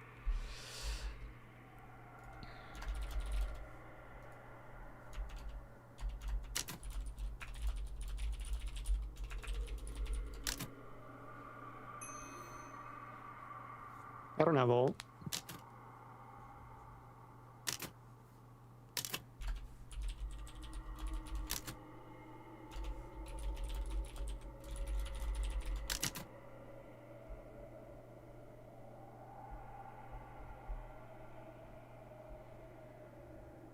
Plenty of people will pause right before they leave the game or rage quit the game.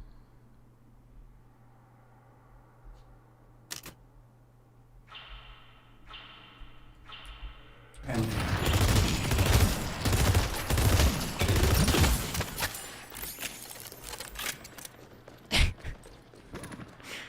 Oh, it's especially funny hearing this coming from Mina.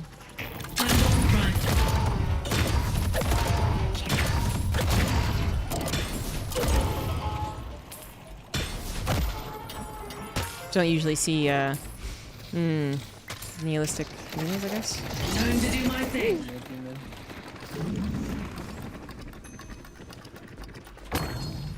Let's go mid. I was like a third health.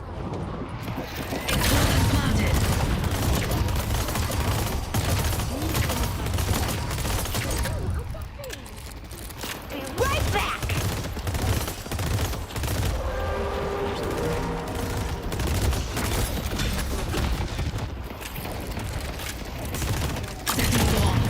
Oh yeah, this is ours. 15. Two of them are on the side lanes.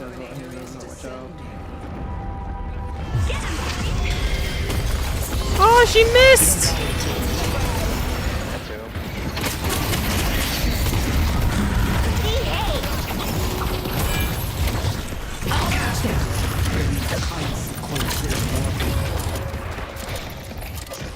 Lash is living up to his reputation. That page ult just missed. She did Show not use it y'all correctly. how it's done. I would have done the same thing. I would have fucked that up. Headed to Greenwich. Keep your eyes on Hayes. Defend green. Let's push blue. Our green water is under attack.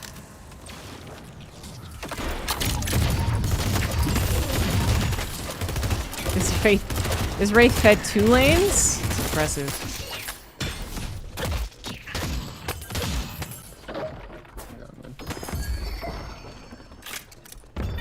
My fault.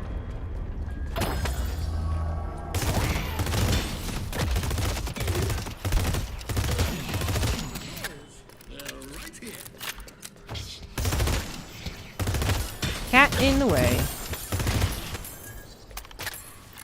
Pull back. Soul Urn is Wraith here. is back! Oh my god! You're right! Can run so. I really thought they had raged. The spirit urn is waiting to be claimed.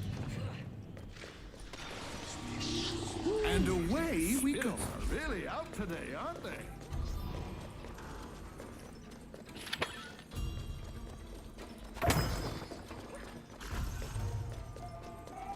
Help me deliver this thing.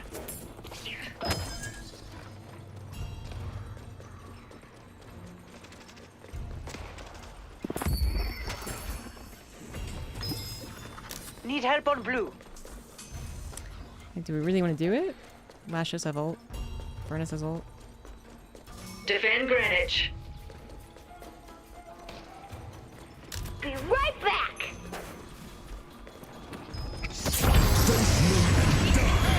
How did she miss? Run away, I guess. Drifter, wait, not Drifter. Wraith's on yellow. Under attack.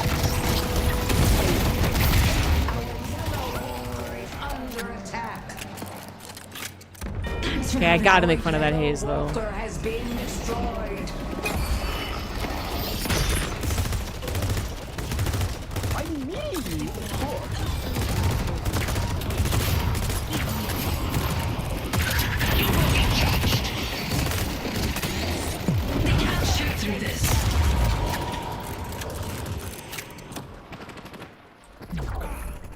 I don't know. This is why. I really feel the Headed to compulsion York. to make fun of her.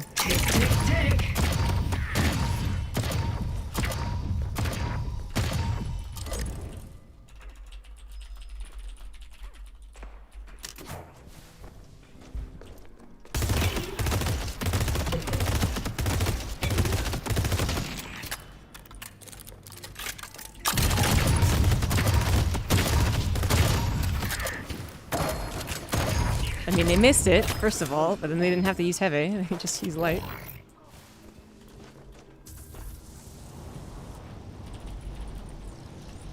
Sweet round. Thank On the lower you left corner, what for are your those? Like math health?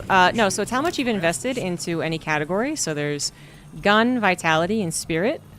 So it's the same things that are up here. So you can see, like, you can just be like, oh, someone's invested a ton in gun. And if you hovered over it, you can see how literally how much money they've invested, which gives you percentage bonuses to that category. So 4.8k is a significant bonus because it's like a power spike. Gives you like significantly more percentage of I'm going to tier 3. the additional thing. Over there and just disappeared.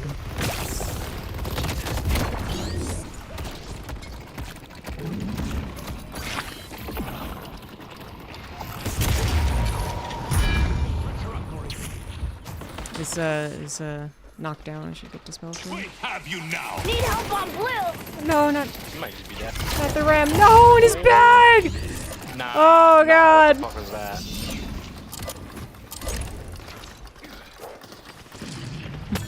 Such a big bag. I see haze.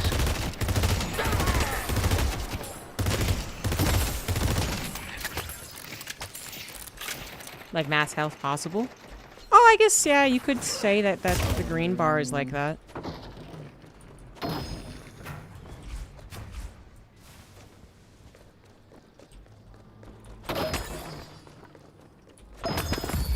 Your spirit will be forged. Our blue walker is under attack.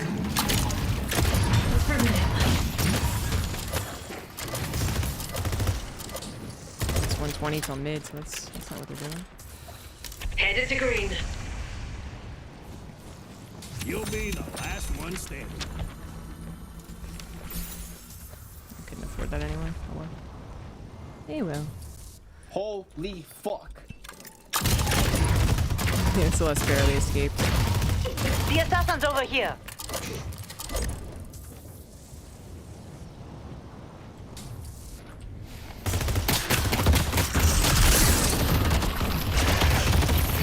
Our green walker is under attack. Dropping now. Headed to blue. Okay, if she had survived, that would have been fucking bullshit, because there was some weird glitching going on, right? Fuck. Headed to blue.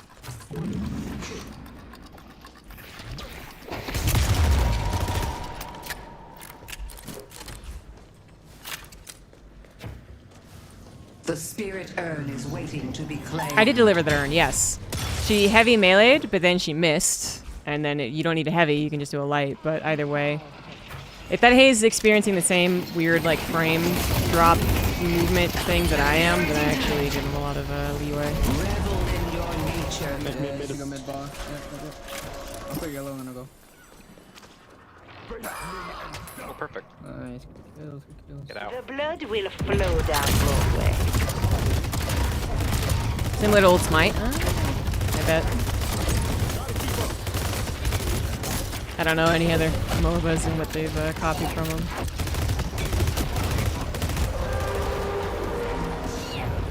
They say that as if they're not on rape.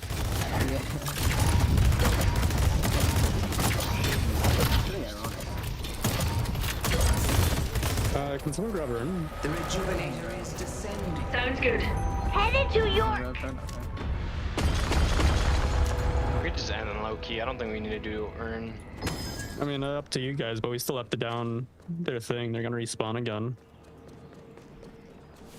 Just take their farm and then we'll end. Or we'll try to end, I'd say. This Wraith is using some gamer language.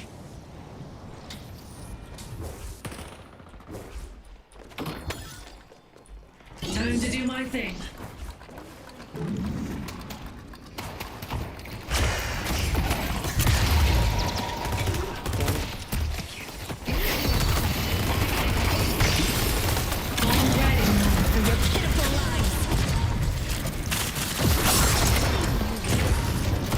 I see rain.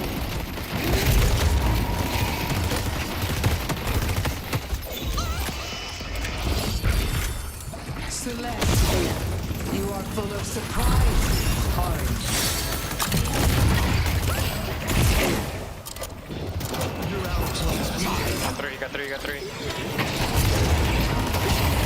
Oh, the combo with the remote. My race. So I guess since one of them counter spelled. Thank you for helping your allies, Lash. They only have one squad left.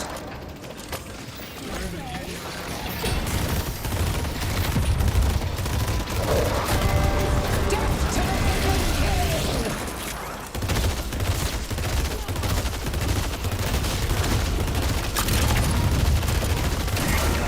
The Hidden King must die!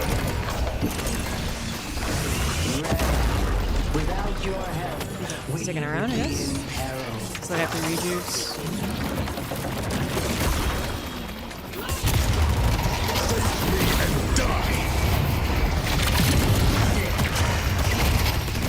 Contribute to the chaos.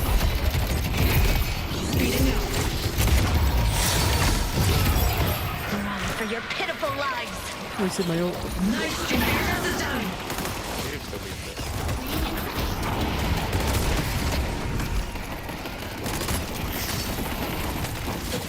We have you now. Got four, got four.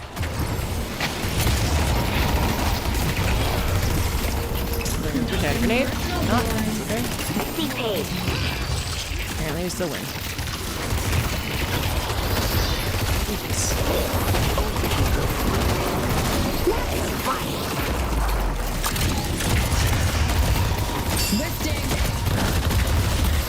No!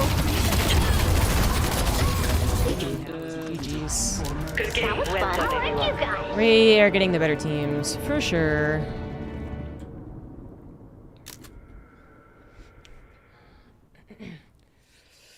Feeling I come after a Wraith of the Past update? I always Nah. get what I want. No, you're talking about the update, you know, a month or two ago at this point. When they gave her the poker cards, yeah, she was the easiest thing in the world to play. They have, in my humble opinion, and the opinion of pros, I think, they have successfully handicapped her. She's basically where she always is, at least, which is getting out of control in lobbies when she gets to actually farm and feeling like a raid boss, but actually not being amazing. But she's just a character that's always going to be potentially terrifying in a lobby because people just don't know how to counter her. Speaking as a Wraith main who plays in Oracle lobbies, and then I wait and I check and I look and I check, and literally no one gets slowing hex the entire time. No one gets curse. No one gets disarming hex. Like, nothing against me.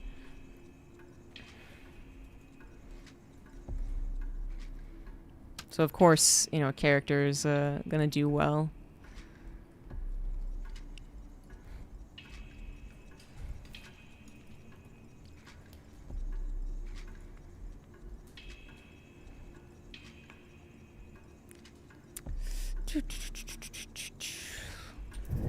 Uno más.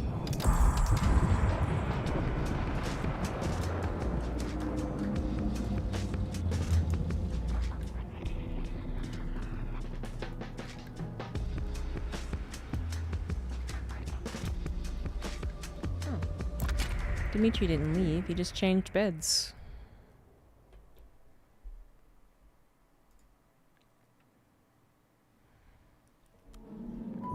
Ah, the Venator.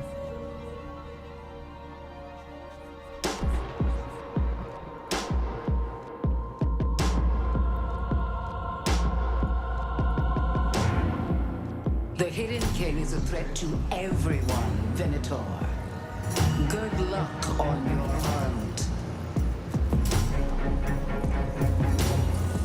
I need to be able to wear them down.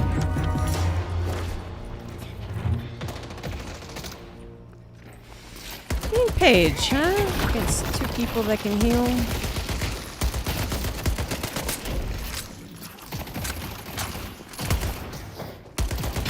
I want things to play!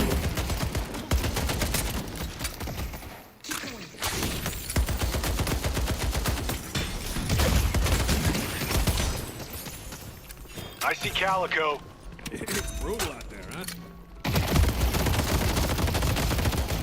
Kind of actually like facing Dynamo in lane just because he's a big boy. I feel like I can shoot him. I think the stabs are absurd.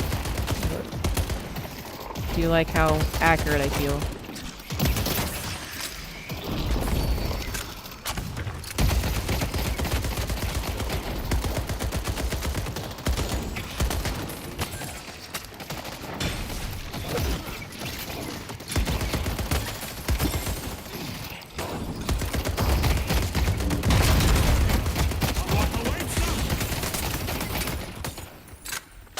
Doesn't have his heal yet, do ya?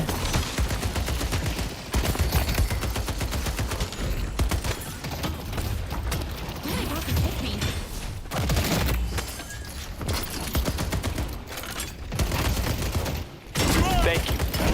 So close. Ready for the fight. Vindictive talent. Oh, they both just hovering over you all the time? Yeah, that could suck. I didn't see that. That's when you race right toward knockdown. Nothing else. No, it's not actual suggestion.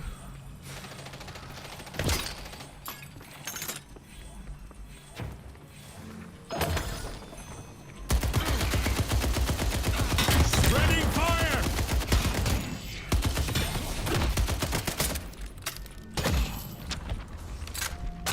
You wanna buy a...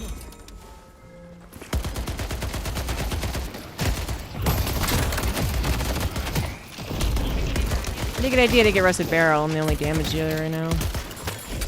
And Page is helpful. Don't get me wrong. I'll knock him back. It's gonna be very difficult for me to actually kill these guys. Both of them heal. Page isn't really the damage dealer.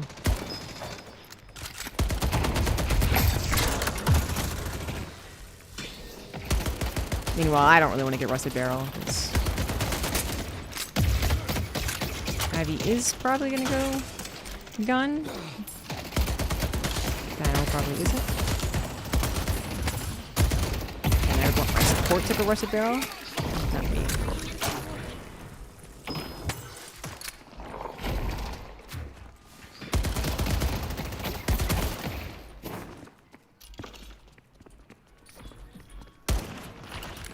This one's one of my favorites.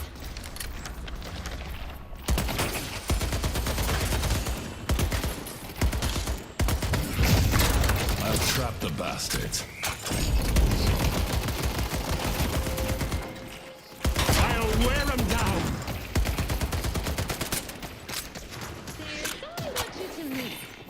I'm ready for the wicked.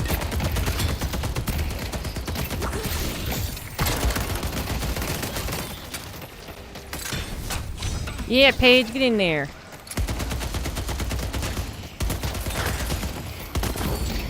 Fire cleanses.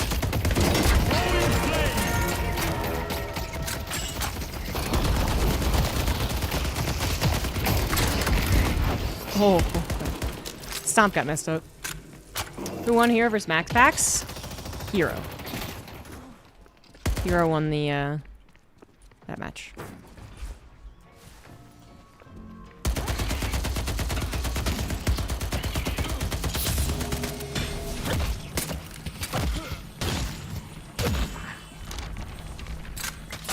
W support. You're welcome.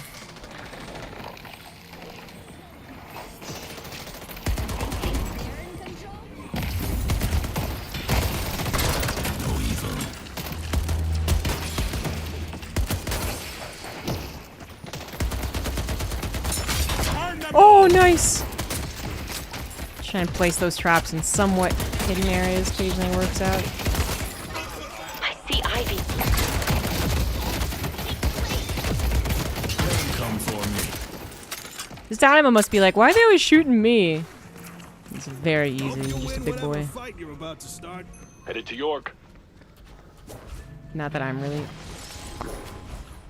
the one who uses spirit, but I wanted to deny it! That Bebop was faster on the ball than me. Bebop is missing. Aim them.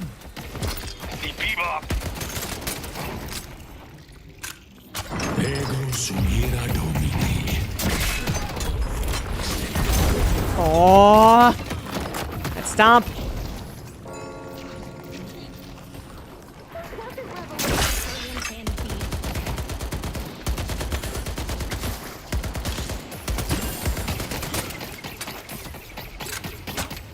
I'll burn 'em!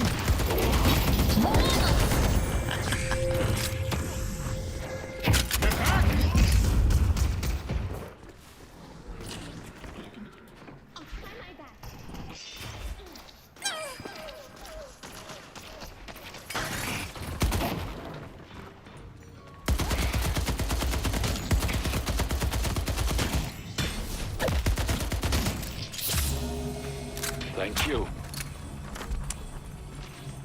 Backstabber or stalker. They change it. They change it. Makes me sad.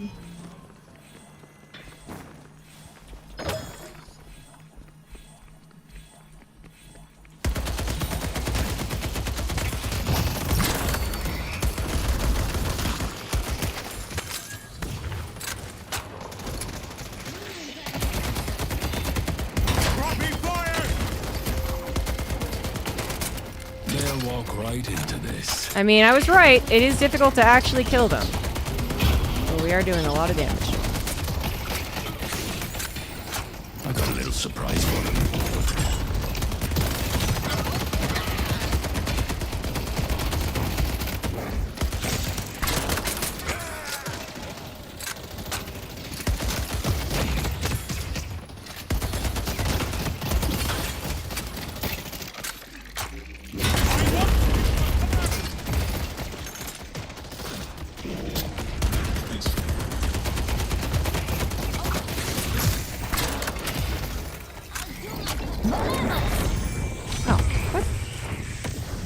I guess it has been a good amount of time. Guardian has been defeated.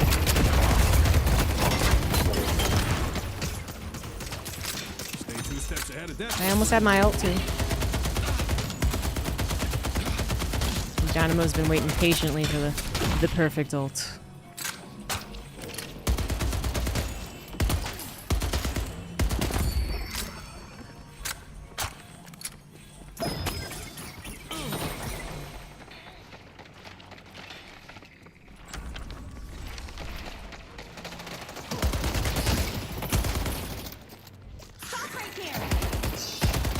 I'm ready for the wicked.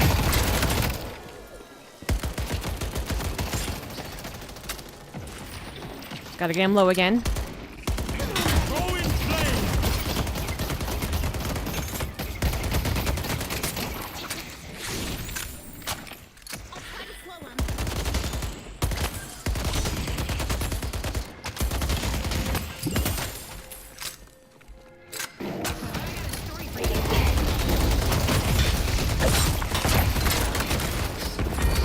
Yeah! Finally. Drops out.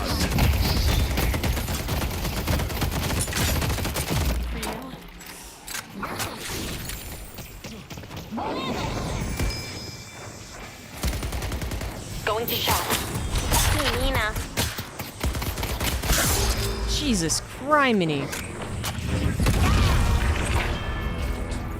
She just did 400 damage in like 5 seconds. That's painful.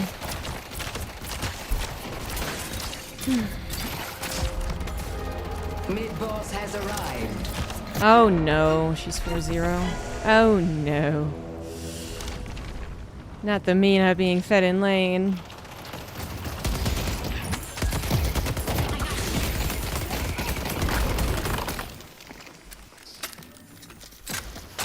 Mina's missing.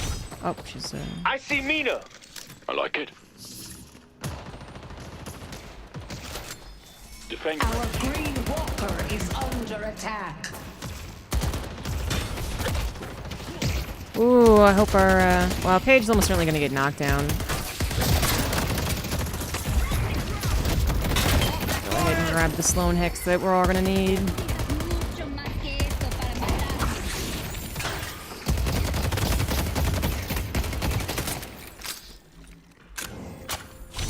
I see Calico.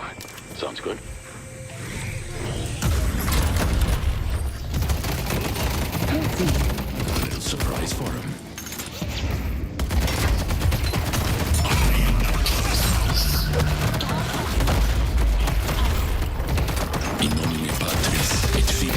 et Spiritus Sancti.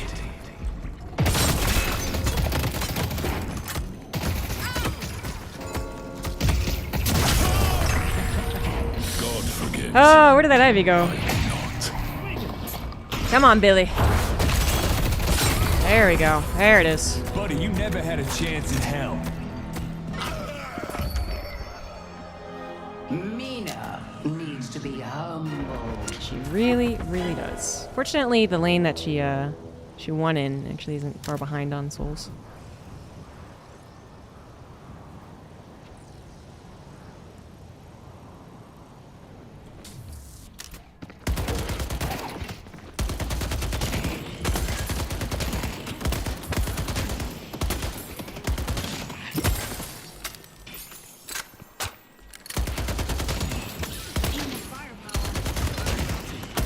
Ready for the fight.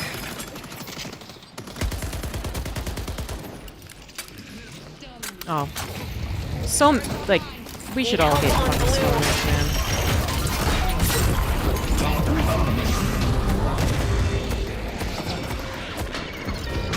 Our blue guardian has been defeated. Would be more excited about a jar of souls. Come back if you need anything else. Pull back.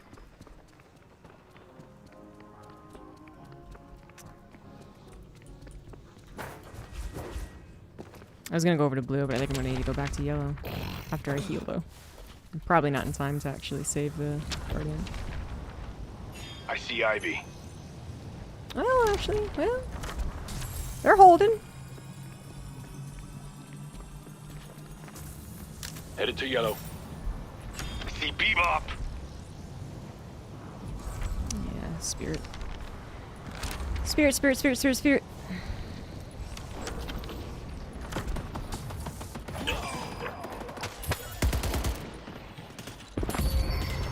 Nice. They put a lot of people over on yellow. Blue took damage. Green got taken. The guardian. Wasn't the Bebop weak?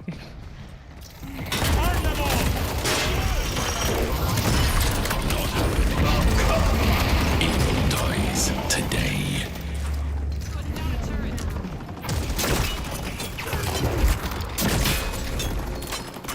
I guess I'm just not doing that much damage with my ult as of yet.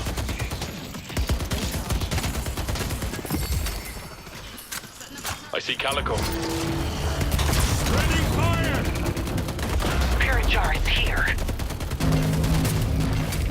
Edit to green. Our blue walker is under attack.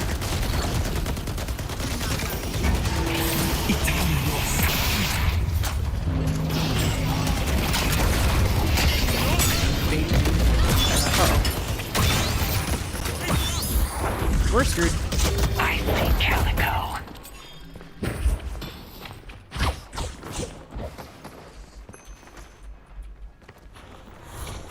Items almost ready. This can buy us time.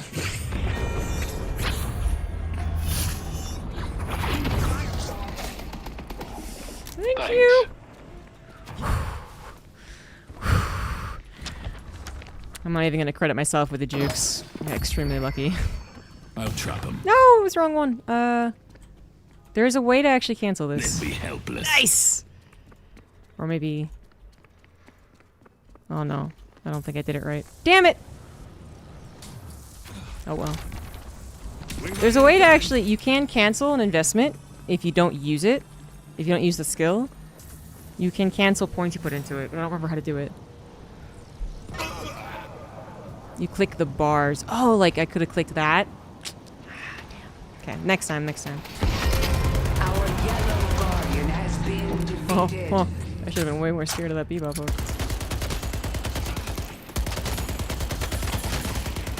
They delivered the urn.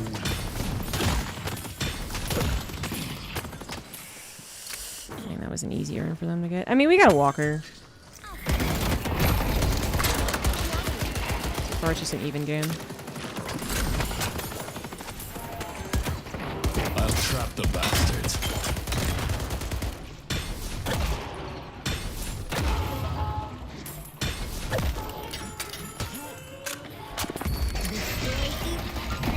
Ready for the fight.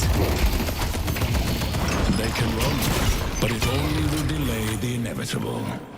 Your brilliance is an example to us all, McGinnis.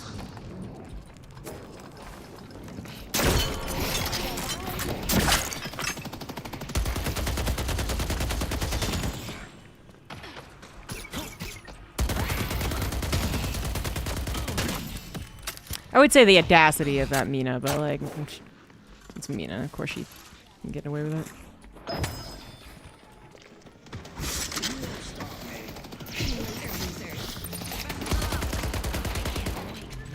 This is why we're gonna get slowing hacks, even though we don't usually do that on this character. Headed to York. Our yellow walker is under attack.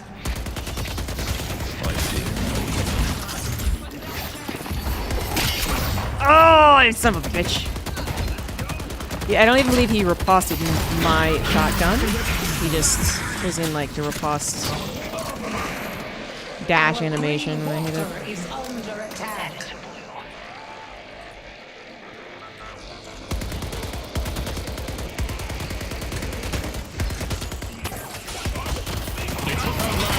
Oh god. Need help on yellow. Headed to yellow.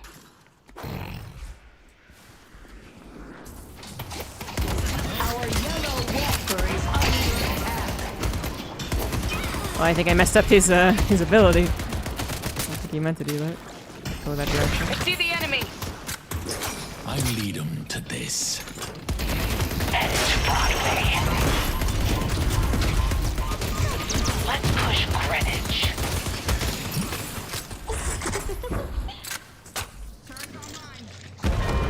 Our yellow walker has been destroyed. Well, at least we got that Apollo. Fuck that guy. Headed to Broadway. Headed to blue. Here's your chance to shake. Our blue walker is under attack. Yeah, they were trying to push green when they realized they weren't going to be able to help us. Oh, and they did it fast enough. Excellent.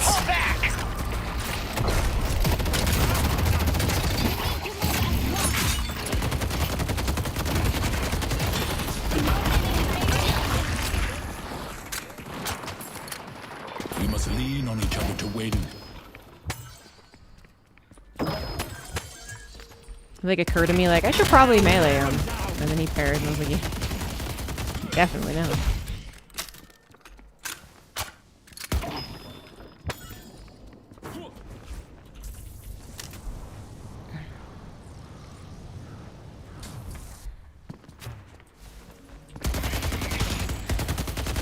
Mina will eventually fall off. I mean, she kind of already has, actually. And Billy's doing great.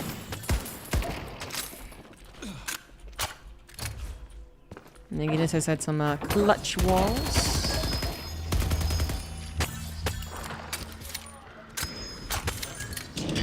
Oh no, I'm coming, Paige.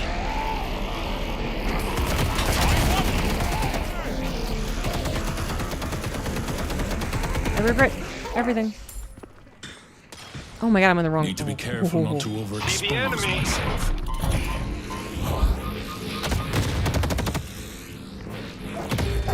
I see Ivy. That wasn't the first time I've ever done that. It won't be the last time. No muscles from the mid-boss.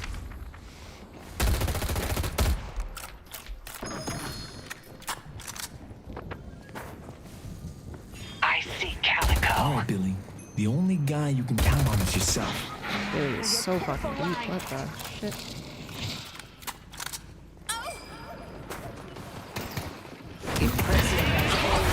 Hell yeah! We got slow and hex. Headed to blue. Now, baby. How many of us got slow and hex? Me, McGinnis, Billy, Hayes. Oh, we all got it. Oh, beautiful. What a team.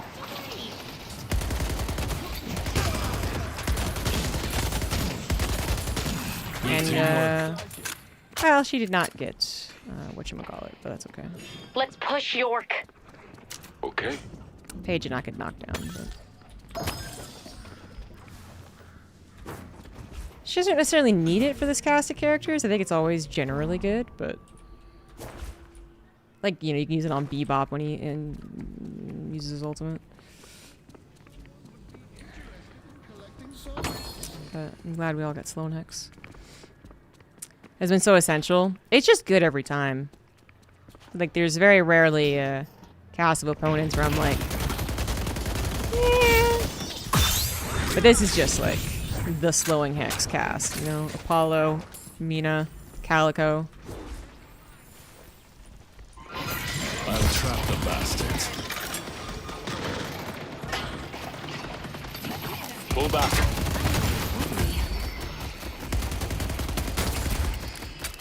I didn't like the amount of people over there.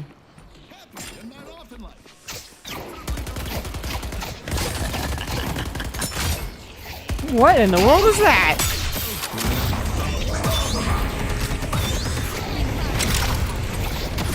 Headed to York. Headed to Yellow.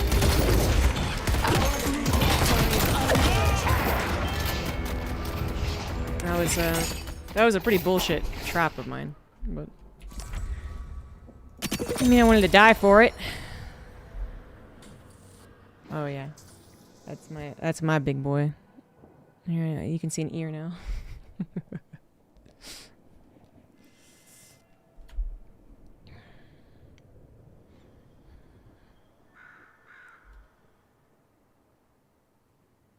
I was the one that called for that retreat, but I thought people still around me, someone would have helped against the Apollo. Didn't realize they were gonna dive so hard on me. Ooh, I gotta be more in the back lines. Our blue walker is under attack. I see Ivy.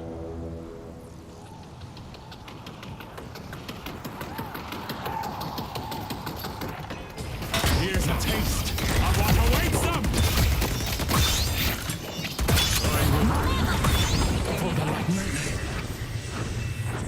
I see Ivy. Surprise fire. Dominant protection. Dominant pios interficio. I see the enemy. Ah! Nice. See the enemy. Fucking nice engagement. Fights with That actually went so poorly for them. Soulburn is here. I feel like that dynamo load actually worked against them.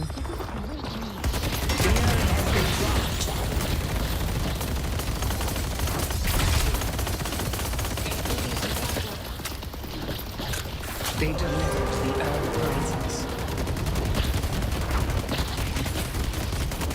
That would be able to then either earn, get mid, and get the walker, which I think we'll do eventually. The rejuvenator is descending.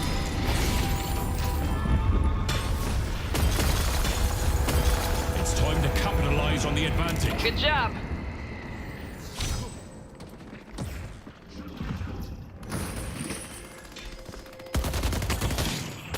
Ah, they got that spear buff.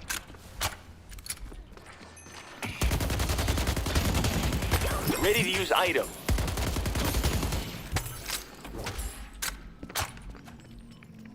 Headed to yellow. Let's push York. No! I hate when he does that.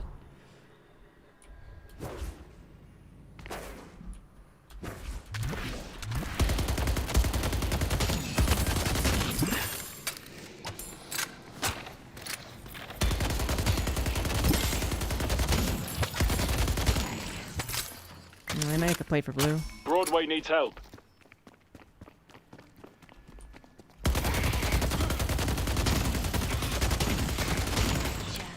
I see Ivy. Our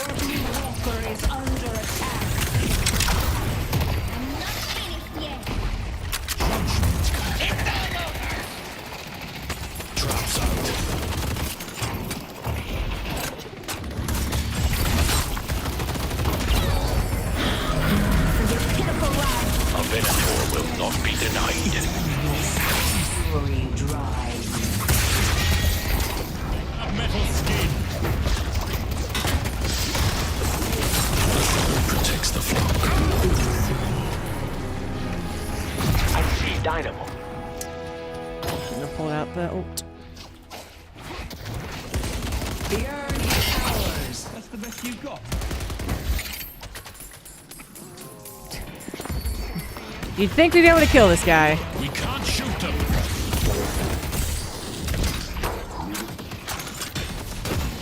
Show me what you got.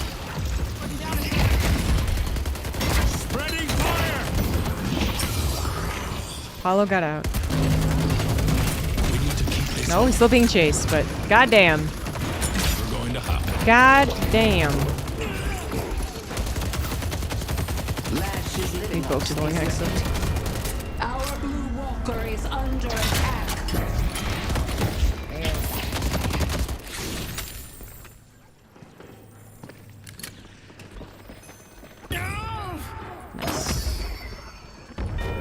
Our blue walker has been defeated.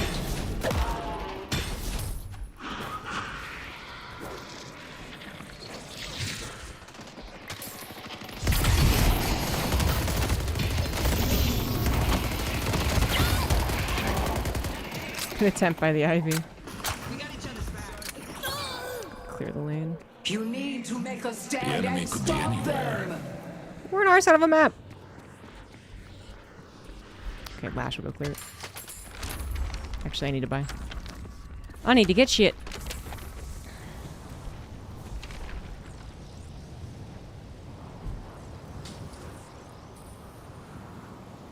Don't think I done teach Sunday school.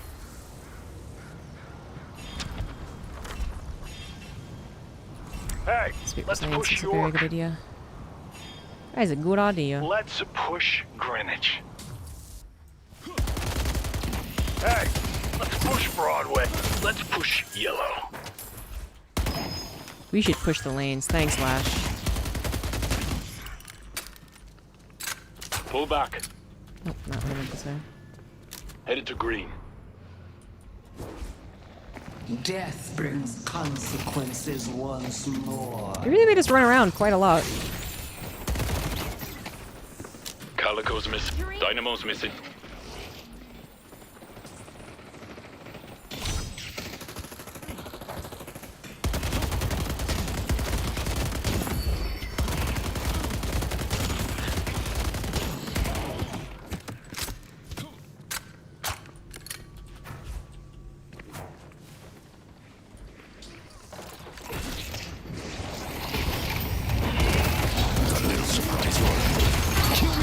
Fuck you, Calco. Good teamwork. The Mina got dispel magic, but he's a coward with this.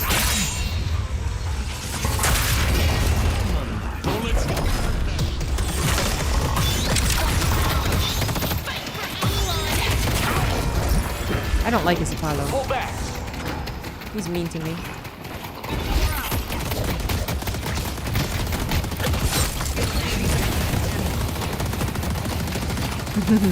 You need to make a stand and stop them. That was quite the page save. It almost looked like it was Ivy, you know? Thank you. The spirit urn is waiting to be claimed.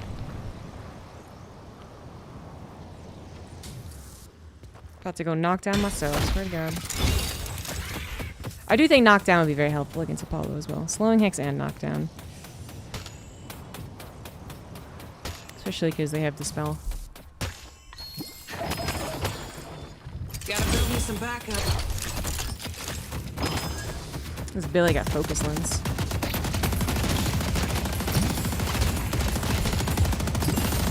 Our green walker is under attack.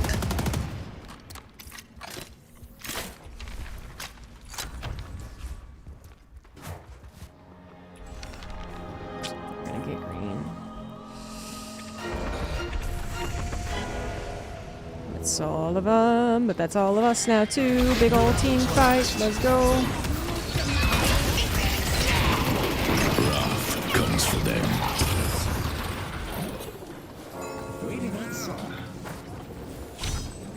Oh, they're gonna get the urn.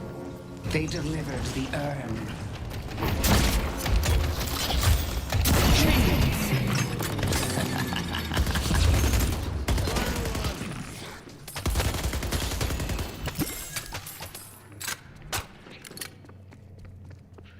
Still winning, but not as much as I would like.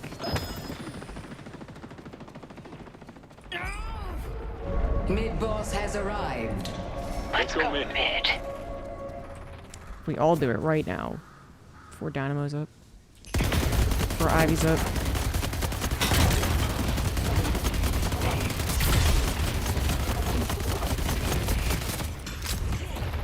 I'll trap the bastards.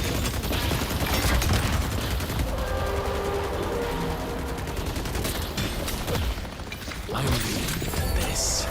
The Rejuvenator is descending.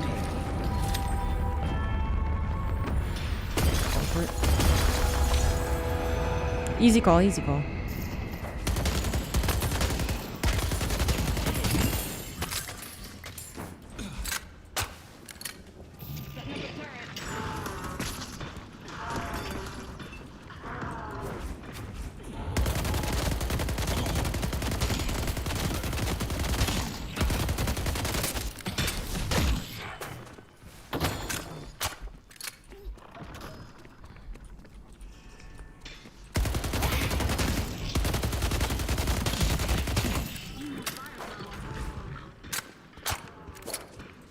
Hopefully don't play as much of a runaround game.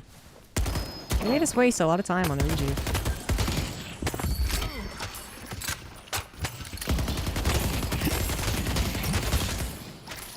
Hello, hello.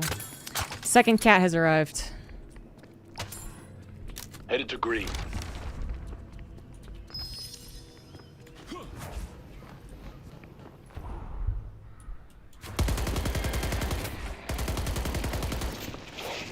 Page save?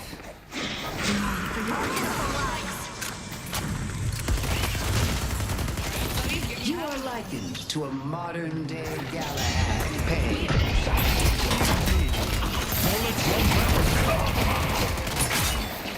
Nice! Time to end their miserable existence. Fucking finally, we killed the Apollo.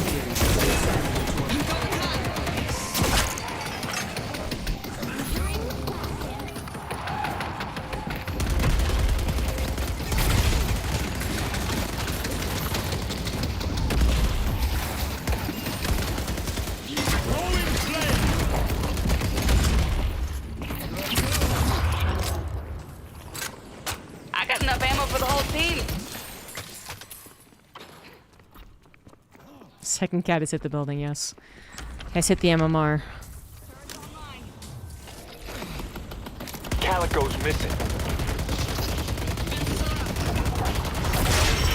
Oh, what the fuck? Excuse you?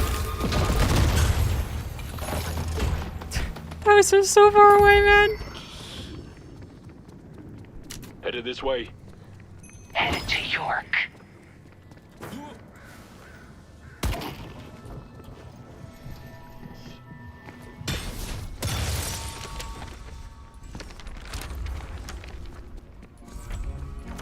You have a good eye. Fortunately, I didn't die. Thank God for spirit resilience. The You know? spirit urn is waiting to be claimed. An upgrade to Spellbreaker. Sooner rather than later.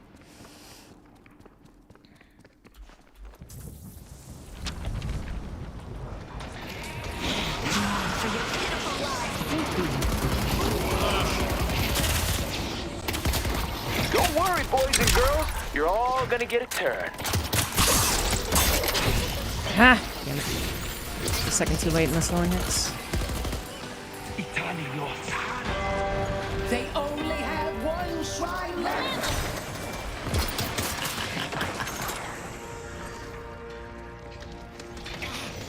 It's my time. Siege is our protector. Nice work. Oh, nice. Cut off the support. Death to the hidden king. Let the fire blaze them!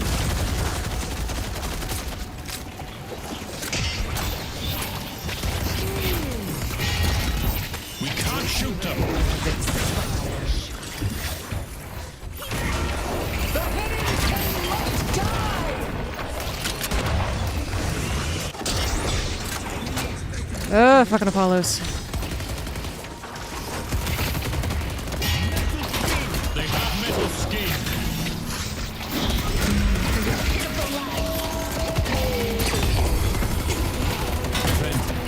Oh, shit. Feels good.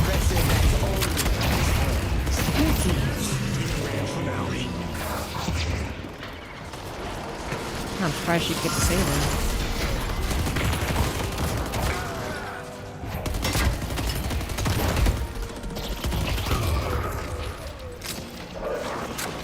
Today, my race is definitely going up.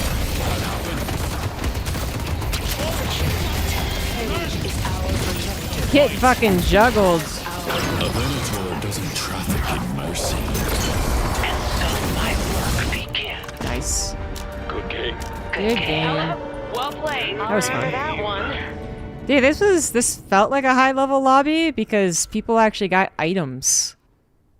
Like what? Like everyone got items. We got items, they got Dispel Magic, they got Disarming Hex. It's crazy. There's still so many games where I am the only one who gets anything, or the support's the only one who gets something. Maybe a second person gets something helpful. That is crazy. I'm tied on 9 most kills. Good shit. That's it for me, guys. Thanks for sticking around from the Roddy Raid. Thanks for checking out the StarCraft cast earlier. And I will be back Wednesday, but then I am off. I'm going away for 2 weeks. So that'll be that.